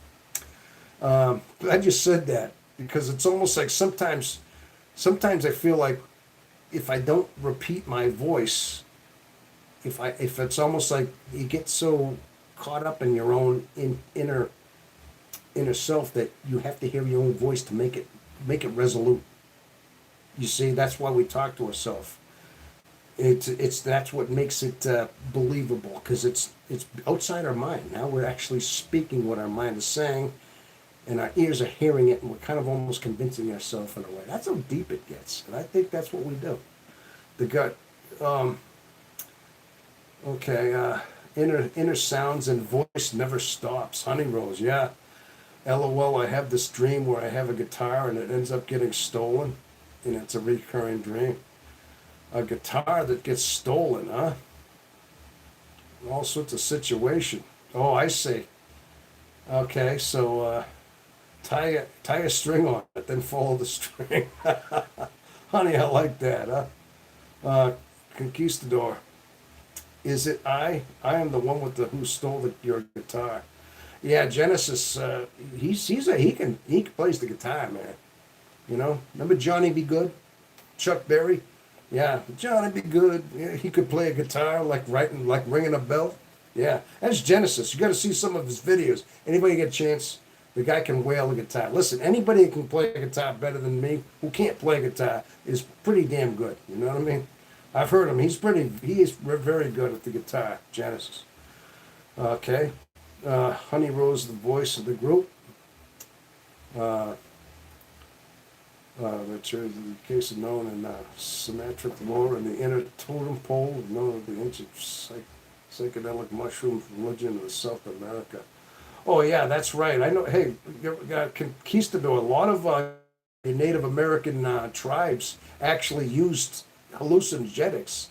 The Hopi Indians, or there was some that out in the Arizona deserts, as spiritual rituals. Yeah, they were taking the mushrooms and the peyotes, and oh yeah, they were doing that quite often.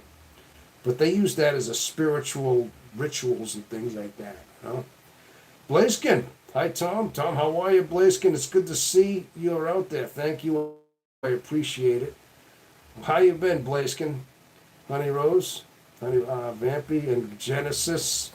Okay, Blaiskin's out there. Hey, I got your message. You said something about you starting to record some videos out there.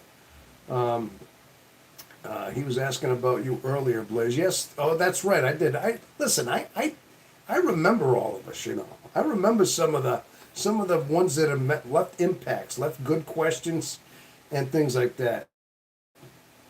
Tom, I made $1,050 today.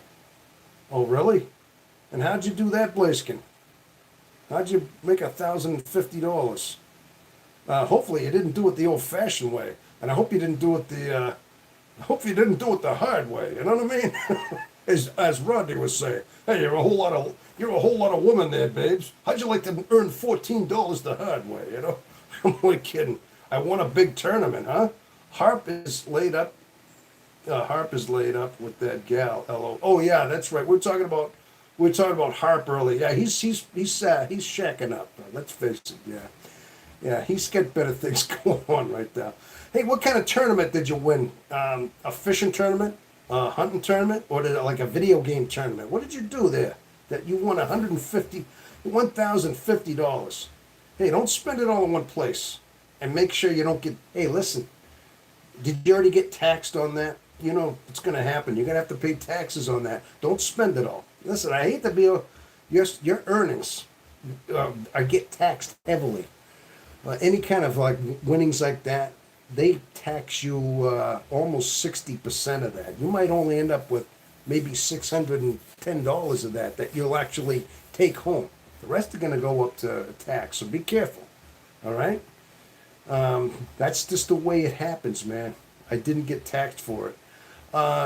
Listen, if you have to report it and put it in, you know, if it's an under the table thing, that's one thing. But if you got a statement for that, you're going to get taxed at the end of the year. You're going to have to file that. You will. I'm telling you, man. So be careful. I mean, I'm not sure how you were paid. Hey, if somebody just gave you cash, there you go. That's one thing. But if you didn't, then if there's a money trail there, an income tax is going to be hit on it. You know. Okay. Congrats, Blaze. Feel good for. Now, what tournament did you make? By the way, you didn't tell us the kind of tournament. What you are you golfing? Maybe a golf tournament? No, it's going to be sad when they finally take away the cash. Listen, that's why I'm just warning him on that. Hopefully, look, I don't like the taxes. I don't like the idea. I wish you could keep all your money, but I'm just warning you though. You know, the IRS is, and you are in the United States of America, I do believe. You are American.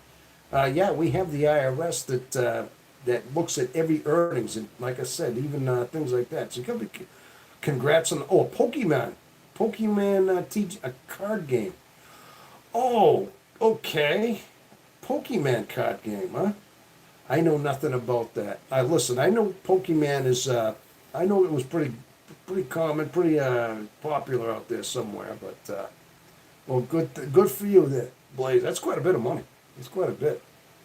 All right. So hopefully, the IRS only looks at Republicans' tax returns. Democrats get a free ride. Oh, jeez. Oh, okay. All right. All right. Blaze, which Pokemon did you end up with? Oh, all right. Okay. Well, that's cool. I mean, yeah, magic carp. Okay. Well, that's good though. Anyway, you want some money there. Like I said though, but like me, I'm waiting for a pension that I've been waiting for like a couple of years. Right. I just had to. I had a pension I had to sign away for. I had to go through the.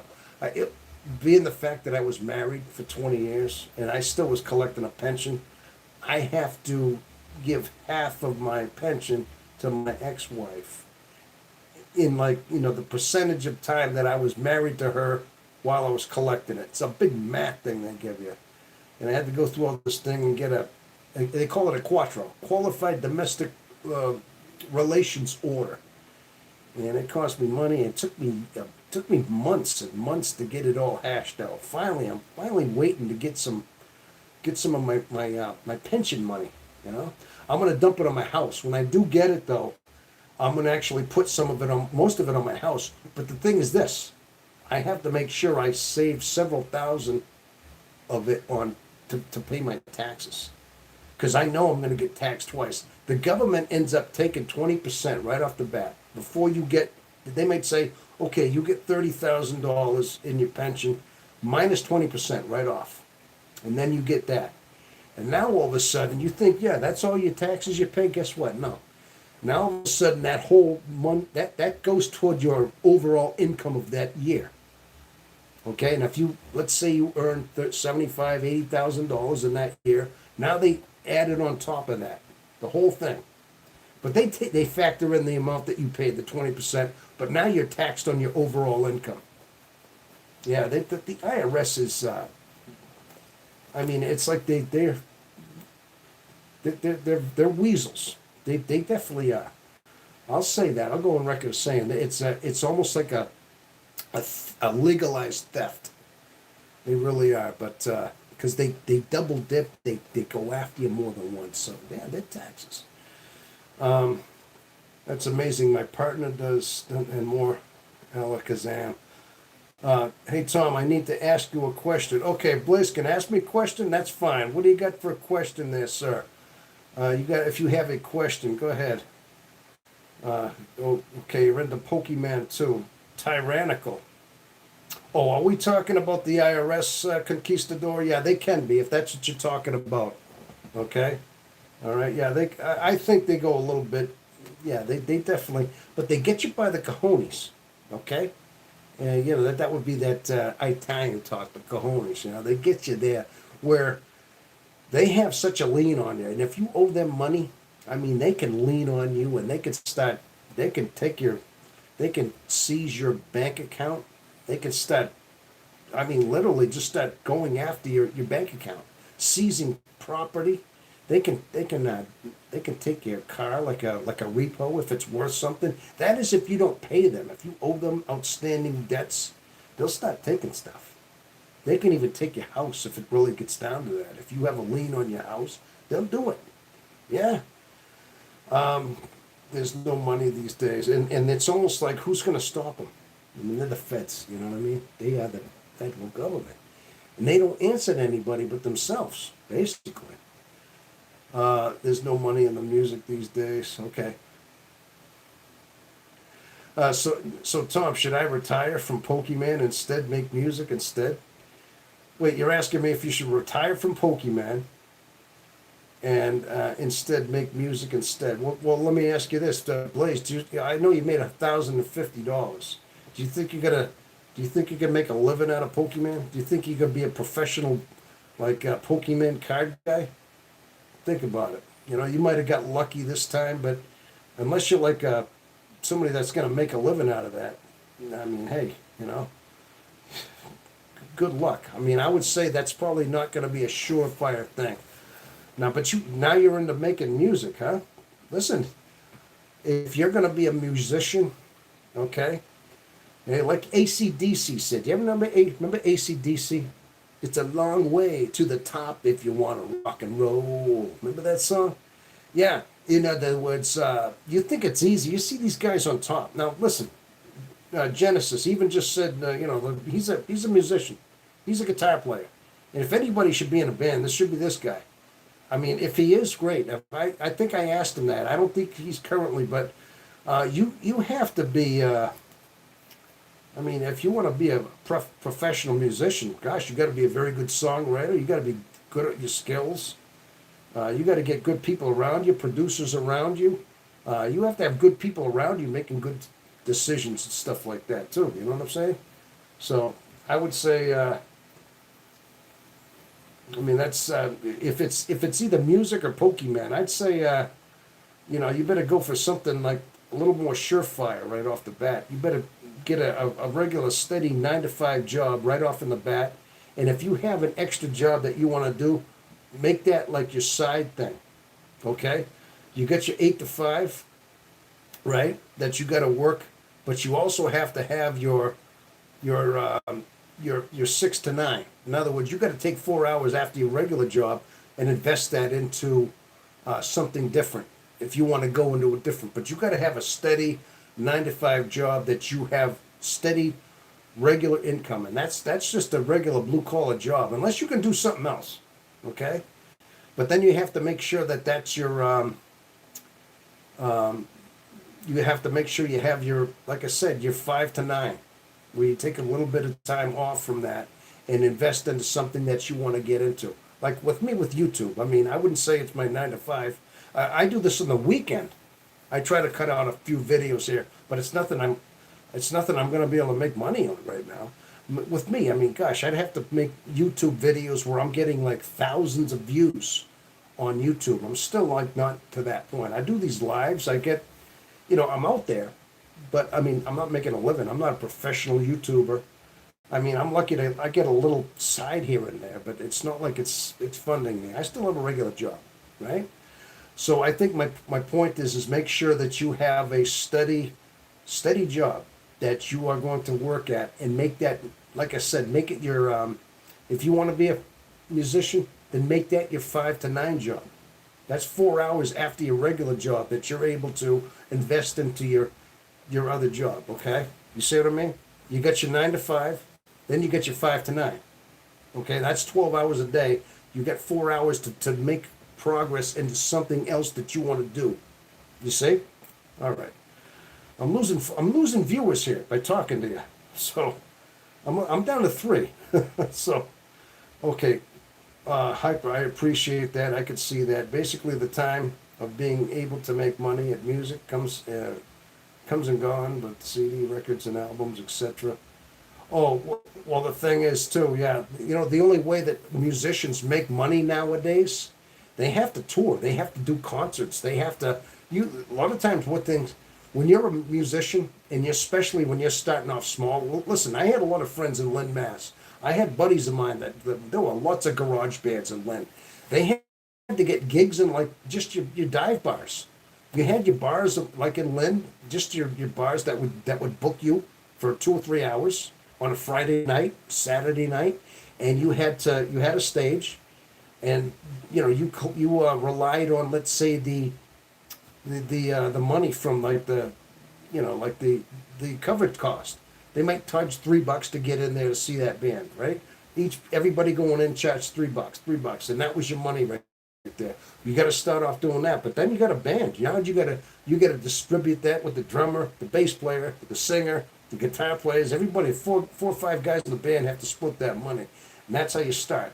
But then you got to get a name for yourself. Hey, these guys are pretty good. These guys are pretty that. But again, these people hear you and say, "Oh, these guys are bad," or "Are they good?"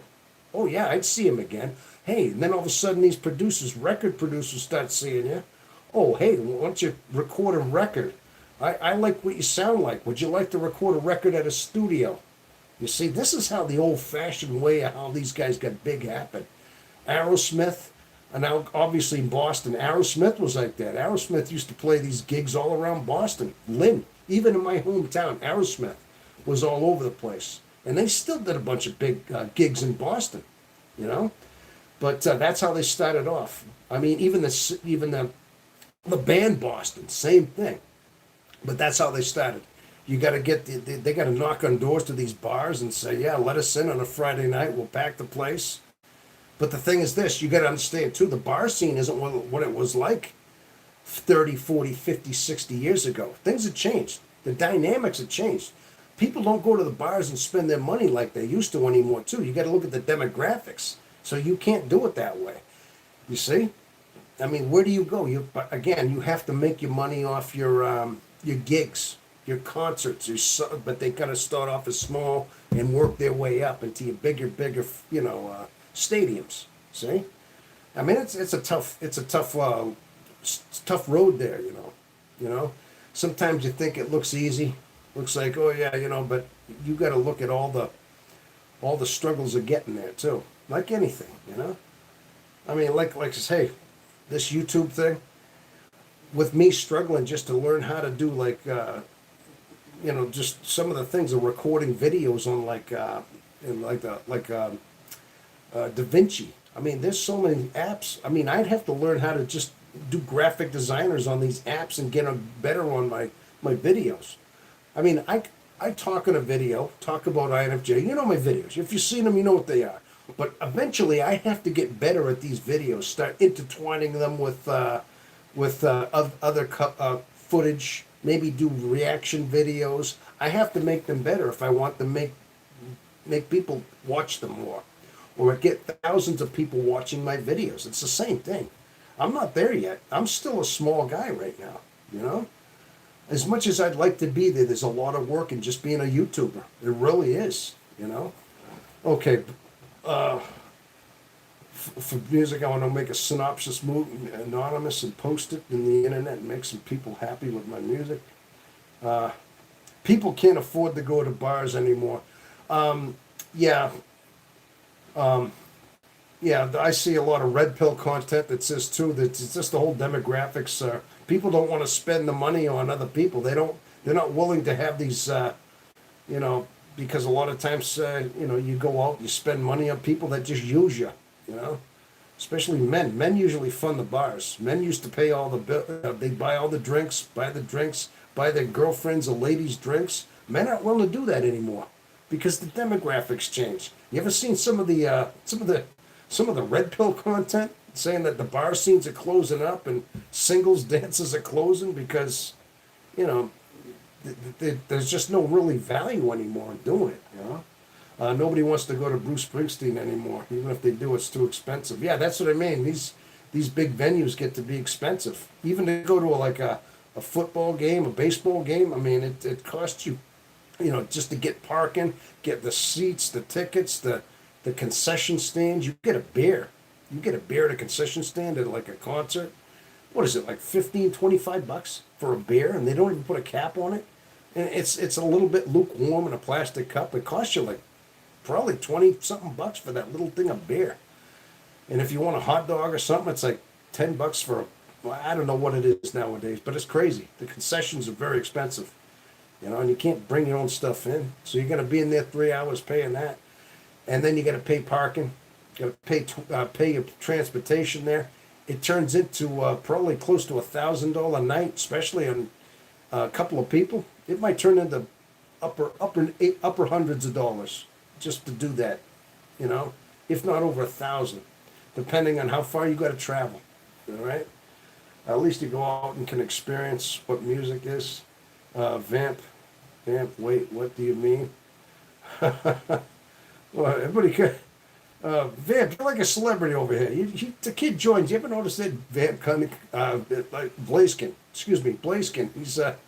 He comes in and everybody's like, they want to talk to the kid. You know what I mean? He's like that kid. Shows up and everybody wants to see the kid. You know what I mean? Yeah. Blazkin's like he just turned 18. He's just of legal age. He's been showing up here and yeah, he's got a lot of ambition. There's no doubt about that, huh?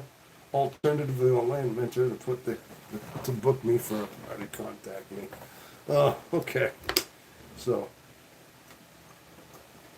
I go from four viewers all the way to 11, back to 4 in like 3 seconds. What's going on here? Recording is an art in itself. Yeah. Again, Genesis. If anything, I'll tell you right now, you want to talk about the music business, or you want to ask some questions about that, Blaze? Yeah, talk to Justin, Genesis Klager, man, because, listen, he can tell you more about that whole thing and the ins and out of it more than I can, because he is a musician, man. The level of his guitar thing, he plays guitar, and again, he can tell you way more about that, all right? He'd be the guy to ask about that music biz for you, all right? I know basic stuff, but again, what do I got, a harmonica? Hey, I could have been a lead singer in a band once. I opted not to. I didn't trust myself. I thought I'd end up going down the path of Jim Morrison or something, so I didn't trust myself being a musician. I suppose I could have, but hi, A.S. Assad. Hi, Uncle. Okay. We have an Assad out there. Hello there, Assad. Hey, all right. We've got some new faces coming in here. We get new people coming in all the time, cycling through here. Some like to stick around a bit, and some just kind of pass on through. It depends on if they catch something that they like or not, And they just say, what's this guy talking about, right? Blaze didn't call me Delarnia. Bars, people live music experience what they like. Oh yeah. So bottom line is, I think that's what you got to look forward to. You have to remember too is, hey, it's a long way to the top if you want to rock and roll. If that's what you're gonna do, man, that's one of those industries right there. You have to be. If you're not good, it's a tough climb. Sure. Heard the old starving artist, The old thing is that these artists, funny thing is, like artists, right? The ones that paint. Some of these guys, they call them starving artists because sometimes they can't make any money unless they paint the picture. And guess what? And they're only valuable when they pass on. Do you know that it's almost like they're dooming themselves. While they're alive, their artwork isn't even worth that much, right? You get some of these famous artists that paint stuff, even if it's good art, it doesn't matter. As long as they're alive, it's not that valuable. The second they pass away, okay, their artwork it almost doubles, triples in value, if not even more so, because they're gone. You know what I mean?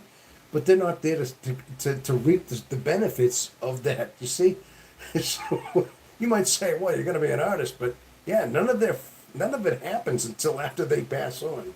So they're not there to reap it. It's whoever possesses their art is going to reap it. See, it don't make a lot of sense, does it? But they got talent to be artists, but that's what I mean. That's what the old term "starving artist" came from.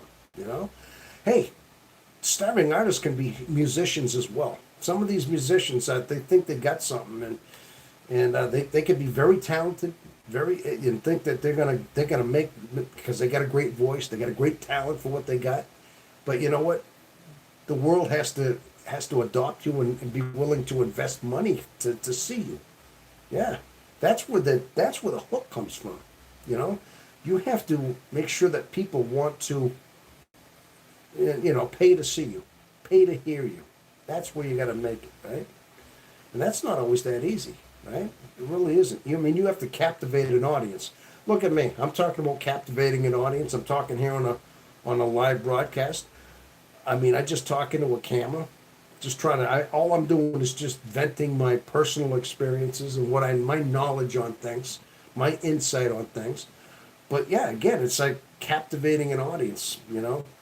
But you have to have that certain captivation of an audience, whether or not you're playing a guitar, singing a song that people can then hum along. Yeah, that's what it's all about, right? Darker Day 680. You want a brownie recipe? What? Oh, jeez. Uh, do you think they'll let me in under 21? I heard that people get beaten up and shot at bars anyway. Oh my gosh. Blaziken. Uh, uh, it depends on what bar you're going to, Blaziken. You got to have your senses about you, man. Listen,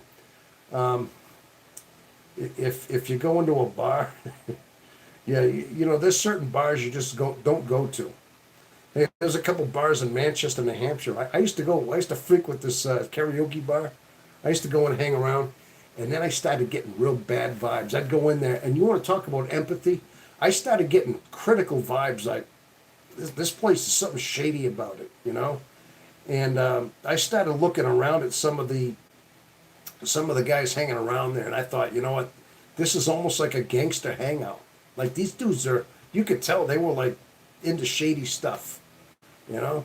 And it was a rough bar. And you know what? Part of me said, it isn't worth it. Like you said, people can shoot you or stab you in these. And I had such a bad vibe, and I stopped going there. The funny thing is, then you hear stories about people getting shivved in there.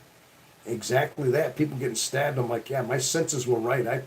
You just got to be careful. Some places are better than others. Some places are tame, but there are some really rough bars out there. You got to be careful about. And those are, again, if you want to be in that environment, you have to kind of adapt to it and be just as ruthless as they are. And you know, I don't know if it's worth it to you. So, by the way, J Key. By the way, all right, Vampy. What do you mean by that? You're welcome. So thanks, Dark. Uh, hey, we got some new faces coming in here, passing through all the time, don't we, huh? Like you're in a gut feeling, something that tells you whether it's safe. I don't want to be ruthless. Yeah, that's what I say. Listen, like I said, you know, you're talking about these places where you could get beat up and all that, you know? Yeah, you just have to, you know, like I said, you just have to know what part of town you're in. Usually big cities and bad areas, yeah, you know, there's some bad areas. You just don't want to be involved in that neighborhood or those type of things, you know?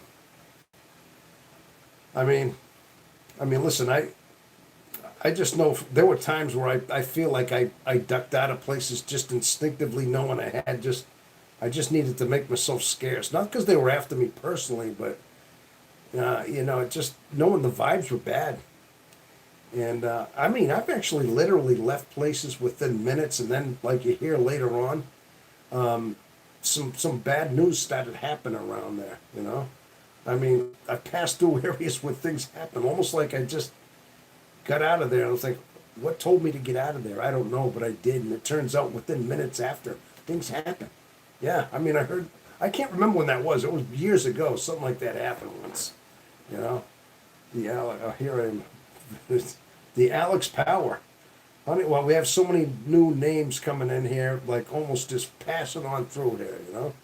So, well, anyway, yeah, we're going from 4 to 7 to 10 to 11. We're jumping all around the place here with people filing in here. So, welcome, Alex. I am new to voodoo, and I'm afraid to use my own face, so I am gonna try yours. Try, not move. Okay. Oh my gosh. I think we get some interesting characters. No doubt. Is there a full moon tonight? I tell you, sometimes we get very interesting characters out there. All right? There's no doubt about that, huh? Tom, can you scroll up? Okay, did I miss something? Okay, hold on. Okay, I think I put my foot up for long enough. Did I miss a question? All right, you want me to scroll up? Don't want to be ruthless. Okay. Tom, do you think there's any Tom, is this what you're asking about? Do you think there is anything after death? And is life still worth living? You go from asking me, about career choices, about Pokemon and whether or not you're into life and death, to meanings of life. Well, gosh, Blaziken, what's the matter? What are you thinking? Life isn't worth you living, or what? Huh? I know you asked me some interesting questions there. How do you answer something like that? The moon is 80% full tonight. Oh, okay, 88% full. Okay, not quite full, but it's pretty close, huh? Pretty face, 77. Tell me, you have beautiful eyes. I find myself getting lost in them, huh? Oh, okay. Well, gee, thanks a lot. Well, flattery will get you everywhere. Okay, I'm only kidding. All right. As far as well, listen, Blaziken. I can't. All I can tell you is it depends on your outlook on things. You have to. Life is what you make it. Hey, you know what? I'm gonna take. Life is like a box of chocolates. You never know what you're gonna get. Okay. Old Forrest Gump. That's what you call Forrest Gump. What do you call that from? Is that philosophy from Forrest Gump? Yeah. Well, listen, man. As long as you're breathing, as long as you're thinking, all right. Yeah, it's worth living. Okay. Unfortunately, you know what? Guess what? The way I think of it, this is this. I mean, just as animals are born into the jungle. Animals are born into the wild. You know, when I talk about a wild existence, I mean, they are literally like, as soon as a deer, a doe is born, literally it drops out of the mother. That mother has to actually nudge that thing up to its feet almost immediately. I mean, that thing has just basically been born. And it can't lay there for too long. It has to get right on its feet. It's nudged right up. Okay? And the idea is because immediately this thing has been born in the wild. This thing has to already be able to run, to flee. Because that's its instinct, is to fight or flight. Okay? Now, you have to understand too, I mean, hey, we're human beings. I mean, yeah, we have to grow up here, but it's not a perfect world. Okay? And I think you know that. And it's sometimes life is not fair, and sometimes it looks brutal, and it looks chaotic, just like a wild animal. Okay? Now, in a sense, I mean, human beings, we have to navigate through a human jungle in a sense too. All right? And you have to see it for what it is. And you can either survive, you can either fight. I'm not saying you got to be a ruthless predator. You don't have to be a vicious thing to fight like animals do, but you at least have to have some cunning. And you have to have some smarts, street smarts, cunning, and just intuition, and just your own inner guide that protects you. And you just have to know right from wrong. You have to have a good sense about you, okay? Yes, life is worth living because the world is not perfect, but at the same time, survival is what you do. Your life is precious. I don't care who you are. I mean, some people might think life is cheap, but your life is not cheap. You should never cheapen your own life. And you're here for a reason. You're here to discover something about yourself. Ultimately, you're supposed to discover some kind of a code, a meaning of life, a salvation within yourself. Okay, and it's not just about being successful and getting all the money you can. It's about finding some kind of fulfillment within yourself, finding a salvation. Okay. Yeah. So I think life is worth living, and there's times we're down, and there's times that we may be at our lowest point in our life, our lowest. We may feel low and depressed. And trust me, INFJs go through all this all the time. We don't want to talk about that. Listen, there's times in our life, I know with myself, I've been at my lowest, being like not knowing who I was, where I was, how I could survive, how low I could go, how I could persevere with this emptiness in my heart. But you have no choice but to go. Okay, there's something there, but you got to keep yourself open to the lessons that you're trying to learn. Okay, all right. So what do we got here? What do we got? Honey Rose, what's the point? Okay, Honey Rose, hi silly. I Honey Rose, 10 o'clock, time for bed for me. Oh, Honey Rose, it's 10 o'clock. It's 12 o'clock my time. Yeah, you've been around for some hours though. That's right. It's about that time, huh? So they can prove themselves by avoiding things that aren't good for them. Sounds like a good person if you do. This shall pass. Honey Rose, what is the point? What do people even want to, what? Why do people even want to live? Okay. Yes, new moon is in a few weeks. Listen, we should never have these doom and gloom. Listen, I want to tell you something. That's social, there's a lot of toxic, especially with the new people, young people. Listen, Blaze, you're 18 years old, and I think there's a lot of generational rot from your culture. I think a lot of times, the school system has taught you a lot of things about how savage the world is, how savage certain countries are. They even turn on the United States. I mean, there are some things that are said about how evil even our country is.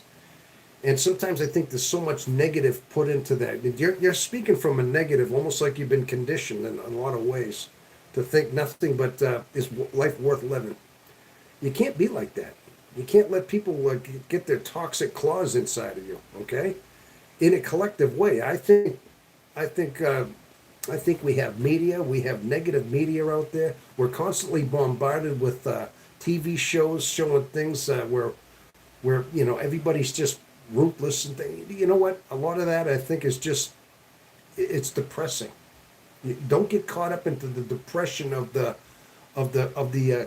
collective conscious.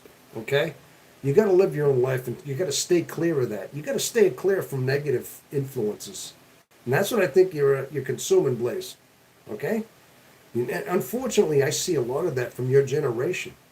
All right, there's a lot of negative incantations going on right now, right? And no, you have to see that for what it is and get out of that and stay clear of that. Stay away from people that are negative influences. You need positive influences. You need people that are going to uplift you, motivate you, bring out the best in you. Not only in you successfully, but your character, your spirit. Okay? These are the type of people you want to be around, not the people that are going to convince you that life isn't worth living. Stay away from these people. They're losers. I'm going to say it. They're losers. Okay? Let them suffer in their misery. You don't have to. Okay? So you gotta pick the right crowd of people you're around to inspire you, not squelch you. I don't know where the stuff is coming from. Come on. All right?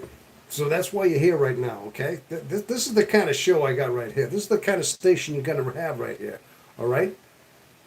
So, all right. I see you. Yes, that's true. Avoid the news. Yeah, listen, Justin, what you just said. Oh, I see you. Yeah, that the mainstream media news is something to avoid. For one thing, they're very slanted, they're tilted, they're very biased, and they're just all about negativity. Stay away from the news. Don't drink that. Don't drink that Kool-Aid, I guess you could say. Yes, Tom, I'm the loser for convincing others of this. No, you're not convincing others of anything. Listen, you're asking questions, but sometimes I think you get negative, Blaze. Sometimes I think you're asking questions, but but don't be so negative, okay? You gotta, like I said, okay, I already said what I said. Okay, I don't need to repeat it, right? Good night, Hans. Honey Rose, good night. Good night, everyone. Yes, have sweet dreams, Honey Rose. Okay. All right, maybe till next week. Well, hopefully we'll see you again when we do this all over again as well, okay? Jackson, Jesus loves you. There you go. Okay. Jackson's thrown in his 2 cents worth in there. Yes. All right. Good night, Honey Road. Okay. Okay, so hopefully that was some inspiring talk right over there. All right. I notice I'm all backwards. If you look at me, I'm kind of like a mirror. I'm all backwards over here, but that's okay. I see you. Don't watch the news. Yeah, you gotta at least try to. You gotta surround yourself with positivity. Now, listen, there's plenty of that going around out there. Okay. You gotta steer yourself away from negative influences. That's all. Okay. Listen, I think again, that's why this channel is what it is. This is a safe haven and a sanctuary. I like to think of it that way, where we inspire each other. Okay, we bring out the best in each other around here. Okay, Blaze. Okay, Blaze can. If you don't know what else to do with your life, just learn to lift weights. I've heard of this. Hey, there you go. Just lift weights. Yeah, you know what? Hey, that's yeah, maybe just start working out a little bit. Start, yeah, taking care of your body. Um, he's not sure where he's going, and he's like, yeah, look at 18 years old. Yeah, like I said, man, you know, you're very confused. Yeah, like I said, you're like kind of halfway. I said this before. Listen, you're halfway between. You're halfway. You're a man and you're a child. You're in that middle zone right there. And now all of a sudden you're seeing the reality of the fact that you have to take care of yourself. You're getting to the point you're no longer a kid anymore. You are with the reality that you have to start fending for yourself and making your own decisions because you're legal age. And yeah, it can be a little bit overwhelming, but at some point, all you have to do, listen, you have to just when you get a job, man, just work for a living. Get a job that's respectable. Get a job that's respectable. Do your job. When you start earning money, and when you start paying your rent, and you get responsible. You pay your rent. You pay your bills, and you fund your money, and you're good with your money. A lot of this thing is a lot of your self-worth and self-respect is how well you conduct your life. You do your job. You budget your money. You pay your rent or mortgage, whatever it might be. You pay your electric bill, you pay your gas bill, pay your food bill, pay your car insurance. Now all this has to be budgeted, but the way you regulate that is how well you do things. And this is going to give you a sense of purpose as well, because you're going to have your mind focused on just living your life, just putting your life together. Okay, so you got to keep that in mind. All right, just function. Just function, okay? And keep your mind occupied. Keep your mind going forward. You're doing your job, do the best job you can.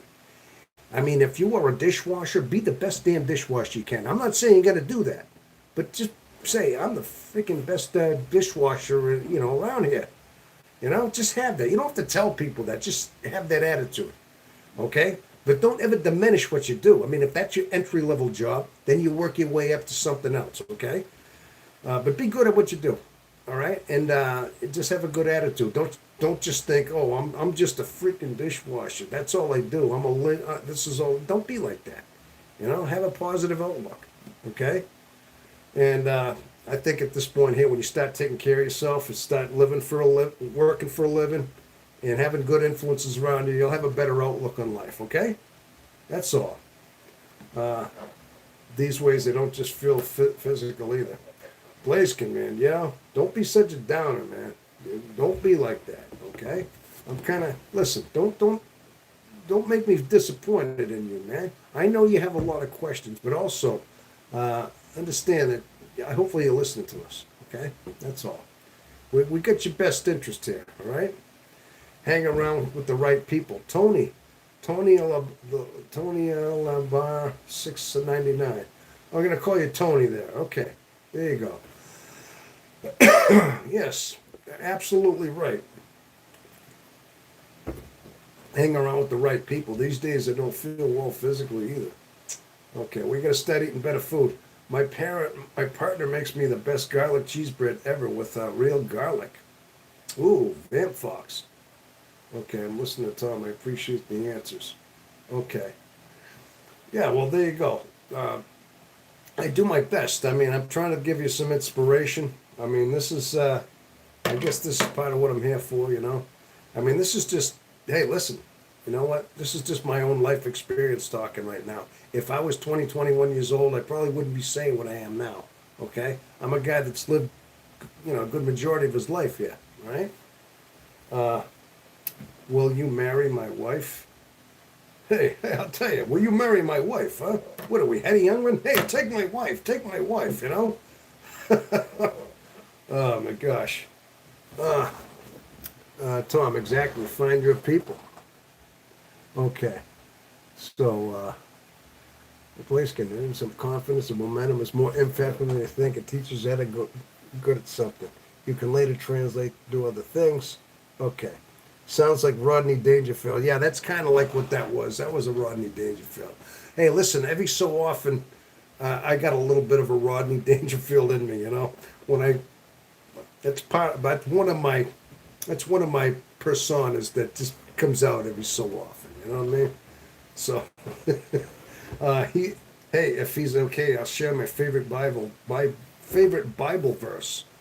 Sure, go ahead. You can do that. You want to share a Bible verse? That's okay. Listen, we're okay. Listen, we're okay with that. I don't get no respect, you know. Hey, you got to be tugging and tie. I got no respect, you know. Yeah. Oh man, there's a bunch of stuff on YouTube. All sorts of Rodney Dangerfield shorts. You put up Rodney Dangerfield, and there's all sorts of stuff for his material. Man, he was just a constant like never ending one liner. That guy, you know, he just would crack one right after the other. Very always self deprecating too. Every time. Blaze, just to be honest, just say you're not really looking for one. Okay, because I'm always hungry. You don't get no respect. Okay. I see you, LOL. Be honest, he's not really looking for one. What are we not looking for? What are we doing? Comic genius. Oh, Rodney. Yes. Yes, he's absolutely the comic genius. Yeah, the other day, I tell you, my wife. My wife lately, she's into S&M, you know? Salesmen and mechanics. Like the other day, I bought a used car. I found her dress in the back seat, you know? Yeah, I'll tell you. My wife, I know. Me and my wife, we made a. Me and my wife, we made an agreement. We'd only smoke after sex. I get the same pack now since 1972. Funny thing is, she's up to 3 packs a day, you know? I love that stuff. That's just a small thing of like Rodney, you know? Always talking about his wife and stuff. Psalms. For you not. Oh, okay, here's your Psalms. Here's the Psalms 10:16. For you will not leave my soul in Shiloh, nor will you allow your Holy One to see corruption. For you will not leave my soul in Shiloh. Now, what is Shiloh? Was that a city out near, out somewhere? Was that an actual city, or nor will you allow your Holy One to see corruption? Oh, there you go. Vamp Fox, Tom. Vamp, you like that one, huh? She likes a little bit of Rodney Dangerfield impression. Made my breakfast for dinner, but it wasn't very filling, you know? Yeah, yeah. Okay. Well, okay. I close my eyes and you sound like. Oh, yeah. Well, thanks a lot, you know. Like I said, growing up though, Rodney Dangerfield, he was one of those. I admired him as a a comedian, because I was a teenager. I was probably Blazekin's age, and I saw Rodney Dangerfield. But he was so funny, you know. He had that look. He had the buggy eyes. He was always nervous, shuffling around like he couldn't stand still, and he just cracked those jokes. And there was the whole thing about him. He was a riot, you know. And I just thought he was funny. I just did, you know. I just actually got, actually used to, I had bought an album of his one time and just, you know, I memorized it. It's been a long time, but Tom Shayla was a Hebrew translation of hell mentioned in the Old Testament. Oh, is that what it is? Okay. Bliskin, you know that, do you? Shayla. A Hebrew translate for of hell. Oh, okay. Then that makes sense then. For you will not leave my soul in Sheol, which is hell, nor will I allow your Holy One to see my corruption. Yeah, it's funny, I didn't know that, did I? I read a lot of the New Testament. I never read too much of the Old Testament. I read the New for the most part, you know. Maybe I'll have some potato wedges. Oh, there you go. Nachos. Oh, we're talking food now over here, right? There you go. We're talking about eating now. Yeah, a little bit past my time to eat. Listen to midnight snack. I'm not that hungry though. That's a good thing, you know. So, yeah, I tell you, I tried the diet myself. Yeah, I tried jogging. I kept running into restaurants. You know what I mean? I tell you, I'm eating tacos and nachos right now. Hey, there you go.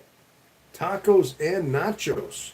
Sounds like eating Mexican food. Yeah, Tom, I think we're hungry all along. Yeah, it must be. Yeah, we're getting hungry there, you know. I know. Well, we've been kind of hanging around here, you know. I mean, I think the hours we've been spending here, there's only so long we can do that before we need something to eat, right? Yeah. Unfortunately, I know. I ate a little bit before I started this broadcast, so I'm not really that hungry. So I have a hot spicy chili mix sour and avocado with hot chili. Oh gosh, everybody, start talking food over here. We'll get everybody real hungry. Then we'll get everybody, raiding their refrigerators over here. You know what I mean? I'll tell you, Tom, that sounds like me with running. Yeah, that's right. Yeah, you'd keep jogging into restaurants, right? Yeah. Yeah. Yeah. Hey, one time, they say when you, I was going to think of another Rodney thing going on there, you know? Yeah. Yeah. They say when you make love to a woman, you burn 150 calories. I was with this one girl, I lost even more. I burned 150 calories. I lost my wallet and my watch, you know? So I lost more than that, you know? Okay. Yeah. I know, all self-deprecating, eh? You always get the worst luck, you know what I mean? I mean, I drink too much, way too much, you know? The other day I gave the doctor a urine sample. There was an olive in it, you know? I mean, hey, so, oh, there you go, I'm laughing. Okay, LOL. Okay, I get you laughing now, huh? A couple of those jokes, yeah. I know, that was always my fallback. I always had sometimes when I got nervous and I had to kind of rejuvenate the crowd a little bit, I just start doing Rodney impressions and stuff, you know. My mom is yelling at me to go to sleep now, so I'll see everybody later. Please, kid! Please, kid, go to bed! Please, kid! I hope your mom don't sound that bad, huh? I know, this guy's got voices, too. How can a guy with this kind of voice do that, you know? Please, kid! I know, this guy's funny over here, you know? I mean, but looks on everything, I mean. I hope he likes the olive. Good night, Blaze. Good luck tomorrow, huh? Yeah, okay. Well, that's good, huh? Hey, I'm just kidding about. I'm not making fun of your mom over there. I hope your mom doesn't sound like that. You know what I mean? Mine did. You know, my mom had a way about her. You know, I mean, my mom, rest her soul. You know, she steered me in a lot of ways. But let me tell you, there were times about her. She really got into my skin too. She had a voice like that. She could, when she got shrill sometime, and it was almost like her only strength was to have a certain voice about her. You know. And she got kind of nasty sometime, you know. She did. She could do that as a growing up. I don't want to get too much into that, you know. But my mom, she passed away. Right? It is what it is. Thanks, Vampy. I'll try to win this one. Okay. And good luck for tomorrow. Oh, what's he gonna go to another Pokemon contest or something? Was he doing that again? All right. Yeah. Okay. Well, okay, so anyway, so his mom's telling him to go to bed, you know? That's right. You gotta figure, hey, wait a minute. Blaiskin, you're 18 years old. Say, Ma, I'm 18. Well, as long as you're living under my roof, you do what I tell you to do. I'm sure it's one of those, you know. As long as you're in mom's house, or dad's house, you got to live under their rules, right? I know. Yeah. Even if you're paying them rent, the room and board. Yeah, come on. Hey, that's one of those things where you can't wait to get out. It's like they give you a hard time, and then you want to move out, get on your own, because you don't want to be under the you don't want to be under mom and dad's rules all your life. There's a certain time where you say, all right, I can't take it no more. I got to go on my own, you know? Got to declare my independence. And that's when your lone wolfness starts right there, okay? That's when the lone wolf is born, when you say, all right, I can't do this anymore. I got to go on my own. Get my own place, start getting on my own. And that's where it happens. That's the spirit of the lone wolf, right there. Typically, as we know, we're independent types. That's what I did. I couldn't. I had to get out, move on, because mom was just too much. And time to move it on. She sounds a bit like that. Oh, okay. Oh, she does, huh? Oh, hey, I was only kidding, Blaskin. I was only kidding. Yeah, but like I said, you know what? Yeah, you gotta live under their rules for a little bit. Hey, when you're ready, though, when you are ready to make your departure and get onto the real world, get your own place, get your own job, start paying your bills, you're gonna know that right away you're gonna change because you're gonna become independent. Like I said before, it's gonna enhance your responsibility, and it's gonna get you wiser because you're now gonna think. But again, don't let negative friends and influences make you spend your money, be frivolous with money, do stupid stuff. Because you're going to have some people that are going to, you got to make sure you get the right people in your life, not the ones that are going to use you or influence you to make stupid decisions with your money, okay? If you're still out there listening to me, that is. I left at 17, now I'm 72. Oh, hey, you go, Tony. You're a 72. Whoa, man. That's, yeah, I got my oldest brother's 72. I got brothers, older brothers that are your age. Some have passed on. I got a couple brothers I lost already, but my one brother's about 72 or 3. Yeah, so I hear you there. I was a little older than 17, but still, I mean, I was the youngest out of 5 brothers. But I left a little. I was a little older. I was in my 20s when I left home, but I still had to. I knew I had to get on my own. I had to do it. Improvised, adapt, and overcame. Yeah, that's all. Well, back in you figure you left your house at 72. At 17. That was in the early 70s. Now you lived in a different time culture too, where we were encouraged to get out at a young age. Well, you were at that early 70s. We had a different mindset, much different mindset, where kids were encouraged. They couldn't leave. They couldn't wait to get out. As soon as they turned 18, they were moving out, getting their own place, maybe sharing apartments with their friends, things like that. Okay, they were doing that. Nowadays, they're not encouraged to leave as soon. You get a lot of these failure to launch types, and they stick around. Some of them stick around into their 30s and 40s, and they never leave home. But the thing is, sometimes I think they're enabled by their own parents. Their parents make it easy. They want them to stay home. They want to kind of have them pool in their money, and they're not encouraging that anymore. But your generation, Tony, was like that. Now listen, I was in that generation too. I was somewhat. My mom was kind of on the fence. She wanted me to be independent, but at the same time, I was a youngest son. And she wanted me to kind of stick around also and help her out. But I had the want to get on my own. I had to say, no, I have to fight that, and I got to go on my own, which I did. So nice. Improvise at that. Now, we should be more like that. But unfortunately, sometimes we live in an economy, too, that sometimes our economy isn't very... It takes a lot of money just for bills. Everything's very expensive now, unfortunately. Ever since it seems, thank you for informing that, Donald Trump. Listen, I think I honestly think. I mean, yeah, he promised that things would get turned around. I'm not going to get too much into trashing the guy. I'm not going to praise him either, but I mean, there's a lot going on in there. I think he banked a lot of things on his tariffs that got shot down in the Supreme Court. I think he's got a lot of opposition just constantly making him, keeping him from wanting to succeed in any way. Now, I'm not going to blame everybody else. I think we're also in a war with Iraq, and that's driving up the fuel prices right now. And Iraq's going to hold off as long as they can to the midterms, see if they can, make it rough for the country.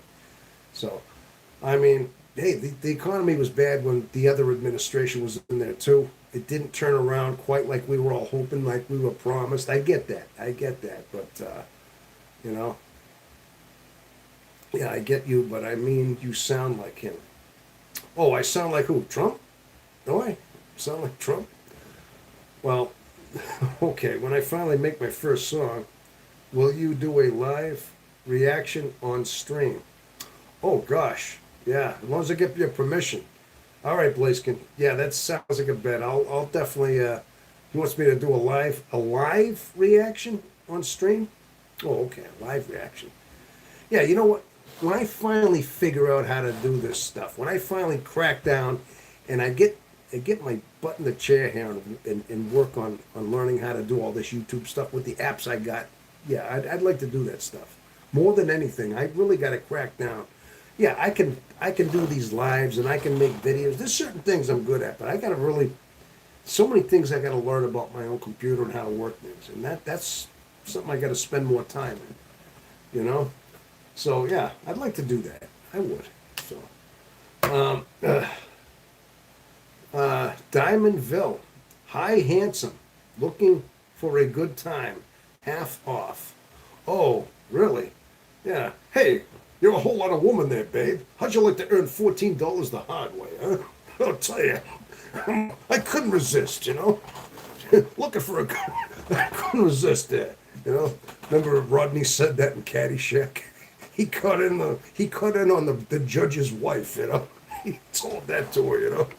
I couldn't listen. I just couldn't help myself. That Rodney bleeds out over here. Oh my gosh. Well, I appreciate the comment there. I was only kidding about that thing. Diamond. So hopefully it's still out there. Venmo and Cash App. Oh, you take Venmo and Cash App. Oh, do we have ourselves a 304? I thinks we have a foe. I see three. I says 304. That translates into a horrible person. I didn't say that now, did I? Oh, I don't know. Where do these characters come from? I don't know. Is this what you call chameleon? Or is this just reactionary? I don't know what that is. Well, Venmo or Cash App. Well, you know what? What makes you think you're worth it, huh? Just because you're a girl and you got a sweet face and you think guys are so easy and gullible and we just will funnel. You ain't got no simps. This is a non-simp zone here, okay? I think I can do better than that. You know what I'm saying? Come on, really? I hope you're just kidding around with us there. Yeah, I get you a bit. Yeah, I get you sound a bit like him over there. Okay, all right. Hold on. Okay, so anyway, off topic. My partner and I have an ongoing joke that my cat will come from outside to inside when she hears him in the kitchen. But if I don't, she won't come in. Oh, okay.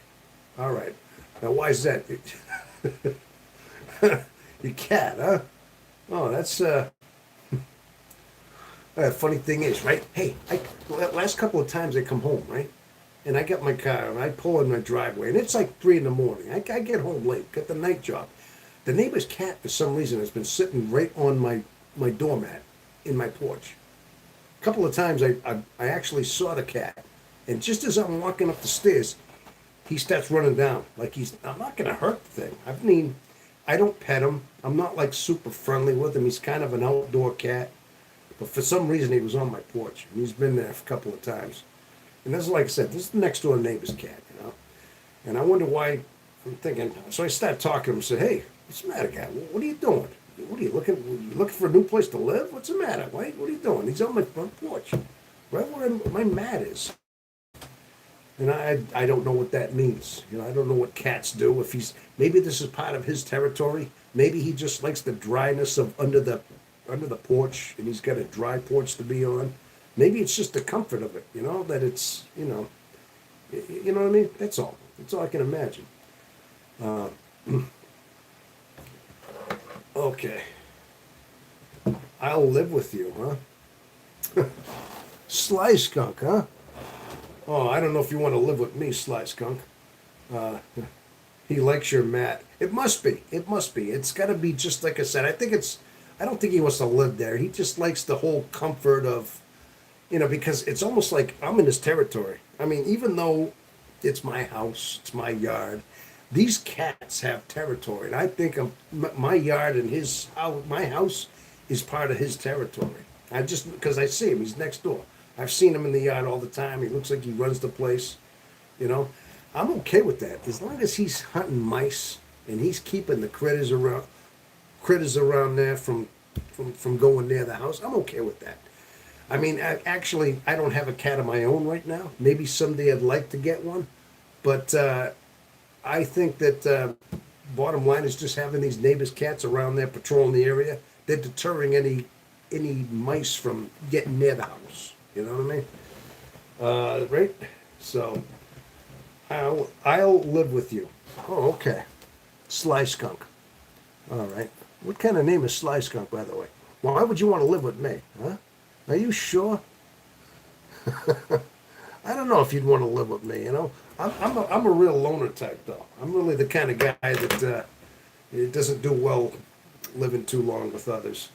Hey, I was married 20 years, and I just, listen. I'm good for like a quick romantic fling. I mean, a really passionate fling. I mean, very, very deep, as deep as you can go. But I'm short-lived. The emotions catch up to me. This is my curse as an INFJ. But in the moment, you have me. You have me for as long as I can hold out. I gotta be honest with you, okay? But okay, yeah, movie time. All right. Okay, I didn't mean that nothing like that. I'm just kind of giving you previous. I'm not like I'm not the long time deal guy. I'm not the I can't do the long term thing. I'll be honest with you, and I have to come to grips with who I am. All right, that's all. The cat may get better vibes from the boyfriend when he's in the kitchen. Perhaps she's upset the cat was in the kitchen. Oh, okay. What's your race tier list here? What is it? After midnight, all the oh, what's your race tire list, handsome American? Maria Zekara, who are we here? What does that mean, race tire? Oh, you mean like what's my nationality? I mean, is that what you're asking for? I don't know. I'm about 75% Irish. Can't you tell? Look at that. Yeah, and yeah, that's all. I guess you could say I'm just a regular old white guy, basically. What do you think of that? How do you rank the races? Do you have a favorite? Oh my gosh, I don't listen. I don't do that. I don't rank no races. You know what? Because you know what? Um, I have a dream where where a man can walk down the street and be judged by the content of his character, and not by the color of his skin. See, that's where I'm coming from. Because I think race should be colorblind, absolutely colorblind. Okay, and yeah, we are many many different races, but I really think that we should never distinguish each other from that. So I'm not going to say what's a favorite one or what not. Listen, I mean, I would never do that. Because if I said, okay, I think this is the favorite one, what does that say about the ones I exclude? Wouldn't that, that's a racist comment. I think we shouldn't even think that way. We should be colorblind, as Martin Luther King said. Absolutely colorblind. And I think that was the magnificent message that the man left on to this world. That was the most powerful quote I've ever heard in my life. It was by him. We should be judged by the content of a character and not the color of our skin. Okay? So, I'm Russian. I like your accent. Well, thank you. I'm sure if I heard your ad, now do you speak English? Well, you're writing and communicating in English. I'm saying you probably write in English. That's good. I heard the Kentucky races in America are good. The Kentucky races, what are we talking about? When you talk about Kentucky races, they're talking about Churchill Downs? Oh, wait, the horse races? Oh, we're not talking about. Do you like horse races? I never bet on the horses. I mean, I never did, not really. I thought I know certain states have gotten rid of that. I don't think they do that in this country anymore. It got to the point where I know certain states banned it. I know Massachusetts banned, they had Suffolk Downs in Massachusetts, and they banned all sorts of dog racing, horse racing from the state of Massachusetts about 20 years ago. I don't know if that was national or what. Tony, I just found it funny that when it gives a smell and someone's food in the kitchen, always annoys and funny and amusing. Yeah. So I take it you like the horse races there, Maria, do you? T Studio, what's the notebook next to you? What? What is the notebook next to you? Oh, just a notebook, stuff I write stuff down in, that's all. Just journal stuff. You know, little black book with my poems in. I got a bag, I got a toothbrush and a comb in. And when I'm a good dog, they sometimes throw me a bone in. I'm not kidding. That's a little lyric from Pink Floyd, The Wall. Yeah. No, it's just stuff I do for my office. This is like a home office. I just got to keep things written down, things I have to keep journaled, you know, stuff, bank statements, things like that, you know. So, O&TF Studios, please, can I hear a poem? Oh, gosh. Well, my name is, okay. I don't know if I have any poems. When the windows of perception are suddenly clean, glimpses into the unknown are abundantly seen. Like a spectrum through a window, shining through a beam. Can anyone comprehend what I mean? I know that's kind of like the Adolphus Huxley poem about the doors of perception, but I called it the windows of perception. It's kind of the same idea. I wrote that poem a little while ago, months ago, a couple of years ago. I wrote a poem like that. That's part of like what I believe is that we have a certain perception of consciousness, and the more we clean our lens, the more we receive our sustenance from our code, and our God code in a sense. But the more clean our soul is, the more clean and pure we are in our spirit, the more clean it is, the more we see that spectrum shine through and fill us with the sustenance that we were meant to find, basically. So I'm getting kind of poetic and philosophical all at the same time. Yeah. I only memorized Shakespeare. Lovely. Only. I got 2 cats. I know what they're going through. Okay. Tony, I have only one very beautiful girl. Oh, okay. All right, what are we talking about here? Okay. Favorite Greek philosopher. Oh, you're asking me my favorite Greek philosopher? I don't know. My only philosophers come from my own insides. I mean, I don't study a lot of philosophers. I mean, I somewhat hear them every so often, like Marcus Aurelius. I know he was a Roman philosopher. I mean, there's a few. I know you got Plato and you got Aristotle's and things like that. Homer, is he a philosopher or like Iliad. I think it was something like that. I don't really, believe it or not, I don't read that much philosophy. Much of my philosophy, I like to think that it is inspired with me internally. In fact, some of the stuff that comes out of me is from myself, you know? I mean, there's a few quotes, like I said, the whole thing about, like, with Martin Luther King, and that inspired. I mean, there's a few quotations, I think, that are, I live by, but, I mean, I know I should read a few more philosophical things, but, yeah.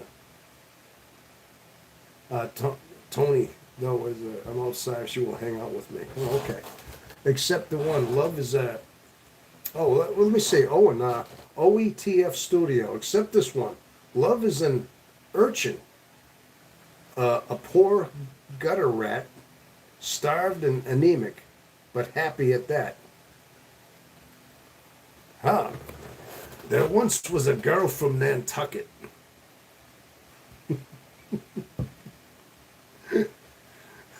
Well, there once was a man from Nantucket too, Chief? No, no. There once was a girl from Nantucket whose father saved his money in a bucket. Her name was Nan, and she ran off with a man. And as for the bucket, Nantucket. There you go. How about that, huh? Now that's the clean version. Oh, that girl from Nantucket, she gets around. Yeah, she does, doesn't she? There once was a man from Wausau who fancied a ewe that he saw. At night, instead of sleep, he went out and he blanked sheep. And now he has a son that says, bah. There's some real fine poetry there, huh, Chief? Yeah, that's the man from Nantucket right there, Chief. Remember she? Yeah. Remember Quint from Jaws? Once there was a calf. Oh, well. Once there was a calf, and that half. It ran into a wall, and that's all. Whoa. Yeah, Howdy from Texas just moved into Idaho. From Texas, from Idaho, huh? Yeah. Hey, did you know that they had to cancel the Ebonics Miss America pageant? You know why? Because they couldn't find anybody to be Miss Idaho. I couldn't help myself, people. I couldn't help myself. That's what you call situational humor there. You had to throw Idaho in the mix there. From Texas, B.S. Phillips. UNC alert. What does that mean? Oh, am I in trouble? What did I get over here? Sent a gift. Oh, somebody sent a gift. I just had a little siren go off on my chat thing. I thought, maybe somebody got offended at my joke. I didn't know what that was. Oh, brother, 400. Well, thank you. Productivity sent UNC alert 400. Well, thank you for the jewels. Yeah. I always remember too. I always try to protect me old family jewels too. You know what I'm saying there, Chief? Yeah. So, okay, Uncle Unc, right? UNC means uncle. Okay. All right, B Phillips. Hey, listen now, B Phillips. I've seen your name before, I believe. I do believe I've seen that one a couple of times, right? All right, I see that. So, I don't want to tell you the man from Nantucket. That one's kind of vulgar. If I did, I'd probably get censored here, and I'd have to really sink kind of to a lower standard on my channel here. That's the only downside, the man from Wausau. Now that's hitting it kind of low, Although I could tell you about the hermit named Dave. Anybody heard about the hermit named Dave? There once was a hermit named Dave, and he kept a whore in his cave. She had only one bit, and she smelled like it. But think of the money he saved. Okay. I had to clean it up a little bit. There's a couple profanities there I couldn't use, you know. Uh, my gay friend says he thinks you're cute. Well, gee, thank you. Well, okay. Yes, hi. I wasn't sure if you remembered me. Okay. Okay. Got it. Gee, I'm getting a lot of compliments around here from all over the place, you know? Gee, it must be that time of night. I mean, it's like after midnight, you know, things start changing, I guess, around here, you know? I mean, it must be the bar. I think the bars are opening up. They must be getting, they must be letting out. You know what I mean? The bars and clubs. And then they're like, hey, let's go on YouTube and see what's out there. Hey, look at this, you know? All right, hey. Vice is a monster, so frightful, mean as. To be hated, need but to be seen. Wait, hold on. I'm going to read this poem here, okay? Vice is a monster of so frightful, mine as. To be hated, need to be seen. Yet seen to be familiar with her face. We first endure the pity, then embrace. Wow, that's almost like a limerick there, huh? Alexander Pope, is that who wrote that one? Oh, okay. Oh, I see you see me. Okay, it's not quite midnight here. I haven't been to a bar in decades. People still go to them. Yeah, okay. All right. I see that. So, yeah, no, I haven't, like I said, I go to clubs, I go to pubs, I go to restaurants, but usually not late at night, not to clubs, not hanging around like, just, you know, I'm not on the prowl anymore. You know, I don't need that anymore. I kind of just, I feel like I don't need the prowl anymore. You know, they look for the hookups and stuff like that. You know, maybe, you know, 30 years ago, maybe 20, you know, when I was married, I still might have been doing, but I was married for 20 years, so, you know. He wants to ask me to swing it. Oh gosh. All right. No. No, right. Okay. There's some things I gotta, I can't respond to over there, you know? Yeah. I'll bet you drink, I'll bet drink prices are through the roof now, huh? Yeah, I would think so. Yeah, they definitely are. Yeah, that's it can be expensive to go out in general. I mean, even just the appetizers, the drinks, the cover charges. That is, if you're doing that kind of stuff, you know. So, yeah, it's getting to be that time of night here too, right? I got to admit, like almost everybody I'm looking at right now, I don't recognize. Everybody's here. I got 6 watching right now, and yeah, so. But oh. So no, but anyway, people. Does anybody, you know? Typically, I don't know if you know this. I got a little bit away from the niche of this channel. I mean, typically what I do is I don't know if you know what the niche is. You know, channel here is called INFJ Experience. If anybody has, I'm not sure if anybody has. It's like $10 for a basic spirit in Australia. You know what? Beers are about that much here too, Vamp. All right, they really are.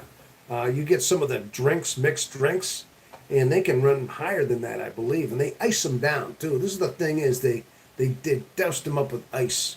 They give you all this ice. They give it a little bit of the alcohol, and then they put the juice in, and yeah, they're chipping you with all the ice though. You know, I mean, I know it's all a scam. It's all the way it is. You know what I mean? But anyway, so people, as you know, this is the niche. My niche is called the INFJ Experience, and if anybody has heard of the MBTI type or the MBTI type indicator, that's what the niche is. That's what the name of the channel is. I mean, typically I talk about, let's say, we talk about personality types. I talk about, you know, our own things. Now I know occasionally I run away and I go down rabbit holes. And I definitely went down some rabbit holes with everybody right here. You know what I mean? But typically what I do is we talk about self-help. We talk about like our MBTI types. We focus a lot on just understanding a little bit about the mind. But, you know, that's okay. We don't, always have to talk about that. Now, listen, if anybody has any questions, if you have any kind of concerns, any kind of issues, anything that you'd like to like ask us, ask me. Sometimes we can troubleshoot things. I mean, occasionally I like to just help people out with their quest in life as well. You never know. I used to attend a uni night where it's $5 for spirits. I don't know how much beer is. Oh, okay.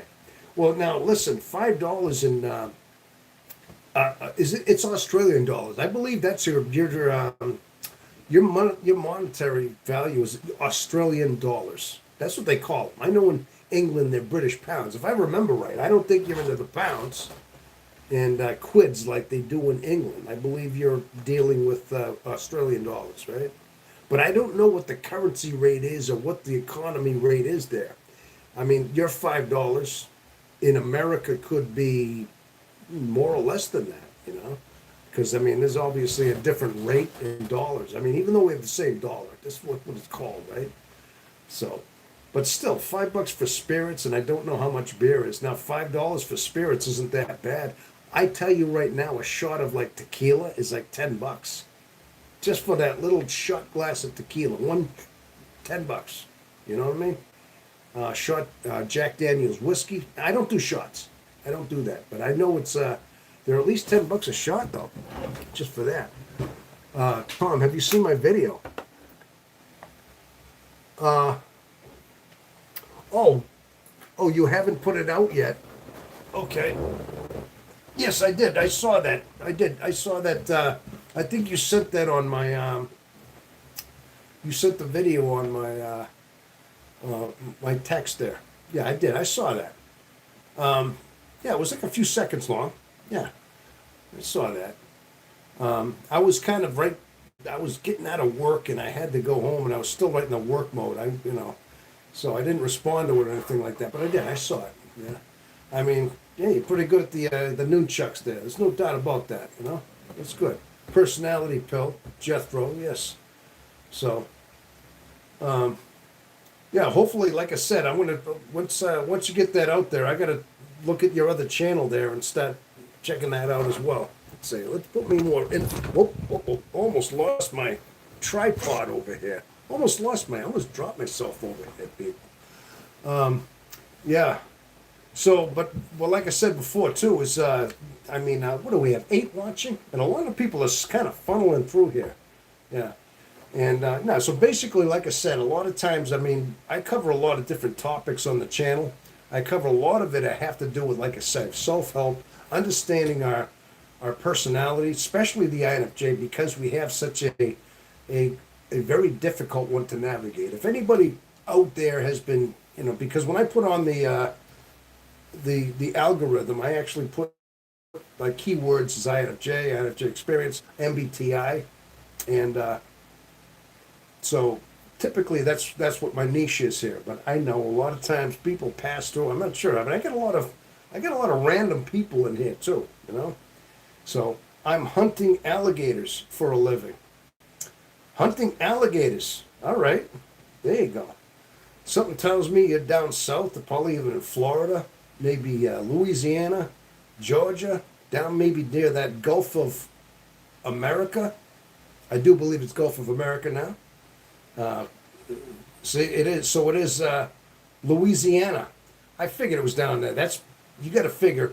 Alligators are exclusive to the North American hemisphere, and they're exclusive mainly down in that whole Gulf of America area in Florida, the Everglades, Louisiana, all that. Yes, Gulf of America. So I would have to say I had to narrow it down to one of those states within that Gulf region down there. But Louisiana, I would say so. Listen, I know too. It's not so much big up here in the Northeast, but alligator is. I think I've heard alligator's good eating. I mean, I know there's a lot of menus. I think even some of that Cajun cooking actually has recipes for alligator. Personally, I've never eaten alligator. That's not something that's really very common up around here. But I can imagine alligator is common down there. Yeah, very common. I guess you got to be careful though. Alligators are. Me too. It's not kosher. Oh yeah, because it's a lizard. I would think that anything in the reptilian is not kosher. No, because it's cold blooded. Yeah, it's something about the kosherness. It can't be cold blooded. You know, the reptile, something that slithers on its belly, is not kosher. I know, I get it. There's some stipulations there with eating that stuff. I can only imagine. I tried alligator meat once. It was really gummy and over salted. I really messed it up. Oh, gummy, huh? Yeah, I would imagine maybe if you overcook it. So, LOL, you are a good man, huh? Who are we talking about? I don't eat them. Me too. It's not kosher. Yeah. Hey, I mean, I just kind of know like what the stipulations for kosher is. I know if it's not clean, yeah, and if that means to me that you're following some kind of a Hebrew code of obviously you must eat kosher. I would think that maybe you're, maybe you have the Jewish or Hebrew faith. 'Cause typically, yeah, they're into, but that's not always necessarily the, some of these there's other like I think some of the Middle Eastern like they still won't eat pig or swine or anything like that. They're still kosher as well. And I got somebody who's not necessarily. I think he's more like I work with a guy. He's Muslim. He's from like Bosnia, and he doesn't eat pork. He just doesn't eat it at all. And I mean I wouldn't call him kosher, but I think he still follows a certain kosherness about there. Alligator is probably not kosher. No, no. I would doubt it is kosher. Of course not. Alligator is not kosher. It would have to. It can't be. It would have to be. I would think. Like I said, because it's a reptile. I think usually it's fish. What is it? Even certain poultry. It's got to be a certain type of poultry, certain type of cow. I mean, obviously pork is definitely not because it's got to be a clean animal. They consider that an unclean animal, the alligator, probably because of the way it eats. I mean, because it's a carnivore, and that thing swallows things whole. That's how it eats. Something's unclean about an animal like that, I mean, there's a lot of like guidelines for what makes something kosher. There's something that eats grass, like a cow. It chews a cud. It eats grass. It's eating, and that's what the meat's from. That's fine, something like that. But being that like something that's a pig, a swine, very unkosher, very unclean because of what it eats as well. That thing eats garbage. That'll eat like swill. It'll eat. It's got a really bad eating habit, which makes it unclean. Okay. Again, there's a lot of these guidelines for what's kosher or what's not. And it depends on what kind of bird you're cooking too. I would think chicken. I think chicken and poultry is good. Depends on what they're feeding. If they're eating, basically they just eat chicken feed, things like that. Would you like a Russian lady, Maria Zarka? Would I like a Russian lady? Why? Is she in a hurry? Are you in a hurry or something? If you're Russian, huh? What's your hurry? I couldn't help myself, You say you're Russian. Maria, are you a Russian spy? Yeah. Hey, yeah, no. So, Norwegian salmon and frozen Atlantic. Oh. Hey, listen. I got to be honest with you. Listen, you want to talk about me in my. Listen. I would have to have the right woman. I don't care if she's Russian, who she is. I mean, of course I would. I mean, it's not a matter of where she comes from, but I would have to have a woman that I would connect with. But you got to understand too. I'm in a different place in my life now too. I'm at a point in my life now where my peace of mind, my sanctuary within myself is sacred to me. And a woman that could maintain my peace and my sanctuary within is the only one that I could be with. If she brings drama, chaos, inner conflict to my life, she wouldn't last long in my life. I got to be honest with you. That's more. Right now, I'm at that point in my life. Well, that's the biggest thing that concerns me, is that she would have to maintain my peace, and she would have to be on the same level as with me, spiritually, emotionally, of course, intimately as well. It would have to be that, but above all, there would have to be a certain level of respect, utmost respect, that I would not deviate from, to each other. We did respect each other, but there would have to be a maintenance of peace. Okay. So I mean that would be my guidelines. But yeah, of course, I mean, as long as it was a woman that could fit that criteria, that would be it. Okay. But again, I mean, I'm alone. I've been alone for years, and I'm happy like this. I live alone. I got my own house. I pay my own mortgage. But she would have to be somebody that would maintain peace for me. Okay. But Russian? Sure. Why? Are you in Russia now, Maria? Are you actually from Russia? Let me ask you that. God bless you in the U.S. and Israel. Sam G. Okay. Amen to that, man. Happy for you. Okay. Yeah, that's all. That's all. I mean, but yeah, of course. Of course. I mean, so, well, let me ask you this, Maria. Is, the Russian lady one. Would you like a man that had that kind of fortitude within him, that would have very little tolerance for anybody violating his peace? That's the real question. Could you deal with a man like me and actually stay with me? Because that would have to be, and that would take a little bit of time for me to vet somebody like that. But honestly, I'm at a point in my life where I'm so content that that's really just, that would be an afterthought right now. Okay. So, but I appreciate the compliment. I really do. I think that's wonderful. That I mean, I hope, are you actually looking for a husband or something, or are you just kind of throwing that out there as a troll? I don't know. I'm just hoping that you're genuine. I mean, been a couple trolls out there. They just throw that out there, try to get you to respond. They get you to, So, all right. Anyway, okay. So I got 5 watching right now. I wonder if is the Breakfast Club out there? Anybody left over from the Breakfast Club still out there, or is it all? I got a lot of new people out here somewhere, right?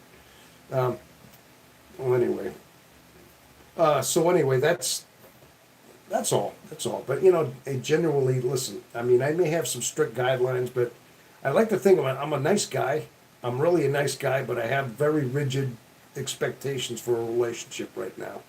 And at my age, there's very little tolerance there. So that's all. Personality. Oh, okay. Yeah. So Jethro, you're there, man. That's good. I was just curious. I just happened to see we have 5 watching right now. I know it was up a little higher than that. I notice. I notice it is. Okay. No, that's fine. That's fine. I notice. Obviously, we got people passing in and out of here a lot, trying to get a pulse on what this is all about here. That's all. So, but I'm asking questions. I'm answering questions. Yeah. For some reason, the ladies are out there. It must be that certain time, and maybe it's because I put on my Axe today. Yeah, can you smell the my cologne through the phone? I mean, I threw some of that on. I mean, it was kind of random. Like, hey, I threw my cologne on. Maybe that's it. I'm only kidding. I'm just joking with you there. I think Vamp is too. Oh no, I was just curious. I was just trying to figure out what was going on. You know what I mean? So, but anyway, but like I said, this so the channel is just that. But if anybody has any interest in expressing some of their satisfactions or their dissatisfaction, if there's anything you'd like to ask a question about, as far as your state of mind, I can't smell in real life. Oh, I know, Vamp. I know that. I was just kidding around. I said all of a sudden, like I keep getting hit on. I don't know if it's what it is. It's like, hey, I kept getting hit on. I mean, even gay guys are hitting on me out here too. I had a couple of those out there. I don't know what's going on tonight. So it's like I don't know what to say nowadays. Somehow the attraction is there. So yeah. Oh, that's all. Oh yeah. But I got to roll with the punches. You know what I mean? I got to just go with it. You know what I'm saying? So. Uh,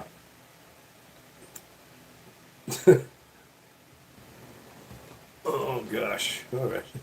But anyway, like I said, that's pretty much it. I mean, personality pill. He's actually. I'm looking for. He's actually going to cover the 16 personalities. That would be Jethro, as personality pill, and yeah, he's got his own. He's going to have his own niche that's similar to. I believe it's going to be similar to what I got going on here, but he wants to encompass a little bit more of the 16 personality types. I focus a lot on the introverted intuitive, especially INFJ personality types. That's basically what I do here. You know what I mean? But I mean, I like to think that, like I said, I mean, mainly what I try to do is just, like I said, troubleshoot some of our issues in our world as well. But if nobody's talking about that right now, we can do a couple of things and just ask questions about a couple of things. I had people asking me tech questions earlier. I'm like, talking about phones and stuff. It's not necessarily my niche. I mean, I like to think I'm a little bit of I know a little bit about a lot of things, but typically you got to stick to a certain category, a niche. I try to, but I mean, I can always talk about other stuff too. You know what I mean? That's all. So okay, but the chat's a little quiet now. That's all. Got 5 watching. Yeah, but if anybody's out there that would like to, like I said, if you want to have a conversation, ask a couple questions.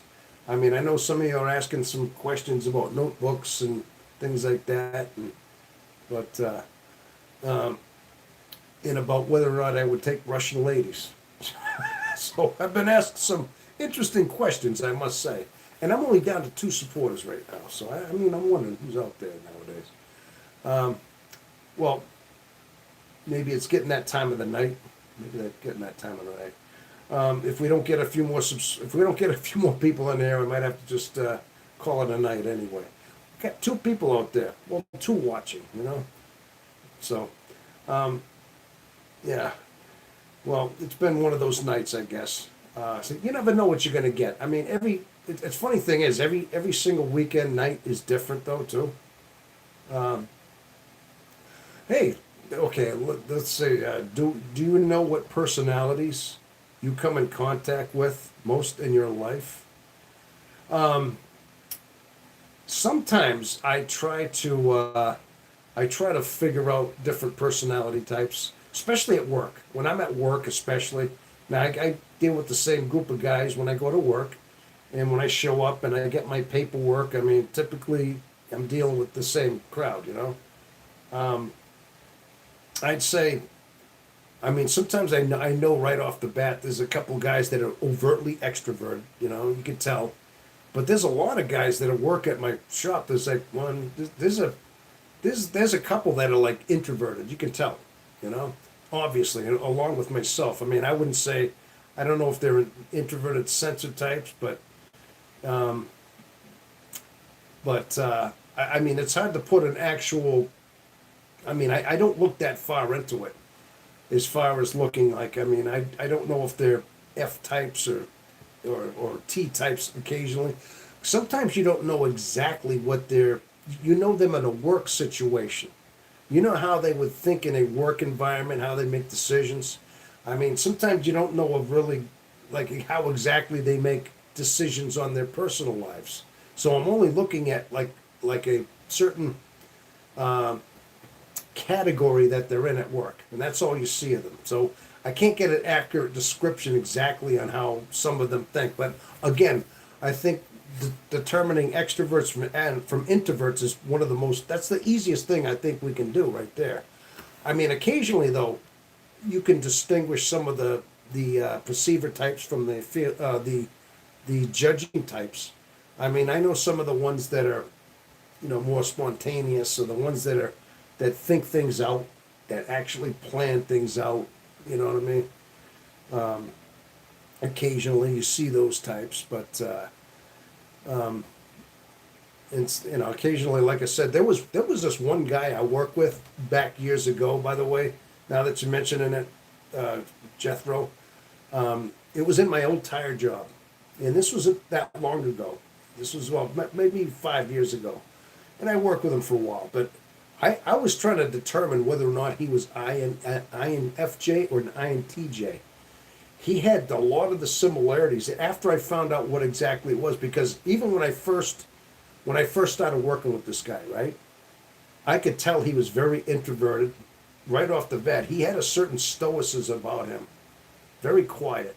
I mean, he smoked a lot. He was, he had a certain way. He wasn't exactly like me, but he's very quiet, very introverted. But also he, I'd say that when you did actually talk to him, he changed. Then he became like animated. He would talk and he would answer questions, showing that he was intelligent. But I know at one point too, he made a comment that I knew I knew he was intuitive. I could see that he was looking at certain times he'd say things, or I knew he was introverted and intuitive, because he one time he read something. He said something about, he made a comment like I don't think, like he saw my face, like I made a comment and somehow I just didn't like what I said, and he could tell I didn't like myself at the moment. He says, yeah, he said something like, "Oh, Tommy, he doesn't like Tommy don't like being like that. Tommy even doesn't like Tommy sometimes." Now, he said that one time, and I thought, wow, he kind of saw that sometimes I got low self-esteem. Like sometimes I didn't like myself, and he saw that, but intuitively, I mean. But again, like I said, it was hard to tell whether or not he was a judger type or perceiver type. I mean, I think he planned out things somewhat, but he might have been somewhat spontaneous, but I know he was introverted, intuitive. I knew that, but it was hard to put the last two in categories. He was either a TJ or a TP or something like that. So, but that was one of the rare types, because he kind of reminded me of myself. And I remember thinking, this is well before I even knew what the MBTI was. I thought he was similar to me. I sensed that. I could see that. So, it's a possibility he was an INFJ, but it was hard to tell. But again, it's like sometimes that sounds like an INFJ. Yeah, that's what I mean. I still know where he works. I can tell you right now, and not only that, he was the type. He was kind of he was Sigma type, where he had a certain command about him. He was quiet, very introverted, didn't say much, but he ran the counter. He would run the counter, and he would open up Saturdays, and he would kind of like orchestrate things. In fact, he's doing that right now. He's still like that, like where he runs the shop, the tire shop. That he's a tire guy. So I said that he wasn't like the alpha type. He didn't have to shout, didn't have to yell, but he still had an authority about him. So I said he had a Sigma about him.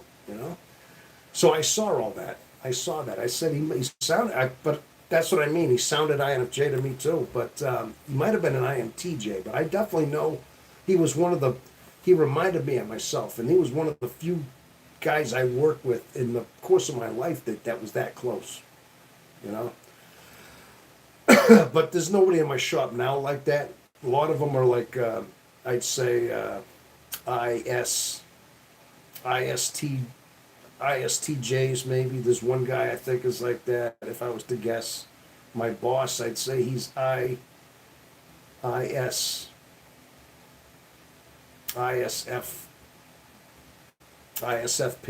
There's a couple like that. A couple of the bosses that are introverts. I said there's a couple, but then there's a couple that are very extroverted.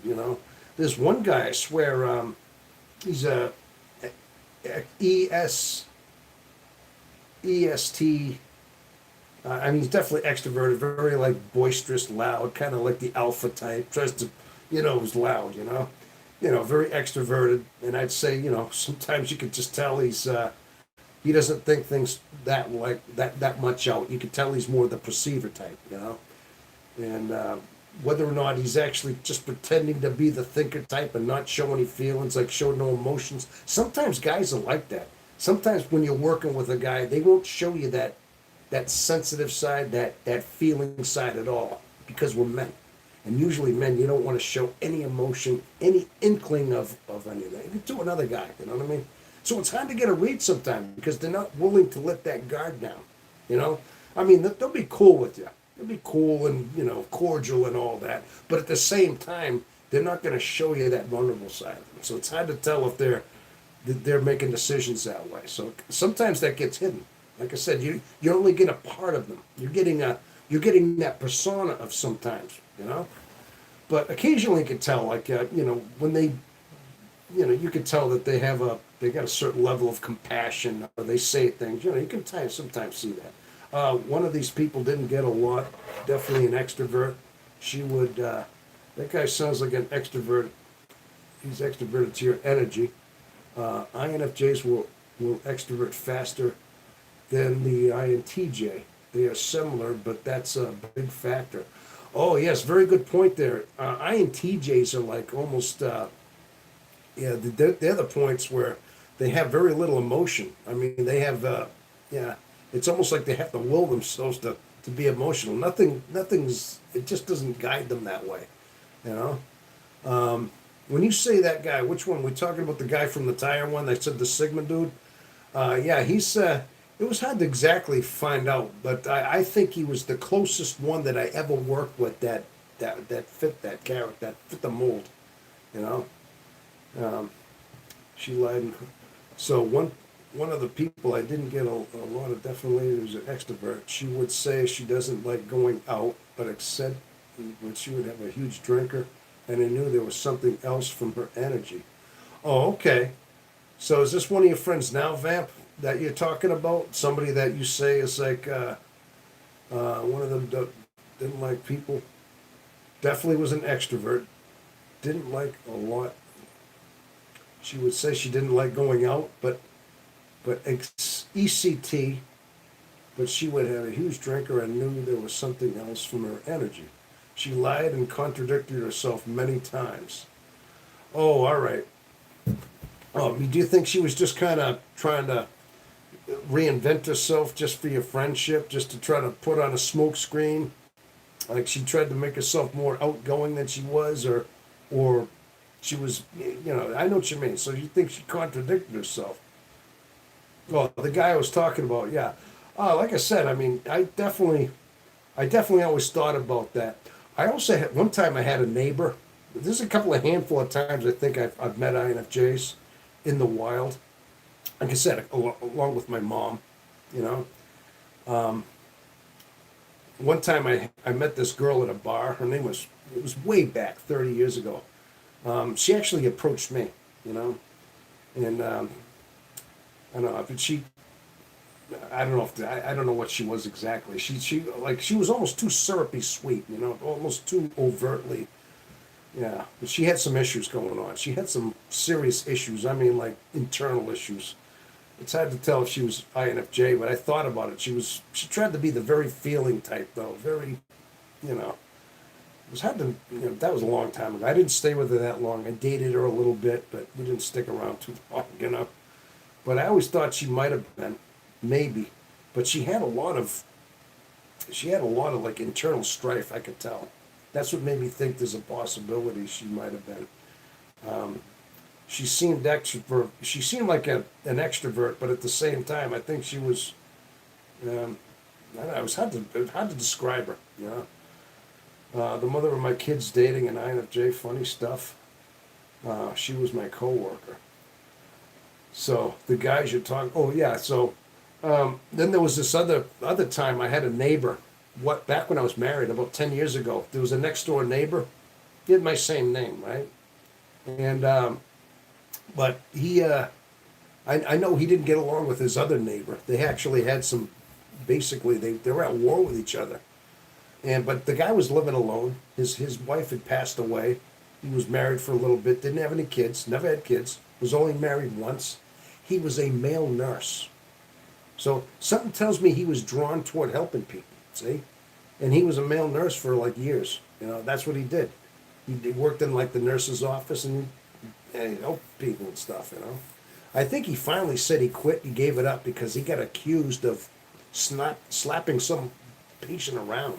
He said he had a lawsuit. He said he never did. They just accused him of it. I don't know what the gist was, but he also, I remember he had a certain way about him, a little, slightly a bit effeminate, but also a little bit strange, but very introverted. Introverted. He lived alone, and he was meticulous about his yard. He was always out fixing his yard up. So I mean, I thought maybe this guy was an INFJ, and he was my next door neighbor. Another encounter was somebody I thought might have been, you know.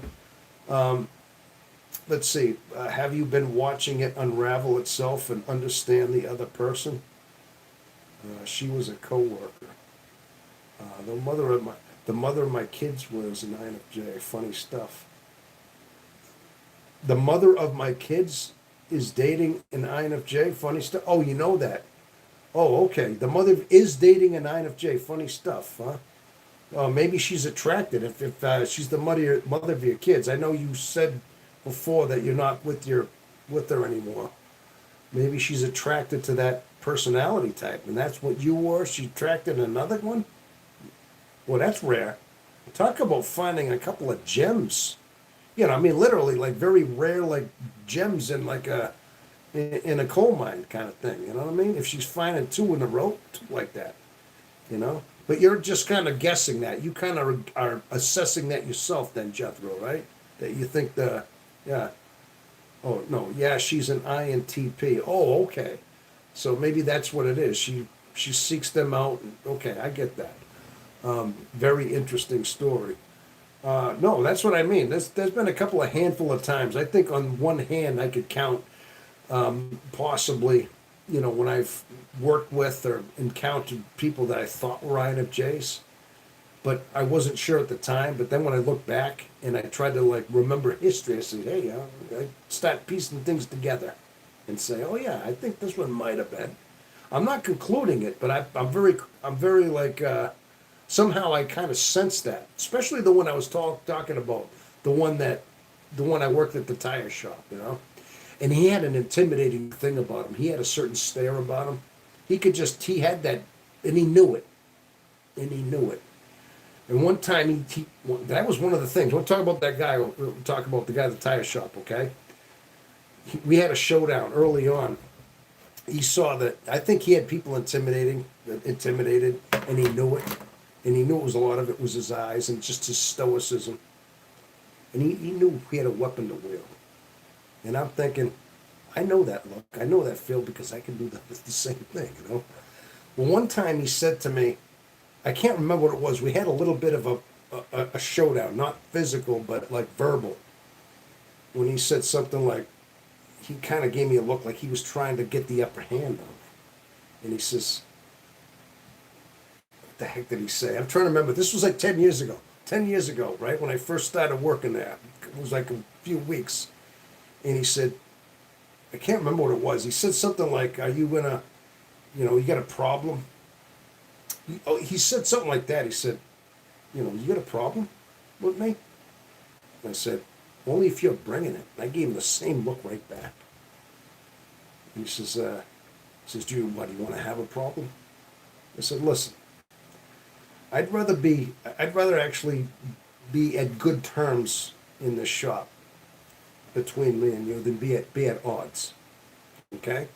I think that's basically all I said. And he kind of you could tell he thought about it. And then he was cool with me ever since. It was kind of it was a little bit of a showdown. I could tell he wasn't used to that. It was almost like I stared him down and we had that little bit of an eye contact showdown, and I didn't buckle. And I tell you, he had the same look in his eye. He had that. I remember that. That dude had a stare about him, and he did, and he knew it, But I'm telling you, that happened because I think he had a certain, like I said, he had that stoic Sigma presence in that shop, and people all kind of had respect for him. And he's a quiet dude, So, but I remember that. But since then, we had a respect for each other. I think earned his respect right back. Like I gave it back to him. He wasn't used to it. So so I put whatever I think or feel aside so I can get raw information from people. I'm pretty accurate and understand people very fast. Okay. Yeah. You are very observant. You former law enforcement. Is that Gabrielle or Gabriel Zimmerman? Uh, are you are you former law enforcement? Uh, I get that look about me, don't I? I get that certain presence about me. Anybody on this? Listen, I've never mentioned that. Listen, I'm going to be honestly and truthful with you.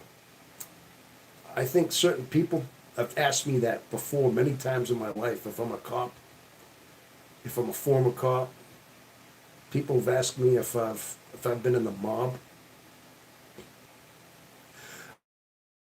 People have I've been asked many different things. Sometimes I've even asked people have suspected I'm in witness protection. If you can believe it. I mean, I've had people wonder who exactly I am, and I've had people ask questions like that. So no, but I'm not a former cop. No, I never have been, but I know I have a certain, maybe it's a way about me that makes said that. We have 3 watching right now. Okay. But anyway, that's how like I said, that's just been a handful of times of work with people and like how I assess them. But again, it's only been recently in the last few years that I've started doing things like that because it's only been 4 years since I've discovered the MBTI anyway. So a lot of it I have to do retro. I go back in history and I try to just decipher things a couple times that way, you know. All my friends, most of my family, people I randomly meet, girls I've been with, I've all taken them the test, and I'm pretty accurate at guessing what somebody is. Okay, I could see that. I could see that. I've never actually, I don't really talk a lot about the MBTI with a lot of people other than when I go on YouTube. I've tried that. I've actually early on I tried doing that. And most of the friends and my people don't seem to care about it. They don't gravitate toward it. They don't understand it, or they don't care. So that's not really something that seems to encourage anyone. So I kind of I've learned to keep my mouth shut about that. But I mean, if you got a better relationship with people and they warm up to you about that, or maybe you'll have a better way of explaining it to them. I do the same when I hear something from people. I don't take notes on people. I usually, from a personal experience with the person, is how I get an accurate understanding. Okay, most people I know in my life are INTPs, INFPs, and ENTJs. Oh, okay. Most people. Yes. So a few introverted intuitives. Well, maybe you gravitate to those people too. I would think. ENFJs. Yeah, I get that. But yeah, it depends on who you gravitate to. I mean, I actually been thinking lately too, right? My own brother. I have a brother I'm not really fond of right now. I don't get along with him well. I haven't for things happened many years ago. He's never apologized for, and he knows what it's all about. I don't want to get too much, but I'm at odds with him. But I've been questioning his personality type. I mean, he's got his own set of troubles. He's kind of awkward. He's got his own internal strife going on. It's hard to tell what he is. I think he's an introvert. I was actually trying to figure out if he was extroverted or introverted. I know he spends a lot of time alone, and I know he's mostly a loner type. I'd say he was an introvert. I mean, when I see him, sometimes he perks up. But the thing is, he talks about a lot of people. I mean, I know I'm talking about people now, but typically introverted people don't talk a lot about other people. They will. Typically, though, they're more geared on concepts, things, ideas. Extroverted people talk a lot about other people because that's part of their extroversion. That's the part of that they're getting some kind of charge even from talking about other people with other people. But my brother I'm talking about, he seemed introverted, but he talked a lot about other people. He always was constantly bringing up other people all the time, you know. So it made me think, well, what is he? He's alone a lot, but he always talks about people, so it's hard to tell. So maybe a little bit of both. I mean, being that INFJ's the most introverted, extroverted. But I thought, no, I don't know if he's that. You know, it's hard to tell. You know, so. But I mean, he could have been an introverted sensor type. It's hard to put my finger on it, but I know he had his own set of like issues. I mean, he came from like the breakup of my father. He was under like, he had a lot of bad memories of my father early on because he was one of the oldest brothers. And my father was very like strict about things, back in the 50s and 60s. I mean, that was the way it was. And I guess he said a lot of it affected him when my dad raised him. But so it was a lot of it looked like he had his own set of like inner childhood trauma. He had a lot of trauma going on in there. But so he definitely had some issues. But it was hard to really put my finger on what he was. If I was to guess, I'd say he was introverted, even though he talked about people for some reason. I mean, either that or that was just his way of relating to other people. But the thing was, he spent a lot of time alone. It's weird. And I'd say he was more the sensor type. I don't think he was that intuitive. Like maybe introverted, sensing, maybe a thinker, and maybe a perceiver, like an ISTP, maybe, if that's such a thing. I mean, but again, he kind of had an aggressive side to him. He had a physicality about him. He was always, always in good shape, kept himself in good health and everything. But I wouldn't say ESTP. My dad was ESTP. My father was ESTP. And my mother, I believe, was the opposite. That's all I can gather, She was, I'm going to say my mom was INFJ, So there was a bit of a polar opposite there, personality types of my parents. But it's hard to say. Like I said, I think my brother might have been ESTP or ESTJ, either one of the two. It's hard to tell. But again, I'm kind of troubleshooting it on myself, on my own. But yeah, so. But I'd say out of my brothers, there were probably my two brothers that passed away were definitely extroverted, definitely both extroverts, sensor types. So I'd say my brother Jim, the one who died like almost 40 years ago, I'd say he was an ESFP. I'd say he was an ESFP. That's what I call them. Definitely a lot of extrovert sensing type, but very spontaneous, very spontaneous. And that's one of the things that cost him his life, I think, too. So, but again, I mean, I think I try to do the best I can, you know what I mean? But yeah, it takes me a long time. I have to know a lot about somebody to understand somebody's personality type. I have to know a lot about their history and their background, know them like a little bit, So, I can't remember the personality type of my best friend.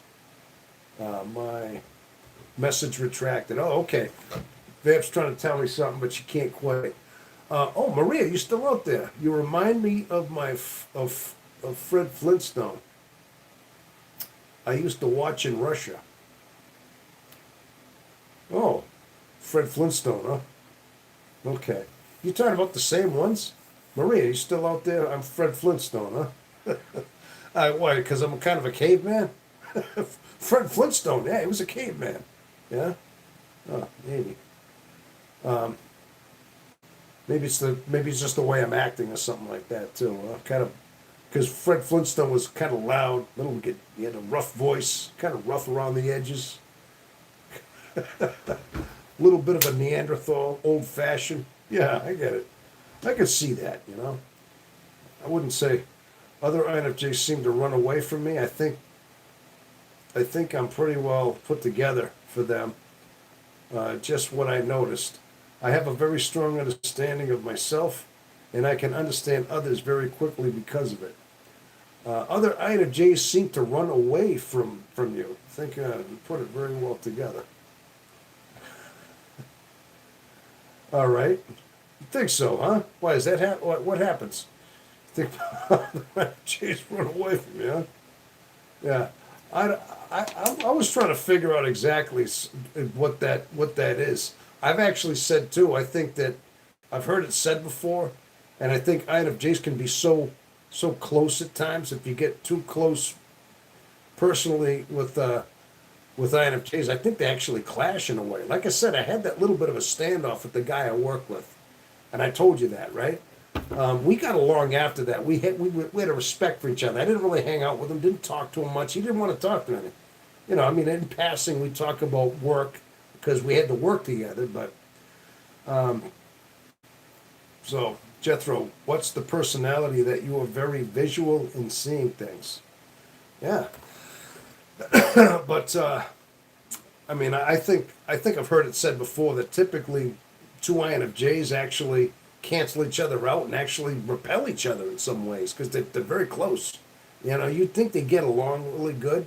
I think they do to an extent, but some things about them rub them the wrong way. I'm starting to see that. Most of the INFJs I know are women, so maybe that's it.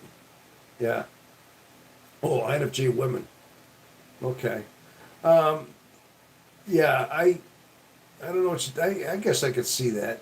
Most of them are, yeah, okay. With myself, like I said, I've only met a handful. Maybe it's the whole fact is I don't profile a lot of people. It takes a lot of time. I don't really sit around profiling people too much unless I'm put on the spot to think about it. But I try not to, I don't do that. I kind of just work, I just do my own thing, and I try not to get too like, because I tend to think to myself, I could be wrong, because I don't know, I have to really get to know somebody better than what I did, than just face value. Just a couple interactions, couple sentences here and there. You got to get to know somebody a little bit more than that. So, Sensor Squeaker, Sup, UNC, Unk.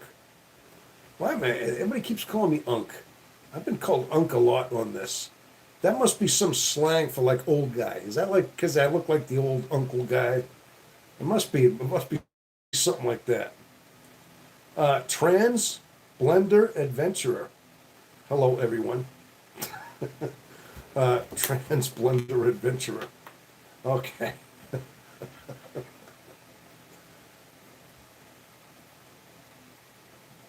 Better than Aunt. Better than Aunt for sure. Rent a Ghost 3. I like some of these names we got here. Rent a Ghost, better than Aunt for sure. Okay, I get that. Yeah, Auntie would, I guess. Some of you. Yeah, you got a good point there. Just wear a hat. Nobody will notice, huh? I'm just kidding, Yeah. How about that, huh? No, but like I said, Jethro though, yeah, that's I mean, I don't know if I know that many INFJs. I've only listed a handful that I've met, and this is like in my lifetime. Okay? Maybe I've met more, maybe I've been accounted more, but I didn't give it a lot of thought, and I don't spend a lot of time profiling people. Even like at work, I had to troubleshoot what I thought of just on the spot. Because I don't do that. So available to haunt all your in-laws will work for coffee. Oh, jeez. The sensory types are hard for me to pin, but it's only because I'm studying in parts. I'm almost ready to stop studying introverted types and go hard on the sensory types. I've been talking to a woman from Thailand. Oh, Thailand, huh? Yeah, okay. Then there you go. And so when you're talking to this lady in Thailand, I said, what is she like the introverted type? Is she like more the extroverted type? Is that what it is? And you're saying this, you're starting to study more about the extroverted type then, huh? Okay, I see that. I guess you're putting a lot more emphasis into that. You're actually like studying more people around you. Women in Thailand, yeah. Yeah, a woman in Thailand, huh? Yeah, but I mean, what, you must be on some kind of, you must be talking to her by, like, via text. You know, hey, don't give her any money, Jethro. Don't give any. Hopefully, you're not doing that. You know, for any like, pictures or promise of they're gonna fly out here to meet you. I hope you're smart enough for that. Don't ever. Hopefully, you're not doing that. All right. If you're doing something like that, yeah, just keep it conversation, because yeah, sometimes they I mean, I think you're smart enough for this, but I mean, I hear about uh, these emotional relationships. They start off this way, and then you get to know these ladies overseas, and then they start thinking you're getting emotionally attached. Then all of a sudden they start throwing the guilt trips on you, gaslighting. They ask you to, well, maybe you could send me like $1,000 for a plane ticket, and I'll come visit you. I'm just saying, man. You hear these stories sometimes. Now, I'm not saying that's going to happen, but be careful. You got to be real careful, I mean, because, but hopefully you have enough gumption and intuitive foresight to know this stuff. I mean, I'm sure you do. I mean, you're an adult, and you know what's out there. But yeah, sometimes you gotta you gotta know that. How far do you live from the police station? Oh, how far do I live from? So what is that supposed to mean? A profile a lot ever since I found out about the MBTI. She is an INSJ. INSJ. I don't get attached like that since 2011. Okay, like I said, I think you're smart enough. Listen, that's why I'm saying that. I think you know that. I think you're smart enough to know that. I didn't think you were personally. I think from what I know enough about you that you got a decent grasp on things, and you wouldn't do something stupid like that. Hey, some guys do. Some guys do get caught up in that, and they end up, they get sucked into that, thinking, oh yeah, I'll send her a plane ticket. And then she vanishes. Oh yeah, she's got his money now. Here's stories like that all the time. I didn't think you were like that. Do you do any surveillance cameras in your house? Do you have any surveillance cameras in your house? Call. What kind of questions are these? Police stations, surveillance cameras? I think that's confidential information. You don't want to know what I got in my house, and I'm not going to tell you. How are you in a confined? How are you in confined spaces? What kind of questions are these? What the? These are some odd. Are you a deep sleeper?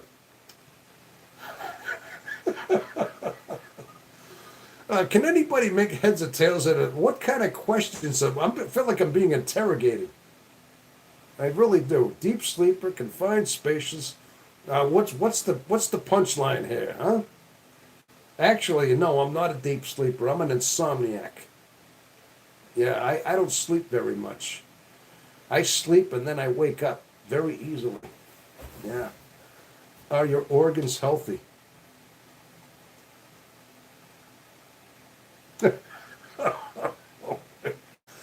Let me ask you. Okay. Just, hey, so how much is that? Uh, how much is the toll to get past the troll? Let me ask you that. You know, what exactly is the troll tax around here, right? Uh, what is your blood type? Self-defense classes? Hey, I tell you what. Why don't you ask me some personal questions, okay? Yeah, how about that? Yeah. Why don't you ask me some real nitty-gritty personal ones, huh? I'm just making sure you're safe. That's all. Yeah, but who is called Callie? Making sure I'm safe. Yeah, but I mean, how much safe? I'm talking on a phone here on a YouTube live. I mean, that could be you could be thousands of miles away. I think you're plenty safe. I think you're okay. Think about that, right? Uh, Do you have any weapons in your house? Again, that's confidential, and that's none of your business. Okay, so no, there's some things you don't need to know. Okay, in fact, no. Okay, do you have any? Where is the electric fuse box in your house?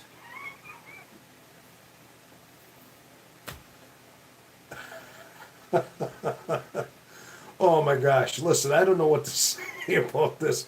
Random questions could take a professional boxer, could take you a professional boxer, but they're 54.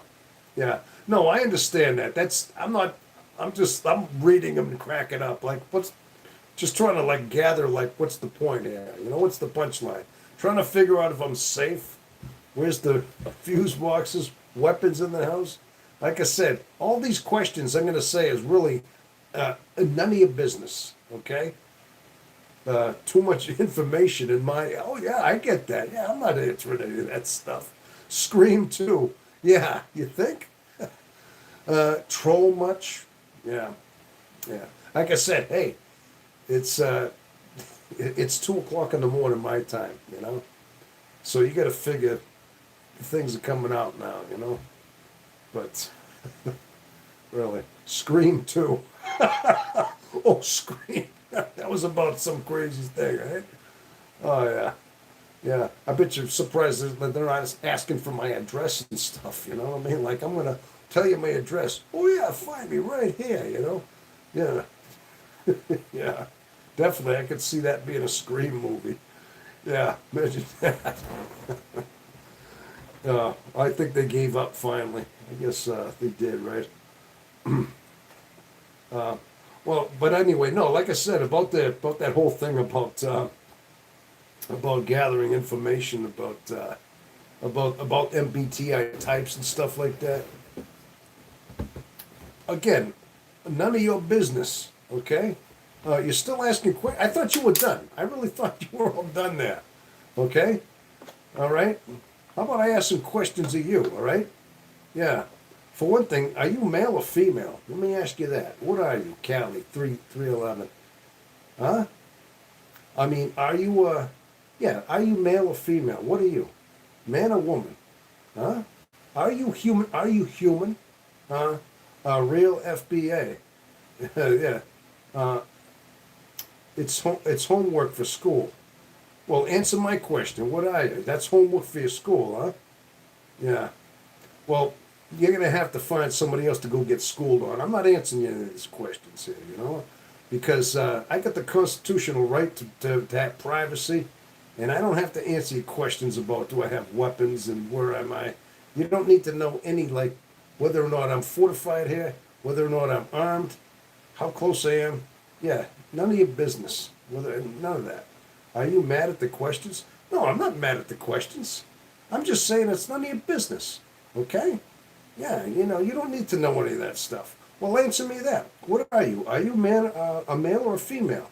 I mean, how old are you? Questions for school. Are you legal age? Uh, I mean, you know, what are they? Are they too personal? Listen, it's not that they're too personal. It's just that you know, it's none of your business. You know, don't are you trying to gaslight me into thinking they're too personal? Yeah. Well, let me answer my questions. Well, what are you, male or female? Okay. Well, you didn't make me upset. You know, you just made me think. Yeah, it's none of your business. That's all. You know. Are they too personal? But anyway, so bottom line, yeah, I'm just trying to answer questions over here. But sometimes I think, you know, some things just aren't real FBA in the chat. What's an FBA personality pill? F. So, did I like the questions though?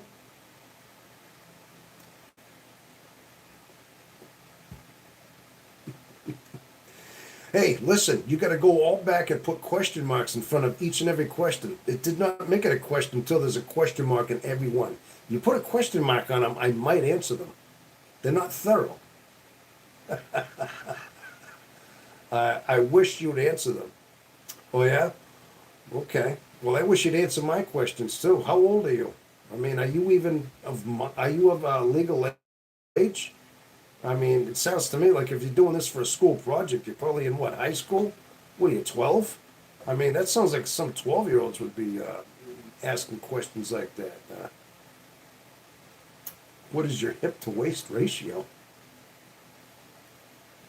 Oh my gosh. Like I said. All right. I see you're putting the question marks in there now, huh? I see that. That must have sunk in a little bit. That was easy, huh? Well, you got to go back and put question marks in all your other questions too.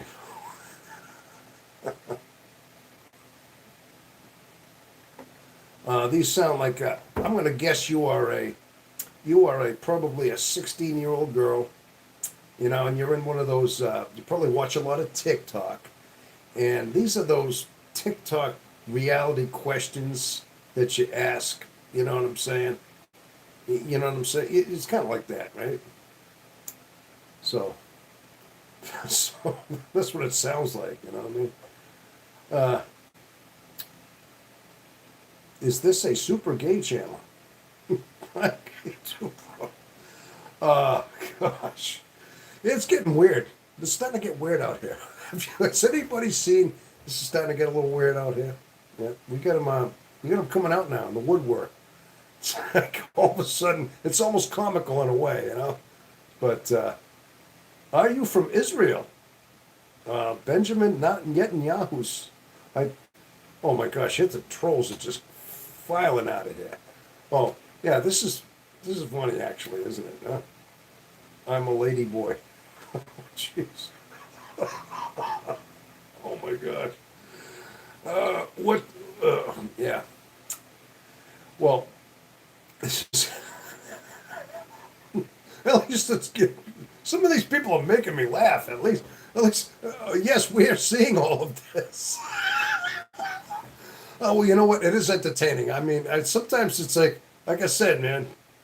I don't know why I go vertical. Vertical, I get the views, but I get the crazies too. You know, they come out of the woodwork here. When I go sideways, it's like almost like this is the liberal side. Verticals is conservative or something. I don't know what it is. It's like you get a mix of both sometime. You know, you get everybody, but yeah, I don't know. It's it's good songs. Freak come out of the night. Let's talk about gay stuff. Oh my gosh. Oh gosh. Oh jeez. Well, I don't know. So welcome to Wacky Weird Saturday Night. Yeah. Yeah, it's entertaining, isn't it? I'm glad you're getting to stick around and see this there, you know. I got some of you'd have to see this to believe it, wouldn't you? Right? That's what it is, you know. Yeah, I don't know. Get some of these questions out here.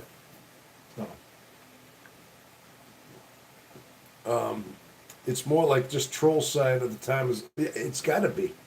Yeah, it's almost like that they just come out of the woodwork a certain time, and that it's just ready for that, you know. Yeah, that's all I could say. It is what it is, you know. It is funny in a way, you know.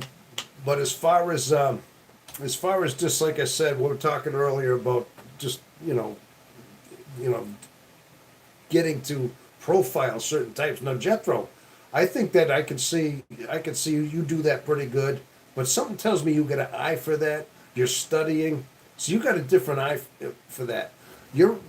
I notice you're trying to study outside people. I mean, to me, I guess I'm so introspective now. I try to look at myself, my own mind, the way I think, the way I react. I'm very much focused introvertedly, I guess. Maybe that's what it is. Now, if I have to look outside at other person, I can do that. But it's kind of like I have to be drawn to it. I guess part of me, I'm just trying to. I spend a lot of time mapping out my own self, my own mind in a lot of ways, you know. So that's where a lot of the focus comes from, you know.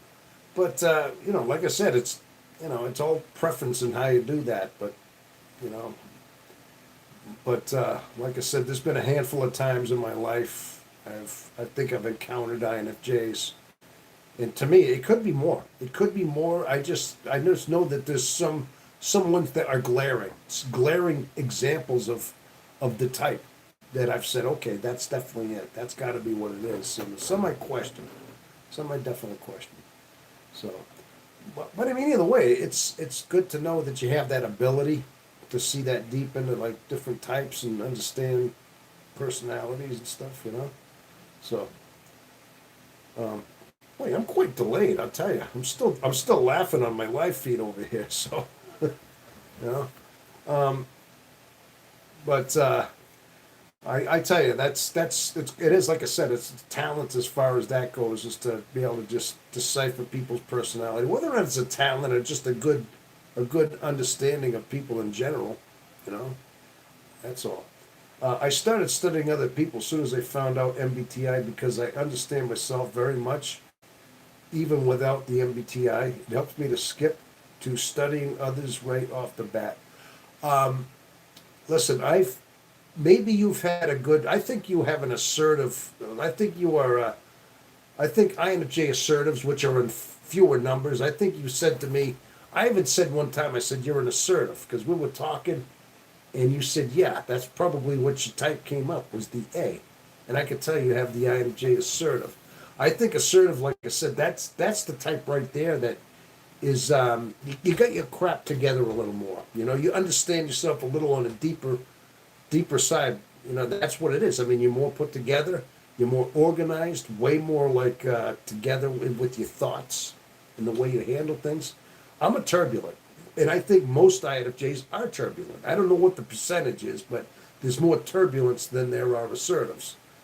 So I think being that A probably helps you with your assertiveness and knowing your type. Me myself, it's being that I'm turbulent and just knowing myself. It's taken a good majority of my life to figure myself out, to map myself out, and yeah. So, but I also have I've had to come to grips with it. I've had to accept who I am.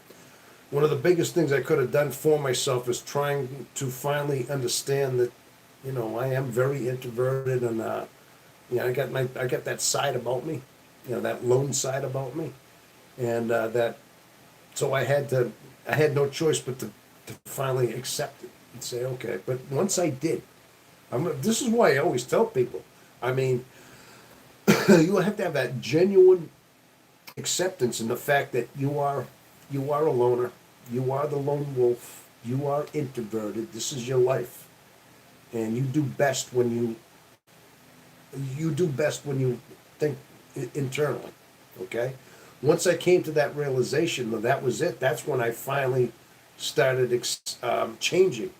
I started becoming, I wouldn't say assertive, but in a sense, I got together a little bit. Now, listen, I mean, my thoughts and my process and my emotions got better. I mean, no longer did I feel like I was tugged in 15 different directions because I understood what was going on inside me.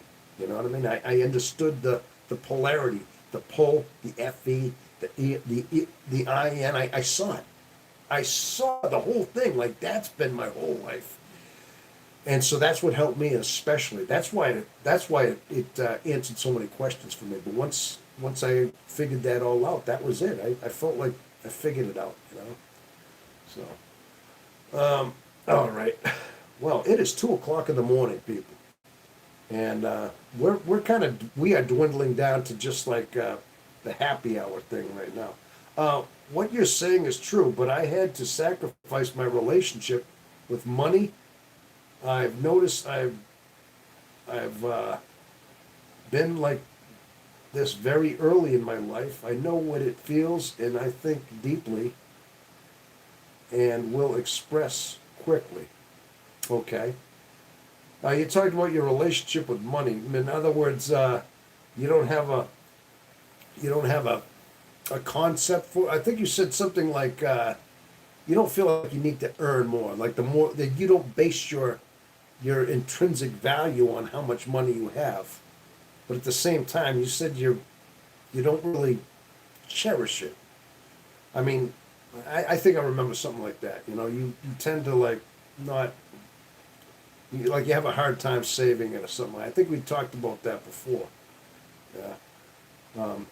Myself, I think I had a little bit better grasp on it. But then again, you kind of have to get disciplined. It's all about the discipline. You got to override something in yourself and start realizing that, yeah, you have to, you have to make sure that you're saving your money, you're spending it wisely, you're not frivolous about it, and you have to make sure you conserve it and you have a little bit of buffer in that. I think I talked about it.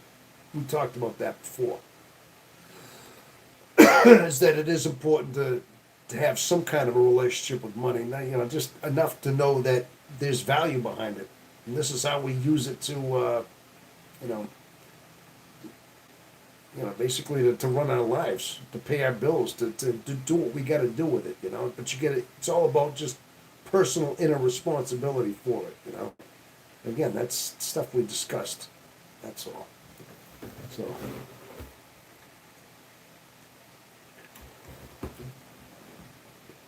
Well, we're up to 6 again. 6 watching. So, well, anyway, it is getting late. What do you think, people? It got kind of late. I've been here since, I can't remember when. It's been how many hours? Oh my gosh, we're going on 7 hours. We're going on almost 7 hours on this live broadcast tonight. So, there's been definitely some times there, right? Harry Potter 1. Whoa. It's a they, them. Well, here we go. Here we go again. I mean, what happened? Something tells me good gosh, I thought it was June was that Pride Month or something. What are they coming from? What is this all about here, I don't know. Yeah, jeez, I don't know.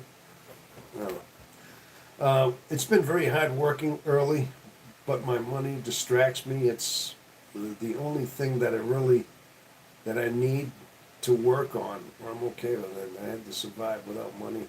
I would do very well. Yeah. But you got to understand too. It's all about what it represents. Okay, that's what it is. Yes, another spear. Yeah, I know that. Vamp. Yeah, they're just you can see that exactly. I guess what you have to do is don't think of money as money. You have to kind of make it what it represents. Money represents something. It's not what it is. Money is just paper. It's just bills, right? But it does represent something that gives you gives you collateral, and you have to almost treat it that way. Treat it with with your own personal fortress in a sense. You gotta respect yourself and just know what it represents and know enough when you have to to save it. You know what I mean? Oh, Goblin Sister. Hey, Villas. Okay. Mr. They, Them, huh? Okay, all right. Gosh. Okay. Jesus fried for my wings. Ah, my gosh. What an interesting night. Someday. Well, I just hate how money is needed for a lot of things these days. Money's the root of most evil. Oh yeah, money. Listen, I don't think money itself is the root of evil. It's how we treat money. Okay, that's kind of like saying guns are the root. Guns are what kill people. Guns don't kill anybody. People pull the triggers behind a gun that kills people. Okay, that's kind of like saying money is the root. No, it was created by man. I mean, it was created as a monetary system, so we didn't have to have a barter system. I mean, that money represents anything you want to do with it. I mean, typically, we had a barter system years ago, where if you had a bushel of tomatoes or cucumbers or whatever it was that you had, that you could trade for, like, let's say, a chair. All right, but all you had to barter were your goods. You see what I mean? And you had to make sure you could only barter with people that needed your your your tomatoes and your garden stuff. You see what I mean? So it didn't make a lot of sense. So it was replaced by the fact that money had an intrinsic monetary value to anything that you needed it for. So that's when the whole money system was established. Okay, so we had to do away with the barter system. Otherwise, a barter system is a good system, but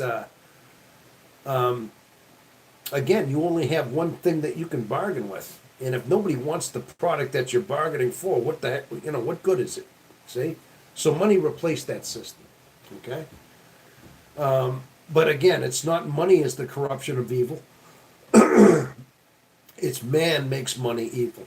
Okay, it's those who corrupt it behind it. Okay, those who hoard it, those who control it, those who, yeah, use muscle to collect it. Whatever you want to say, it's the greed within us that drives us, that makes us corrupt, not the money itself. Okay, now, again, I think it's just it's all our human nature that corrupts everything. Human nature, man corrupts things. Not the actual product, not the actual physical thing. It's what we make out of it. It's what our mind does and where it leads us to the corruption. Okay? I mean, come on, that seems to. So, it's not how you treat it, it's how your morals and what you're willing to put money above the character, not the money that's evil. Yeah, that's pretty much what I'm trying to say, Harry Potter. Harry Potter. The post-money society should stay. Okay, the post-money society should stay. I love money so much I can't get enough. Okay. Yeah, but bottom line is, yeah, we're talking about money and responsibility. Yeah, but so the money system has been hijacked. The Titanic went down, and 8 months later, the FED, Federal, and what is that? Oh, wait, Federal was born. Oh, the Feds. The Feds. Okay, the Feds was born. Okay. Well, that was right around that time. Everything changed right around the 19 teens. I believe that was the whole Woodrow Wilson. Yeah, they started becoming a little bit more socialistic in a way. Yeah, they instituted the income tax right around that time. I think it was 1914 or 19. When did they institute the national income tax? Yeah, they weren't even collecting national income tax until like the early 1900s. Yeah, I know that. Now technology is being hijacked. Them boys again. Listen to Mister. Then listen to Mister. They them kids. Okay. They them are smart. Okay. Well, okay. So I guess I'm smart, eh? Okay. I've been called a lot of things, but at least you can get that much out of it, I suppose. Federal Reserve is the Federal Reserve is the Fed. Okay, Federal Reserve. Yeah, that's basically where they're storing all the dollar bills, all the money stored in there, right? I thought yeah, exactly. I thought that was the U.S. Treasury. Didn't the Treasury Department become the? I mean, that's where they actually housed the money. I thought that's where they distributed the denominations. I thought, but the Federal Reserve is something to do with the Treasury. I thought. It's been a while. The bottom line is no. It's all comes down to your responsibility behind it. But bottom line is dollars aren't really worth anything. All they are is basically pieces of paper. I mean, it's supposed to represent something. It used to represent gold. I mean, we had Fort Knox. There was gold reserves in the United States. I mean, they had like tons of gold, and those Federal Reserve notes is all they are, and they were supposed to represent the amount of gold that you possessed. But that's why people are making a big deal about how you should own gold and own certain amount of gold bullions, because that has an intrinsic value that won't fluctuate. All right, if you own actual gold, but yeah, but that's supposed to be what it represented, was that. But I don't think it's quite based on the gold bullion anymore. It's just based on some federal, I'm not even sure exactly how it's based anymore. It used to be that, yeah. My partner said if he's going to be smart, he should be good at it. Said, if you're going to be a smartass, you might as well be good at it. Yeah, that's true. Nothing wrong with that. Definitely, you know. Yeah, you might as well. If you're going to be something, you might as well be good at it, whatever it is. And if you're smartass at it, there. Vladimir Zera, hi. Well, hello, Vlad. You've lost some weight since I've seen you last, huh? Congrats. Oh, okay. Have I lost some weight? All right. Yeah, I know. My head shrunk a little bit, didn't it? Yeah, I'm a little narrow between the ears, right? Well, thanks a lot. Yeah. I mean, I didn't try to lose weight. Sometimes I think I fluctuate. You know, sometimes I go up and down. You know, kind of like a yo-yo. You know what I mean? So, uh, Vladimir is in factor 1739.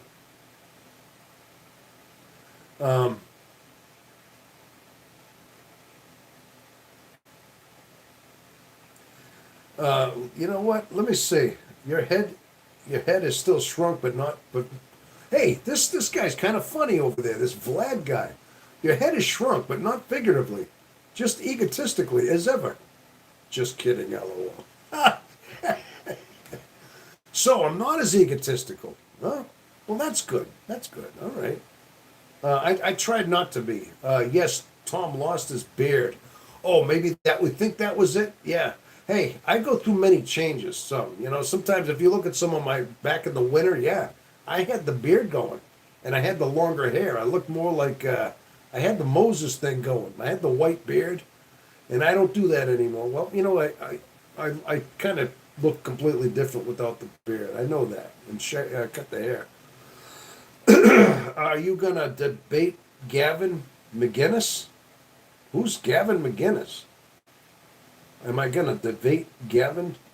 I don't know who that is. Does anybody know who Gavin McGinnis is? The feds were the policies for the money system, and it gold and the banknotes are there too.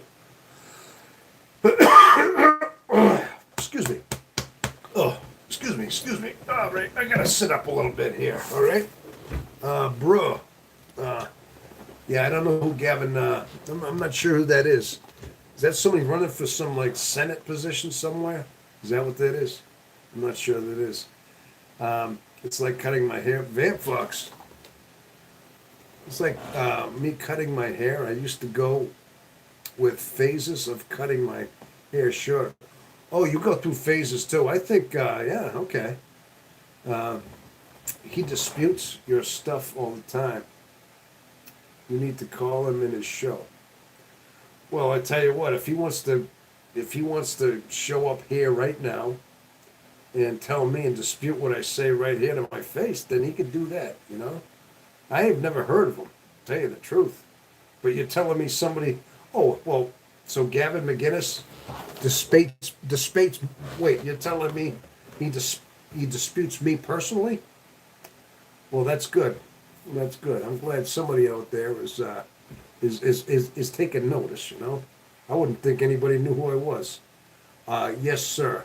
Really? Okay. All right. Well, until he tells me and confronts me personally, then says it to me, and if that's the case, then that's fine. I don't know. Never heard of him. Just take your just your takes on big government. Google. Oh, okay. Takes on big government. Google. All right. Got it. I don't know what I did. I was just talking about the feds and all that stuff. I mean, I don't know. So,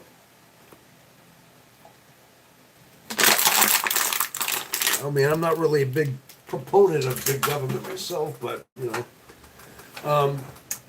yeah, we were just getting on a conversation about money anyway, and talking about the validity of it. I mean, how valuable it is and all that stuff. I mean, you're talking about the barter system or whatever. I don't know what it is you're talking about, but that's fine. So he's personally not. Let me ask you something, Vlad. You wouldn't happen to be in some Hermetic cult, would you? Like a Hermetic temple order, by any chance? Yeah, I'm just asking. Somebody that maybe uh, somebody that has Aleister Crowley as their inspiration. I'm just curious, you know. I just have this weird. Nope, not my knowledge. Okay, maybe that. Yeah, nope, not your knowledge, huh? No, it's funny thing is, a little while ago, I was on Facebook and I had a friend of mine, right? Actually, an old friend of mine, from somebody I knew way back when I was a kid. You know, an old friend of mine that I basically unfriended a long time ago, and he was looking me up on Facebook. Turns out the guy's in a cult, and he was like part of this Hermetic temple, but his name was Vlad something. He had changed his name to Vlad. Vlad. So that's what it reminded me. I says, it was something on that idea. I'm like, what the heck, you know? And he was just talking all this crazy cult stuff. I mean, talking about Aleister Crowley. And I start looking up Crowley. I says, man, this guy worships the devil. He's like a devil worshiper, you know? So I don't know. I just thought, well, you know what? You know, I stopped being his friend like 40 something years ago when we were like 13 years old. Old friend of mine. And it turns out, I mean, I could see the course he took, you know? What is the difference in your mind between occultism versus Hermeticism? Crowley in Disco Inferno. Crowley's in Disco Inferno. Seems different to me, but different enough. Why, Vlad? I mean, is that like some kind of name that you take? Is that kind of like when you become an occultist, you take like the Vlad, that kind of name in that kind of Hermetic temple? That's what made me think so, because it was very similar to somebody that I knew. Listen, I only say that because it sounds to me like you have some no, not my knowledge. What's the difference in your mind between occultism versus Hermeticism? Listen, I I don't have that much of an understanding totally. Listen, I don't really look too much into the occults. I mean, it's a lot of. For me, I think that they're evil. I never look too much into things like that. To me, I think they both basically worship Satan, and they worship the devil. And I know Aleister Crowley was heavily into the Hermetic temple. I believe he established that Hermeticism. So I know that. Yeah. So that much I know. Okay. Birth name, smart guy, Slavian name. Okay. No, that's all I'm saying. Smart guy. Hey, that's all I'm asking. That I only asked that. I didn't know if that was anything to do with it. Sounds like it's totally no knowledge of it. I'm just saying the name came up and it reminded me of a discussion I had with somebody that was in an occult. That's all. And it turns out it ended with just everybody blocking everywhere. Didn't want to didn't contact nothing. Just ended. So. I have a question. Anyone said you're dyslexic or you write backwards? You talking to me? Sounds like a creep. Who sounds like a creep? Are you talking about Crowley or the one I'm talking about? Or me? Who's a creep? Yeah. Listen, I don't know. I'm just say you're dyslexic or ever write backwards. No, I never wrote backwards. No, I don't think so. You know? Your friend. Yeah, no, that definitely, like I said, that was a long time ago. And yeah, I would say so. I would say so. Going on and on about how, he's all proud about, being in this, like high priest in some Hermetic temple, doing all these little rituals and things like that. Stupid stuff. That's all. No, so I just like I said, the name was Vlad, and it kind of reminded me of the same name, and and it wasn't even you know. Oh, I'm dyslexic. Yeah, Tom. No, nobody's ever said that about me. I think sometimes when I speak, when I say things, you know, sometimes I stutter a little bit, especially when I'm trying to get a thought out, and I feel like my brain is already finished the sentence, and my words have to catch up with the sentence I already finished in my brain. And so maybe the whole forming of the language at that point gets kind of, I sometimes I stutter and I fumble a little bit. That's what I think it is, because it's already formed already. I'm trying to catch up the speech to the mind, what it already came up with. I hope that's a good explanation as to why, but I think my mind races faster than my mouth can catch up. In other words, But nobody's ever said that. Although my mom said she was. She used to say things backwards all the time. My mom did that. Yeah, she used to say phrases backwards, and I think she was dyslexic. Yeah, she used to say that, but I remember that. So, oh, but anyway, so maybe that you're detecting a little bit of that, huh? That's how I feel. Okay, Vamp Fox. Okay, that's how I feel all the time, especially when I write too quickly. It doesn't always catch up, and especially when I write notes. Oh, okay.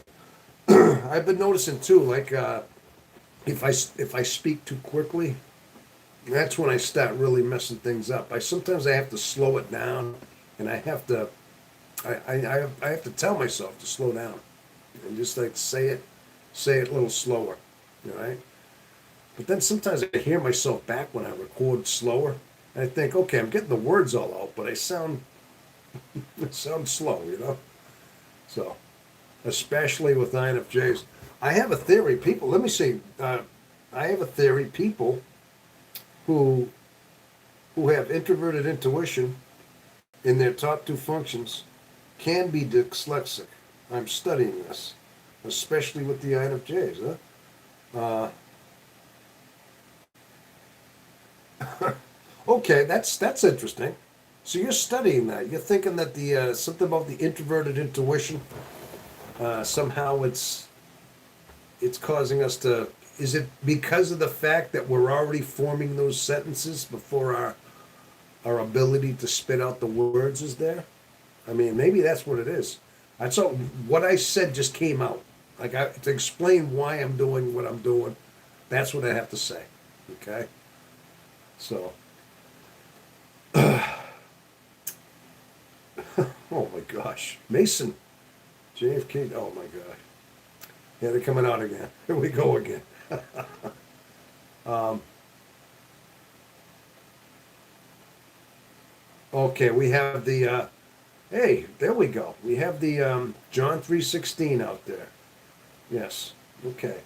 Well, we want to thank you for that. Yeah, there's nothing wrong with it. Listen, occasionally, I mean, I wouldn't say this is like a Christian station, but occasionally, listen, I do quote occasionally I get spiritual, and I do quote the Lord in some of His teachings in my own way. Okay. So listen, I mean, the Lord is not forsaken here on this station. Okay. But at the same time, I don't just. That's not all. That's not what we're all about. He's definitely got a place in there, though. Oh my gosh. Okay. All right. We got some off-wall stuff coming on here. Listen. Well, our introverted thinking is is the third function. Yes, I know that. Yeah. So you think it's that whole back and forth thing? Maybe it's the whole. Listen, maybe you're onto something. It's that whole loop thing. You're kind of going back and forth. Sometimes it depends on what you're thinking about. Um, I mean, are we always constantly trying to decipher things with our introverted intuition as we're speaking? I mean, I think it has a place, but yeah, I think a lot of it, believe it or not, I think it's funny thing is, I mean, I think the IN connects the dots. In other words, I think I think sometimes we can have knowledge of things. We can have understandings of certain things about history, about things, but then there could be other categories of understanding things too. Okay? Like, you could have a whole history on the 1960s. Okay? Let's just say that decade, the whole history. Now, all of a sudden, you can start understanding some of the things that were going on in the 1960s as well. I mean, you could say like the political economy, let's say, was going on here, but then you can start connecting the dots with certain cultural fads, certain things musically, you see, and you can start connecting the dots in a way. I mean, this is just a radical concept on how the introverted intuition will start connecting certain similar similar um, similar patterns in a way. Okay, the knowledge of the 1960s. Okay, also connects with the knowledge of the cultural events. The Beatles and everything. Maybe JFK. Somebody mentioned JFK at that point. So there's ways of doing that. I mean, these are just examples, but a lot of times I think we just have basic knowledge. We might have learned something by rote memory, and sometimes we can just regurgitate that. But when we intertwine it with other memories, with other information, and kind of narrow the gap, pull it together, and come up with a totally new description as to what it meant, if you know what I'm saying, okay? This is what our introverted intuition excels at.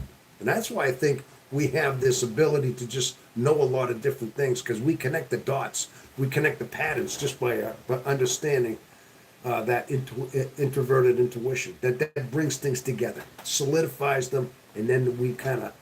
But and we usually do that in the moment, spot on in the moment. I do this all the time. I constantly do that. All right, and that's where it comes out when we know things, when we connect those dots, and it's sometimes it's a unique way of doing that in that moment. And then we sit here saying, it just came to me. I saw it. It just came to me. I don't know how, but when you say you don't know how, that was your intuition, because it had a mind of its own, right? So what do you got here? Okay. Do you have any pets? I have a pet knee gore. He's so okay. There's some trolls out there. I have a pet Negor. He is so loyal. Okay, my point is that how we made the most people aren't like us, so the label. The label is a disorder. Is a disorder, like ADHD doesn't exist. Okay. Personality pill. Do you think the disorder is connection, but either with the mainstream? Okay. What did you just say? Excuse me. I believe it's something that people just don't understand. If they need to labor for, stop saying that, man. I don't understand what we're doing here, huh? Okay. I'm just trying to catch up on some of the text over here. Good gosh, I can't believe it's 2:30 in the morning here, and we're still going at this live broadcast. I tell you what, people, I'm gonna have to start winding things down. Maybe not immediately, but especially, yeah, we're gonna have to try to start winding it down. Okay. Okay.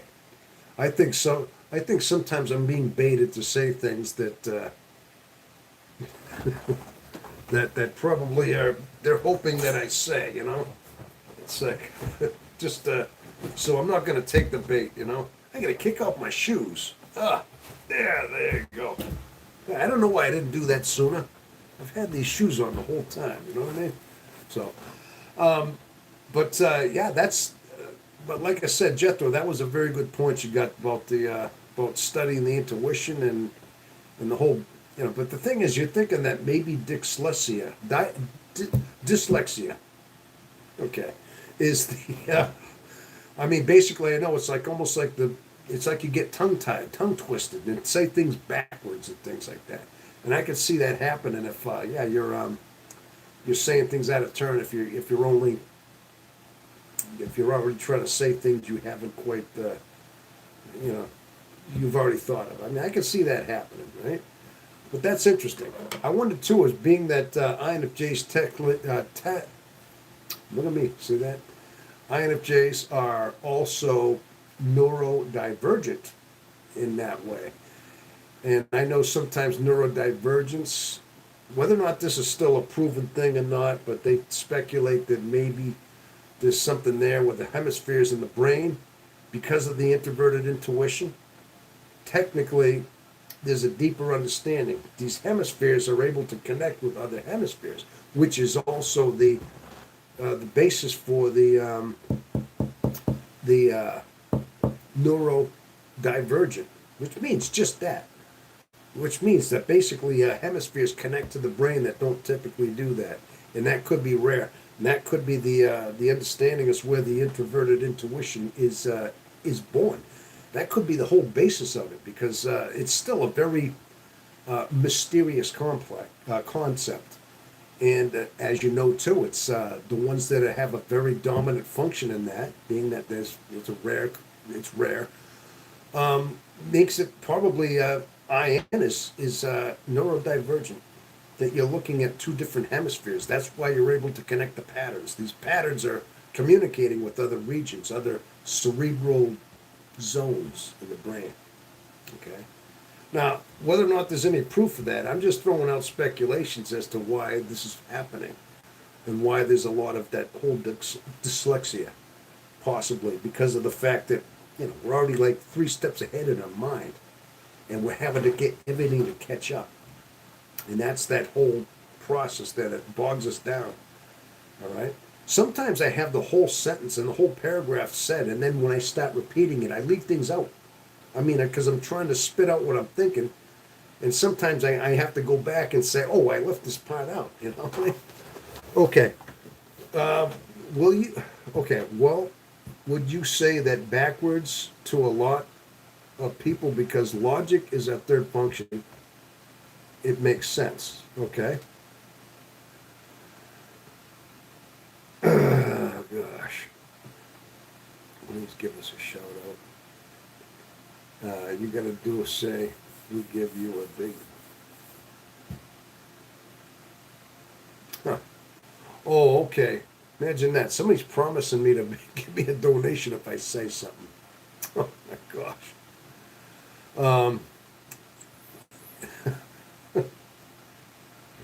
Okay. I don't know. I'd get $40 if you give me a shout, please, Roy. Please say I'm going to give you half the money. I don't know. I don't know if I should go there. I mean,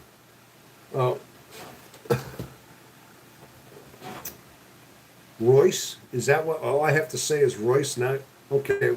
So now you're going to give me a. Well, why would what now? What is? Gee. Okay, please. I just said that. I don't know what is the. Sometimes you gotta. I'm not sure what's going on. But no, that's actually what I'm thinking now, Jethro. Was just that, I mean, again, I'm just troubleshooting what's going on as far as that goes. But no, you really take this thing. You really are deep with this whole thing. I can tell. You put a lot of thought and a lot of. You're studying this quite a bit, right? That's all.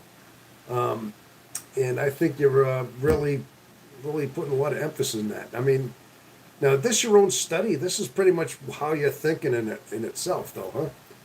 But I mean that if I was to guess, now that you're making me think about it, I just know that that's another thing. I know my brain's always had a certain way of thought, and I feel like I have chapters and chapters and chapters of knowledge.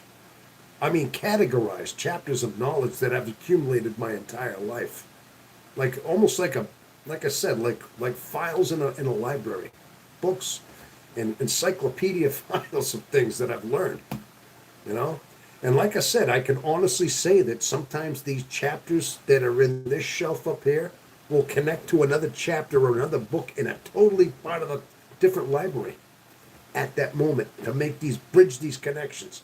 That's your intuition, and that's your neurodiversion right there, because you're actually categorizing things, and now you're using different hemispheres of your memory, and you're able to piece them together in that spot.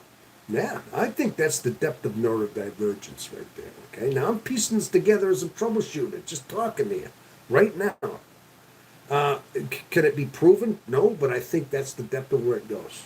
Okay, and yeah, so, but I've been doing that my whole life. You know, that's how we, and that's how I think INFJs know things. That's how a lot of times we just, that intuition just works overtime, and it works involuntarily. We don't even know what we're doing. It just comes out, and you say, I don't know how I know that. And it turns out it's true.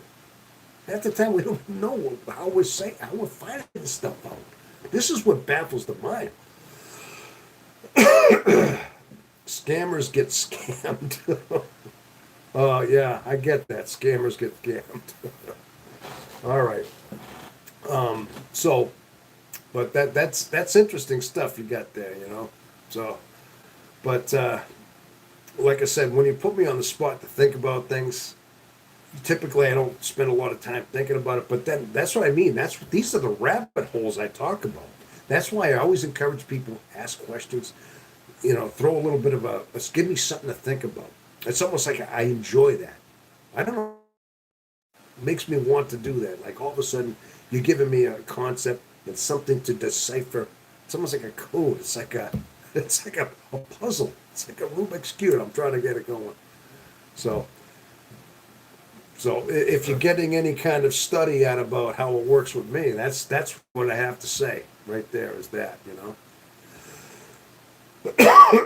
Scammers get scammed. Yeah, I want to carry on the work of Carl Jung and the Myers-Briggs ladies. Catherine being an INFJ, Catherine being an INFJ inspires me more than people say you can prove. The MBTI works. It won't. I won't. I want to prove these people wrong. Oh, hey, like I said, you're going to have, listen, of course, you're going to have the doubters out there, okay? Definitely. Of course, you have the doubters. But again, understand, too, those doubters are in they're in the Sigmund Freud camp. I'm telling you right now, common conceptions of psychology is mostly Sigmund Freud. And Sigmund Freud distanced himself. We told this story before. I don't want to get too much into it, but as you know, the typical curriculum right now into psychology is in that camp. Okay, but again, if you look at it, if you look at the whole Sigmund Freud camp and that version of psychology, now it's deep, but it's very incomplete. It is incomplete, and we've gone over this before. But of course, the Carl Jung camp, I think, is the completion of that.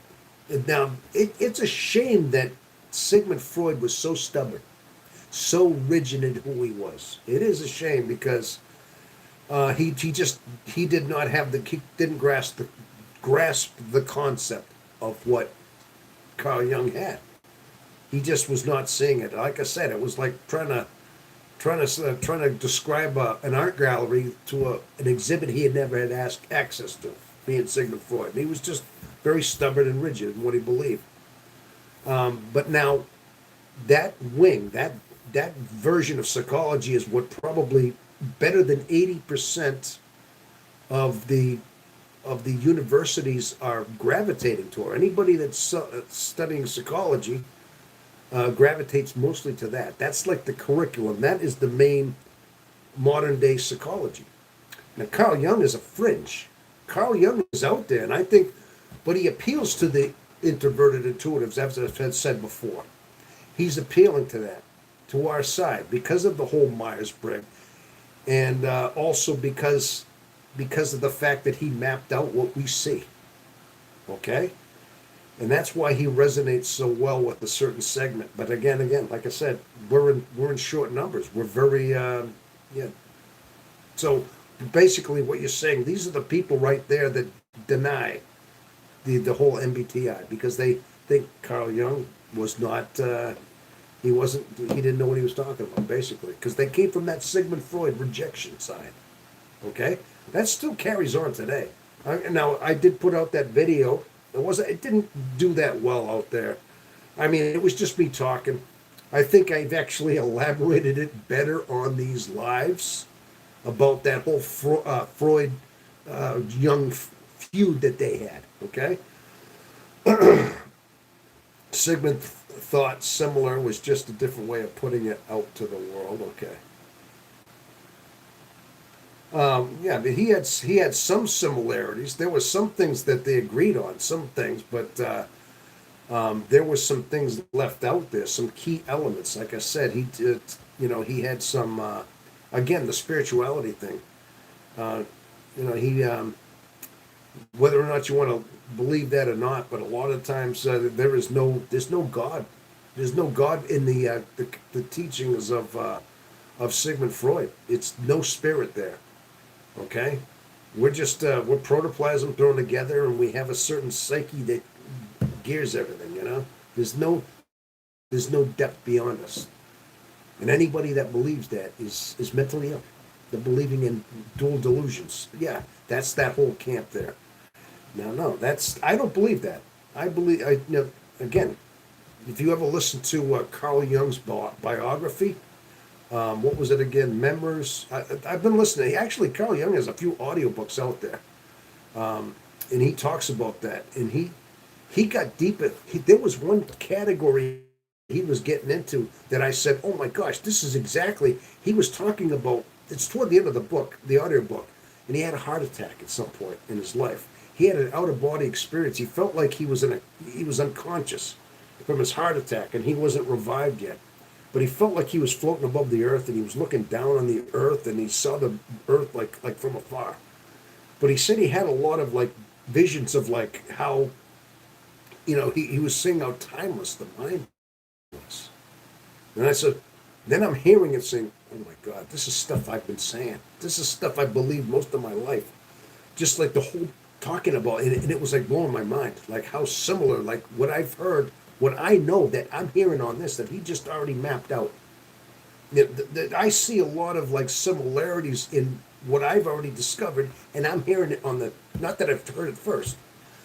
Yeah, he was talking about that, his out of body experience, and talking about that. I can't remember exactly the wording. Of course, it was wording into his autobiography, so it was all edited, but it was really well put together. But when he started talking about it, he says, yeah, that's that whole division that I say. We have, there are separate parts of us. There is that timeless infinity within our consciousness that we tap into. And he was like, after his heart attack, it sounded like he got out almost in an out-of-body experience. Now, that was, I think, his last writings before he passed away. It was within 2 years after he died, he put that one out there. But it's mind-blowing, some of the stuff he was coming up with. But he was deeply spiritual, is my point. Not Sigmund Freud. See, this is what I mean. He left that out. Well, Carl Jung had an INFJ powering up his work. Catherine talked about studying with young introvert. Jung, intuitives, seem to have a dialogue. The dialogue of logical people have trouble understanding. Let me read that again. You said here, well, Carl Jung had an INFJ powering up his work. Catherine talked about studying with Jung's intuitives. Seems to have a dialogue that logical people have trouble understanding. Logical people have a trouble understanding. Yeah. Yeah, some of his stuff is hard to follow, especially if you're indoctrinated out of your common sense. Listen to, sometimes that's one of the things too. I mean, whether or not we get away from our whole internal instincts, and sometimes education does that to us, whether or not they're doing that or not, and they're sometimes indoctrination, and we just take things by rote. Sometimes that actually strips away some of your common sense, some of the things that you were born to understand on yourself.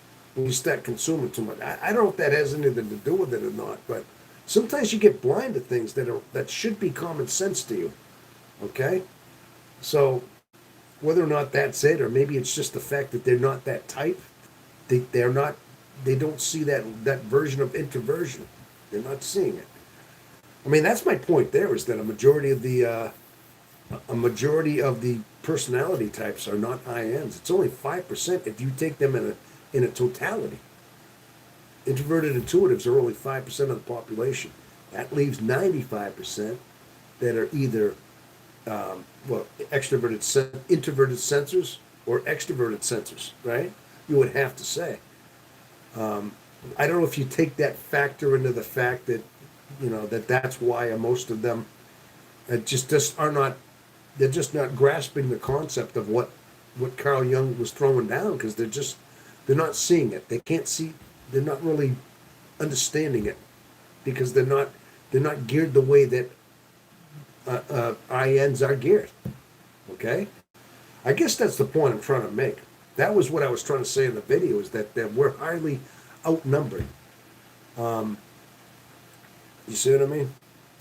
So that's why I say that, okay? But again, I mean, like I said, I think Sigmund Freud had a lot of brilliant points, and I think he was right on about a lot of things, but I think he was not complete. He was an incomplete in some of his studies, is what I'm saying. I think Jung was completed that.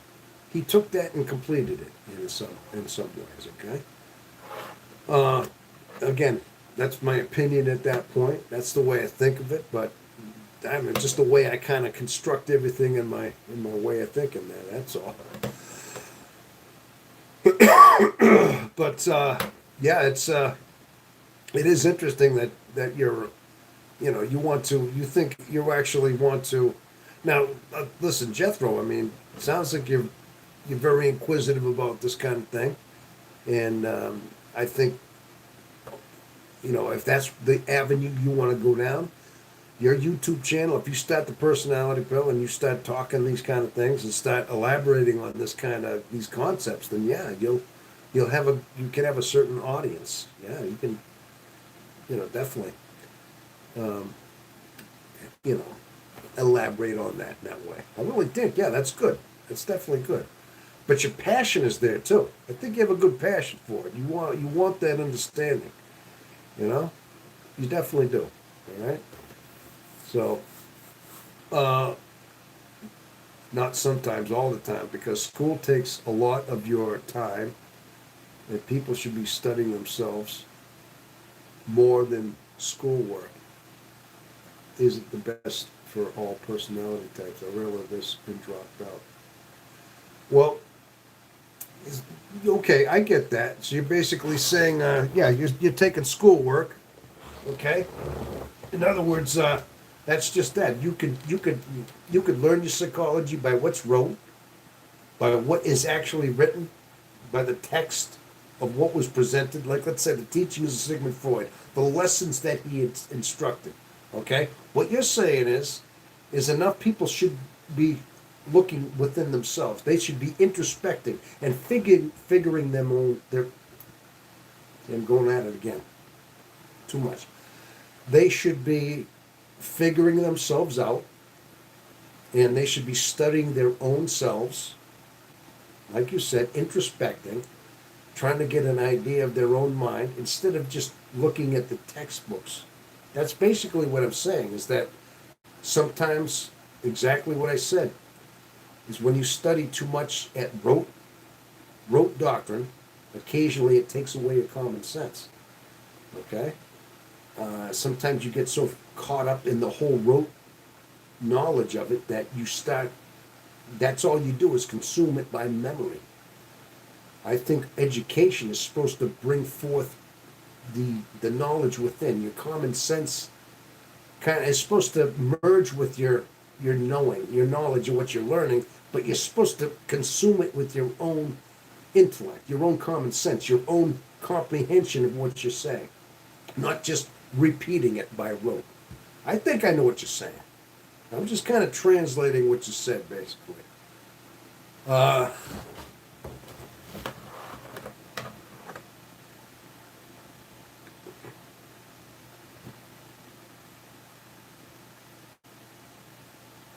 okay, is this for real?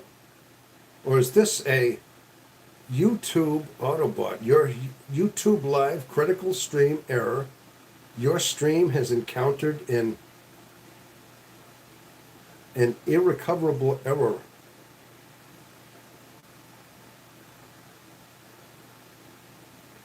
Uh, hey, let me ask you something. Are you seeing that, Jethro? Like, so why would YouTube send me this YouTube auto notification bot? Spam. Yeah, I think so too. To prevent loss. Who's sending the hearts? Who's doing that? Yeah, it's a troll. Chill, bro. Yeah, that's right, because I knew that. I could tell that was a troll. Yeah, because he's actually telling himself he's a troll. He's basically saying, trying to get you. Got it. Okay. We'll spend 14 years of our life in school. It damages a lot of people. So basically, you're making my point. You're saying exactly what I'm saying. Yeah, is that we spend too much time consuming knowledge and losing our common sense behind it. Yeah, you basically, you're saying what I'm saying. You're hearing what I'm putting down. Yeah, I get that, man. That's absolutely true. That's absolutely. So, can I get a birthday shout? Oh, Piz. Uh,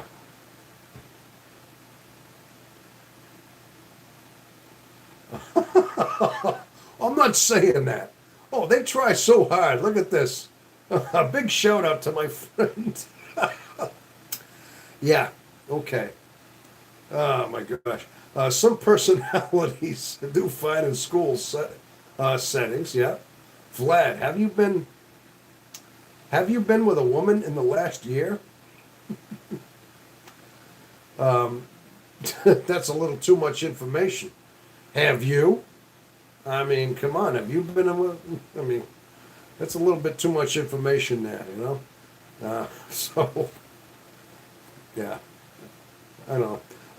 Yeah, but anyway, Jethro, as far as we'll get back to what we were talking about. Basically, yeah, no, you're absolutely right. We have to, I think, like I said, I mean, do you know that the Latin word for education means to bring forth from within? I think it's actually, we forgot some of the meanings of some of the origins of what these mean. Educate. I'm trying to remember. It's supposed to be that you were encouraging these common sense that you had within yourself to emerge. In other words, um, it used to be that we knew that we had an internal guide. We had a common sense. Call it what you want. Internal knowing, common sense, the God code, as I call it.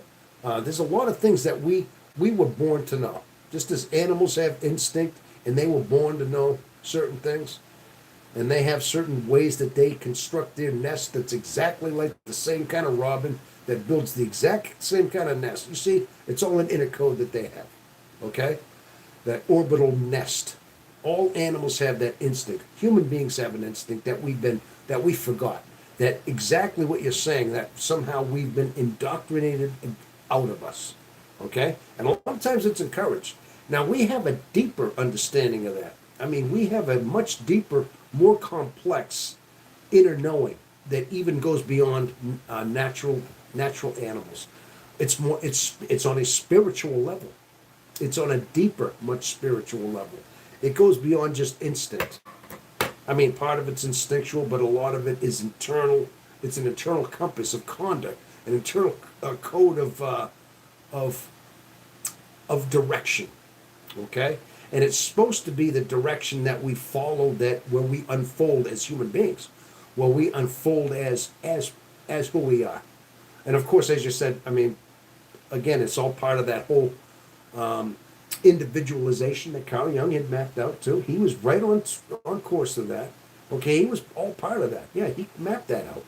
Okay, but it's supposed to be brought forth from within, because we are culturalized out of our individualization through the indoctrination, which we're talking about.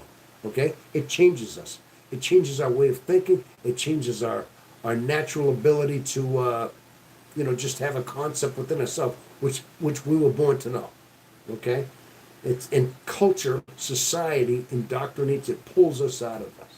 Okay, and again, like you said, you get some of these totalitarian governments, and they do this all the time. I mean, they have control over people all the time, don't they? You know. Greetings from Micronesia.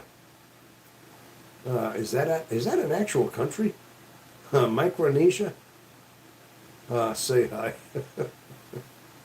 All right. Okay. Well, we're down to 4 already here. I can't believe it's 3 o'clock in the morning. People, I've been here almost 8 hours. I'm going on 8 hours altogether. Can you believe it? I'm going on that. Listen, people, I'm looking at the time here. I'm looking at the time I've been aboard here. I get carried away on these chats. I really do, on these lives.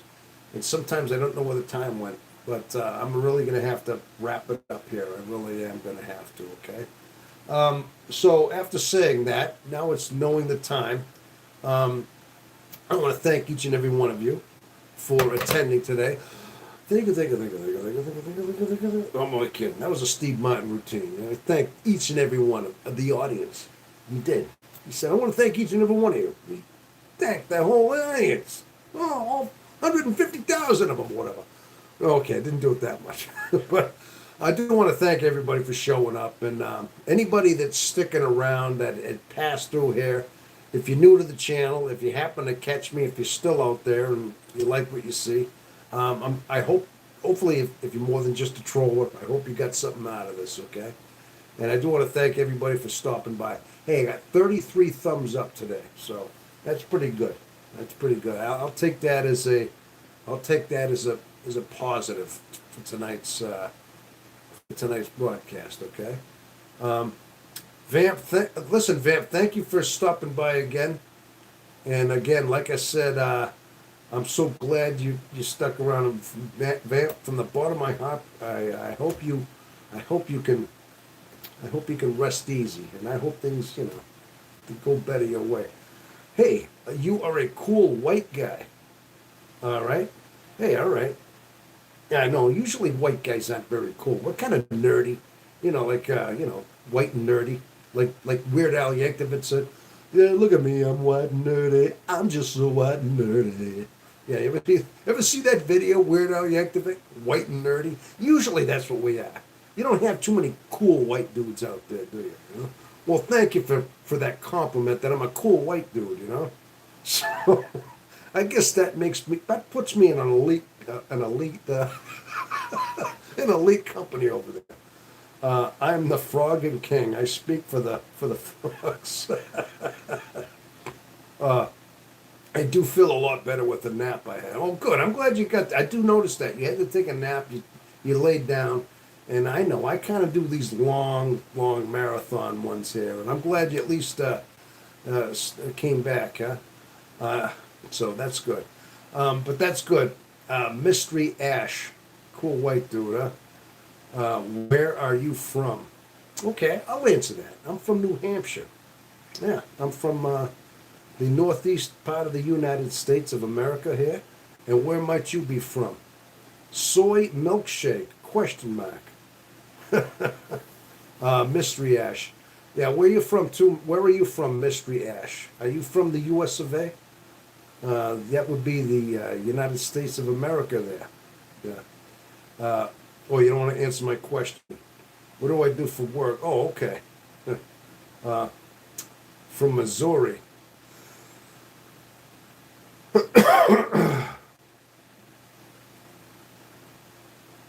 The deal, though. Oh, okay.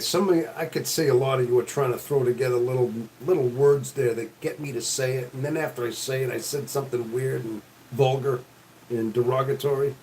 I can't do that. I'm from Ohio, in Texas now. Oh, from Ohio, moved to Texas. Okay. Okay, got that. Uh, okay, somebody had an explicit.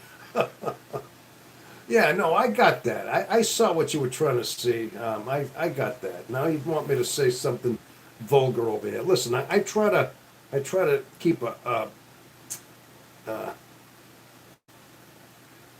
oh, here we go. Hey, it's a flurry of trolls coming back in.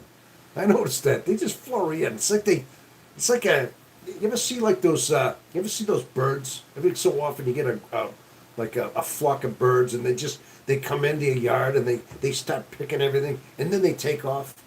Yeah, you ever see that? Sometimes you get those birds like that. Or like bugs, yeah. Well, all of a sudden you get bombarded with bugs all of a sudden. Kind of like the trolls are like that too. They just land on you and they just start throwing these little digs out there. You know what I mean? I mean, really. Uh,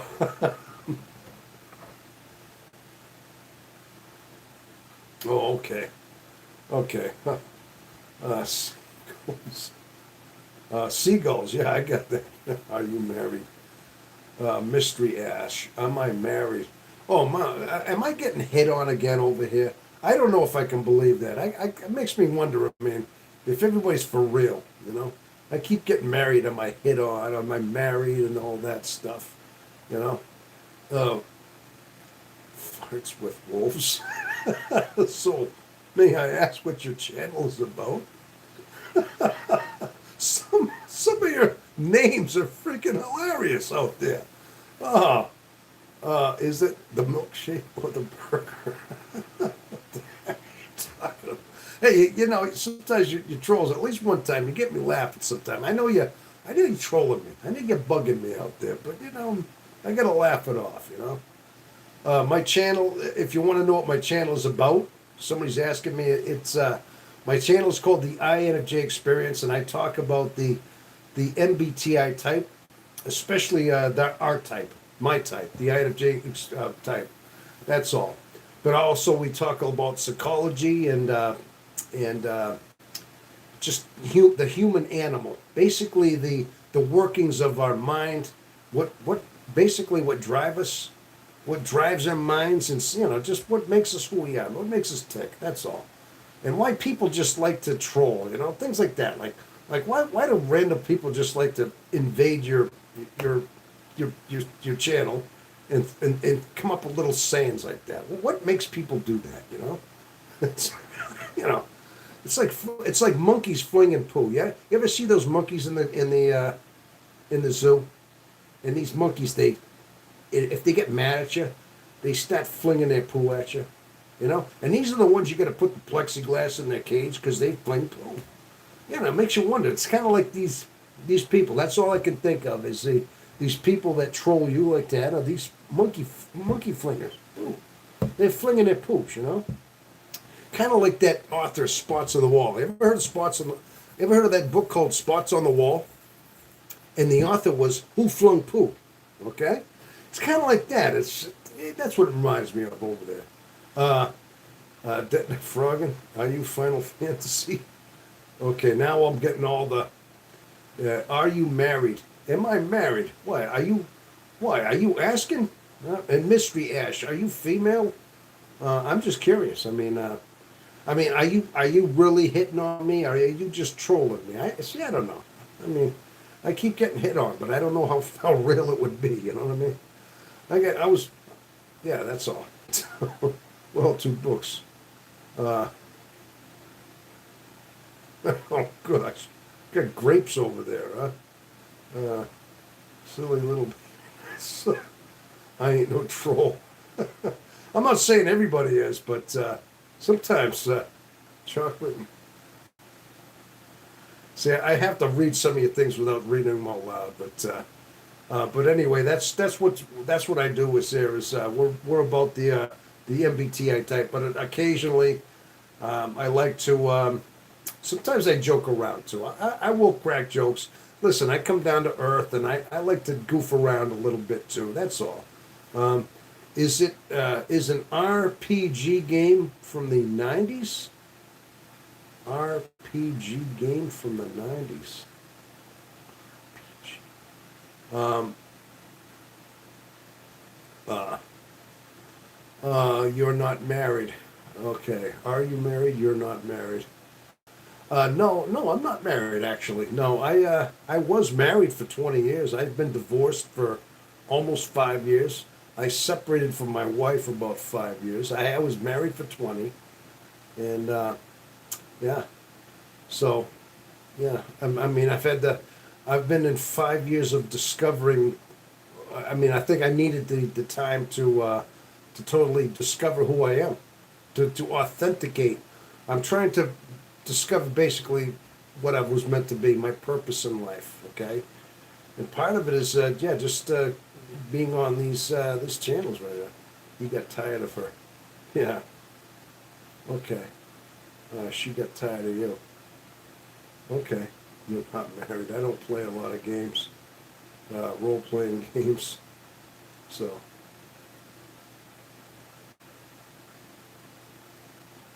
uh,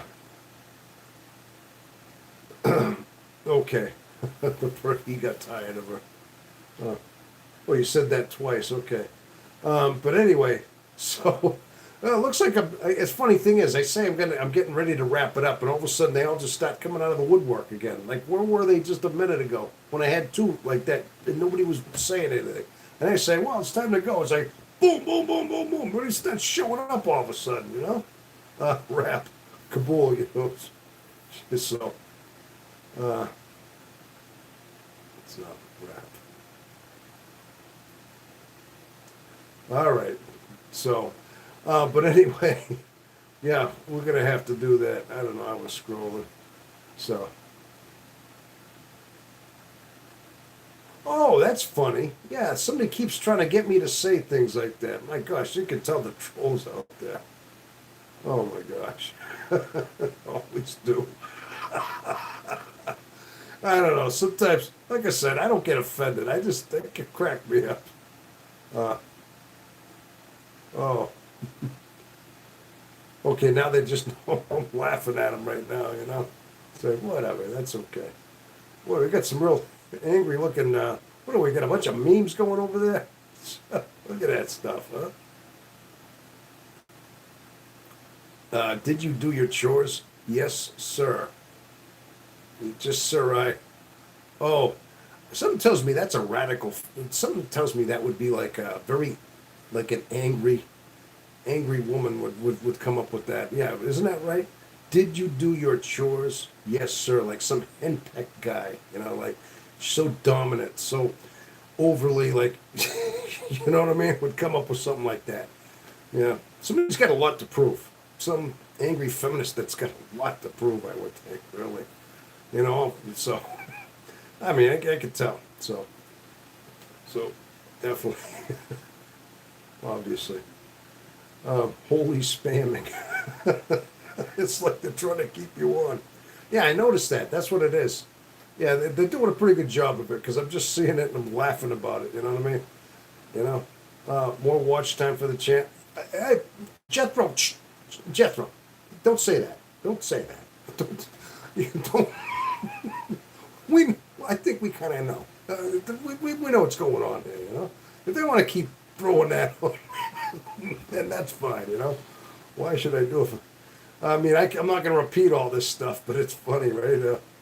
Don't eat dog, it's rough. Hey, don't eat dog, it's rough. Ah, vamp, hey, that's funny right there. You know? Yeah. Some very angry stuff going on out there, you know? All right. Well, I want to thank everybody for staying out there and actually infiltrating this live. Yeah, I mean, I'll tell you. I mean, you know, it's like I tell you, if it was a monkey cage, if it was a monkey cage right now, it would be quite spotted right about now too. If you know what I mean. Stop roughing around. Can we do 8 hours? We're almost up to 8 hours here. God loves you. Yeah, that's right. Gospel spreader. Well, thank you. Listen, somebody has to go out there and do that stuff, right?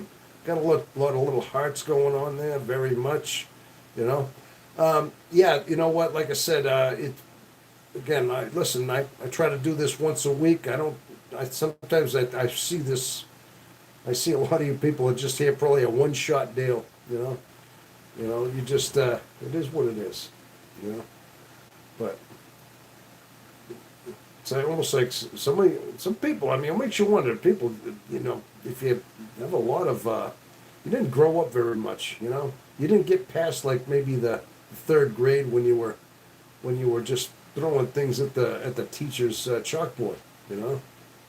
Or giving wedgies in giving wedgies in the in the what do you call it, in the school there, you know? I don't know. Okay, well, people, thank you so much again. Like I said, we had to kind of see. I was actually looking to see if anybody had a serious question or a serious concern. I was actually hoping to see that if anybody but I didn't see any of that. Just a lot of trolley stuff out there, you know. But that's okay. At the wall, yeah. But anyway, I guess they figured that my words weren't really going to be effective, so then they just started putting very irritating looking like memes out there, just to draw attention, you know, like a pay attention to me kind of thing, you know. Okay. Okay, well, anyway, people, thank you so much for showing up. We have, so if anybody's out there, like I said, I know I got a couple of yous out there, and I want to thank you, my sweet core of who's out there still. And yeah, I know my faithful ones out there. And I want to thank everybody, and you really warm my heart up a lot, okay? And I know who's giving me those 100s. I have an idea who's doing that, okay? And again, everybody stay true to themselves out there. And if anybody stays with this rebroadcast to the very end, maybe they can watch this on a rebroadcast in pieces, because this is a long one. This is a very long one. I'm just going to be curious how many actual views I got tonight. I mean, this might be up there a bit, only because it was another vertical, another crazy vertical. Yeah. Yeah, and that's exactly what these are. But I hope somehow I hope somebody out there. I always hope that I'm going to at least throw that pebble in the pond, and it's going to make a difference somehow. Somehow I think that I've made a difference already. Because now that we're a regular fixture in these live broadcasts, there's some of you out there that we all do this on a regular basis. I think it's good to know that we're making a difference. That's all. Okay. And we're you're welcome, Vamp. Yeah, I see you're out there. I'm safer than a lot of that. Yeah. Okay then. Okay. Well, thank you so much, people. And if Jethro, if you're still out there, listen, I thank you for all your support out there too. And I like the discussion we have. All right. Me and my monkey. So, all right. All right, well, people, thanks again. And, yeah, you're welcome. No spamming, cheer for you. Yeah, it's funny thing is now, look at this. It's like you say you're going to sign off, and all of a sudden all the attention shows up. Like, don't let them go, you know? But then do I throw away all these minutes or all hours? So, I know what you mean. Yeah, it is what it is, you know? All right. Well, anyway, I've been here for 8 hours, so I think we did pretty well tonight. Okay. All right. Well, people, thank you so much again, and until the next time. And just understand too that Saturday nights, if anybody's interested, typically Saturday nights they don't usually all go this long. Sometimes they go a little shorter time. Occasionally, I stick around this long if I know activities going on. It keeps me interested, keeps me energized to be here, especially if there's things to talk about and discuss. So I guess I had enough of that, okay? All right, sign off, sign off. I am signing off. Don't worry about it. Yeah, just keep saying it over and over again, you know? All right, people. All right, so until the next time, all right? Everybody, have yourself a wonderful rest of your day. That's what I want to say. Okay. Thank you. And have a great night.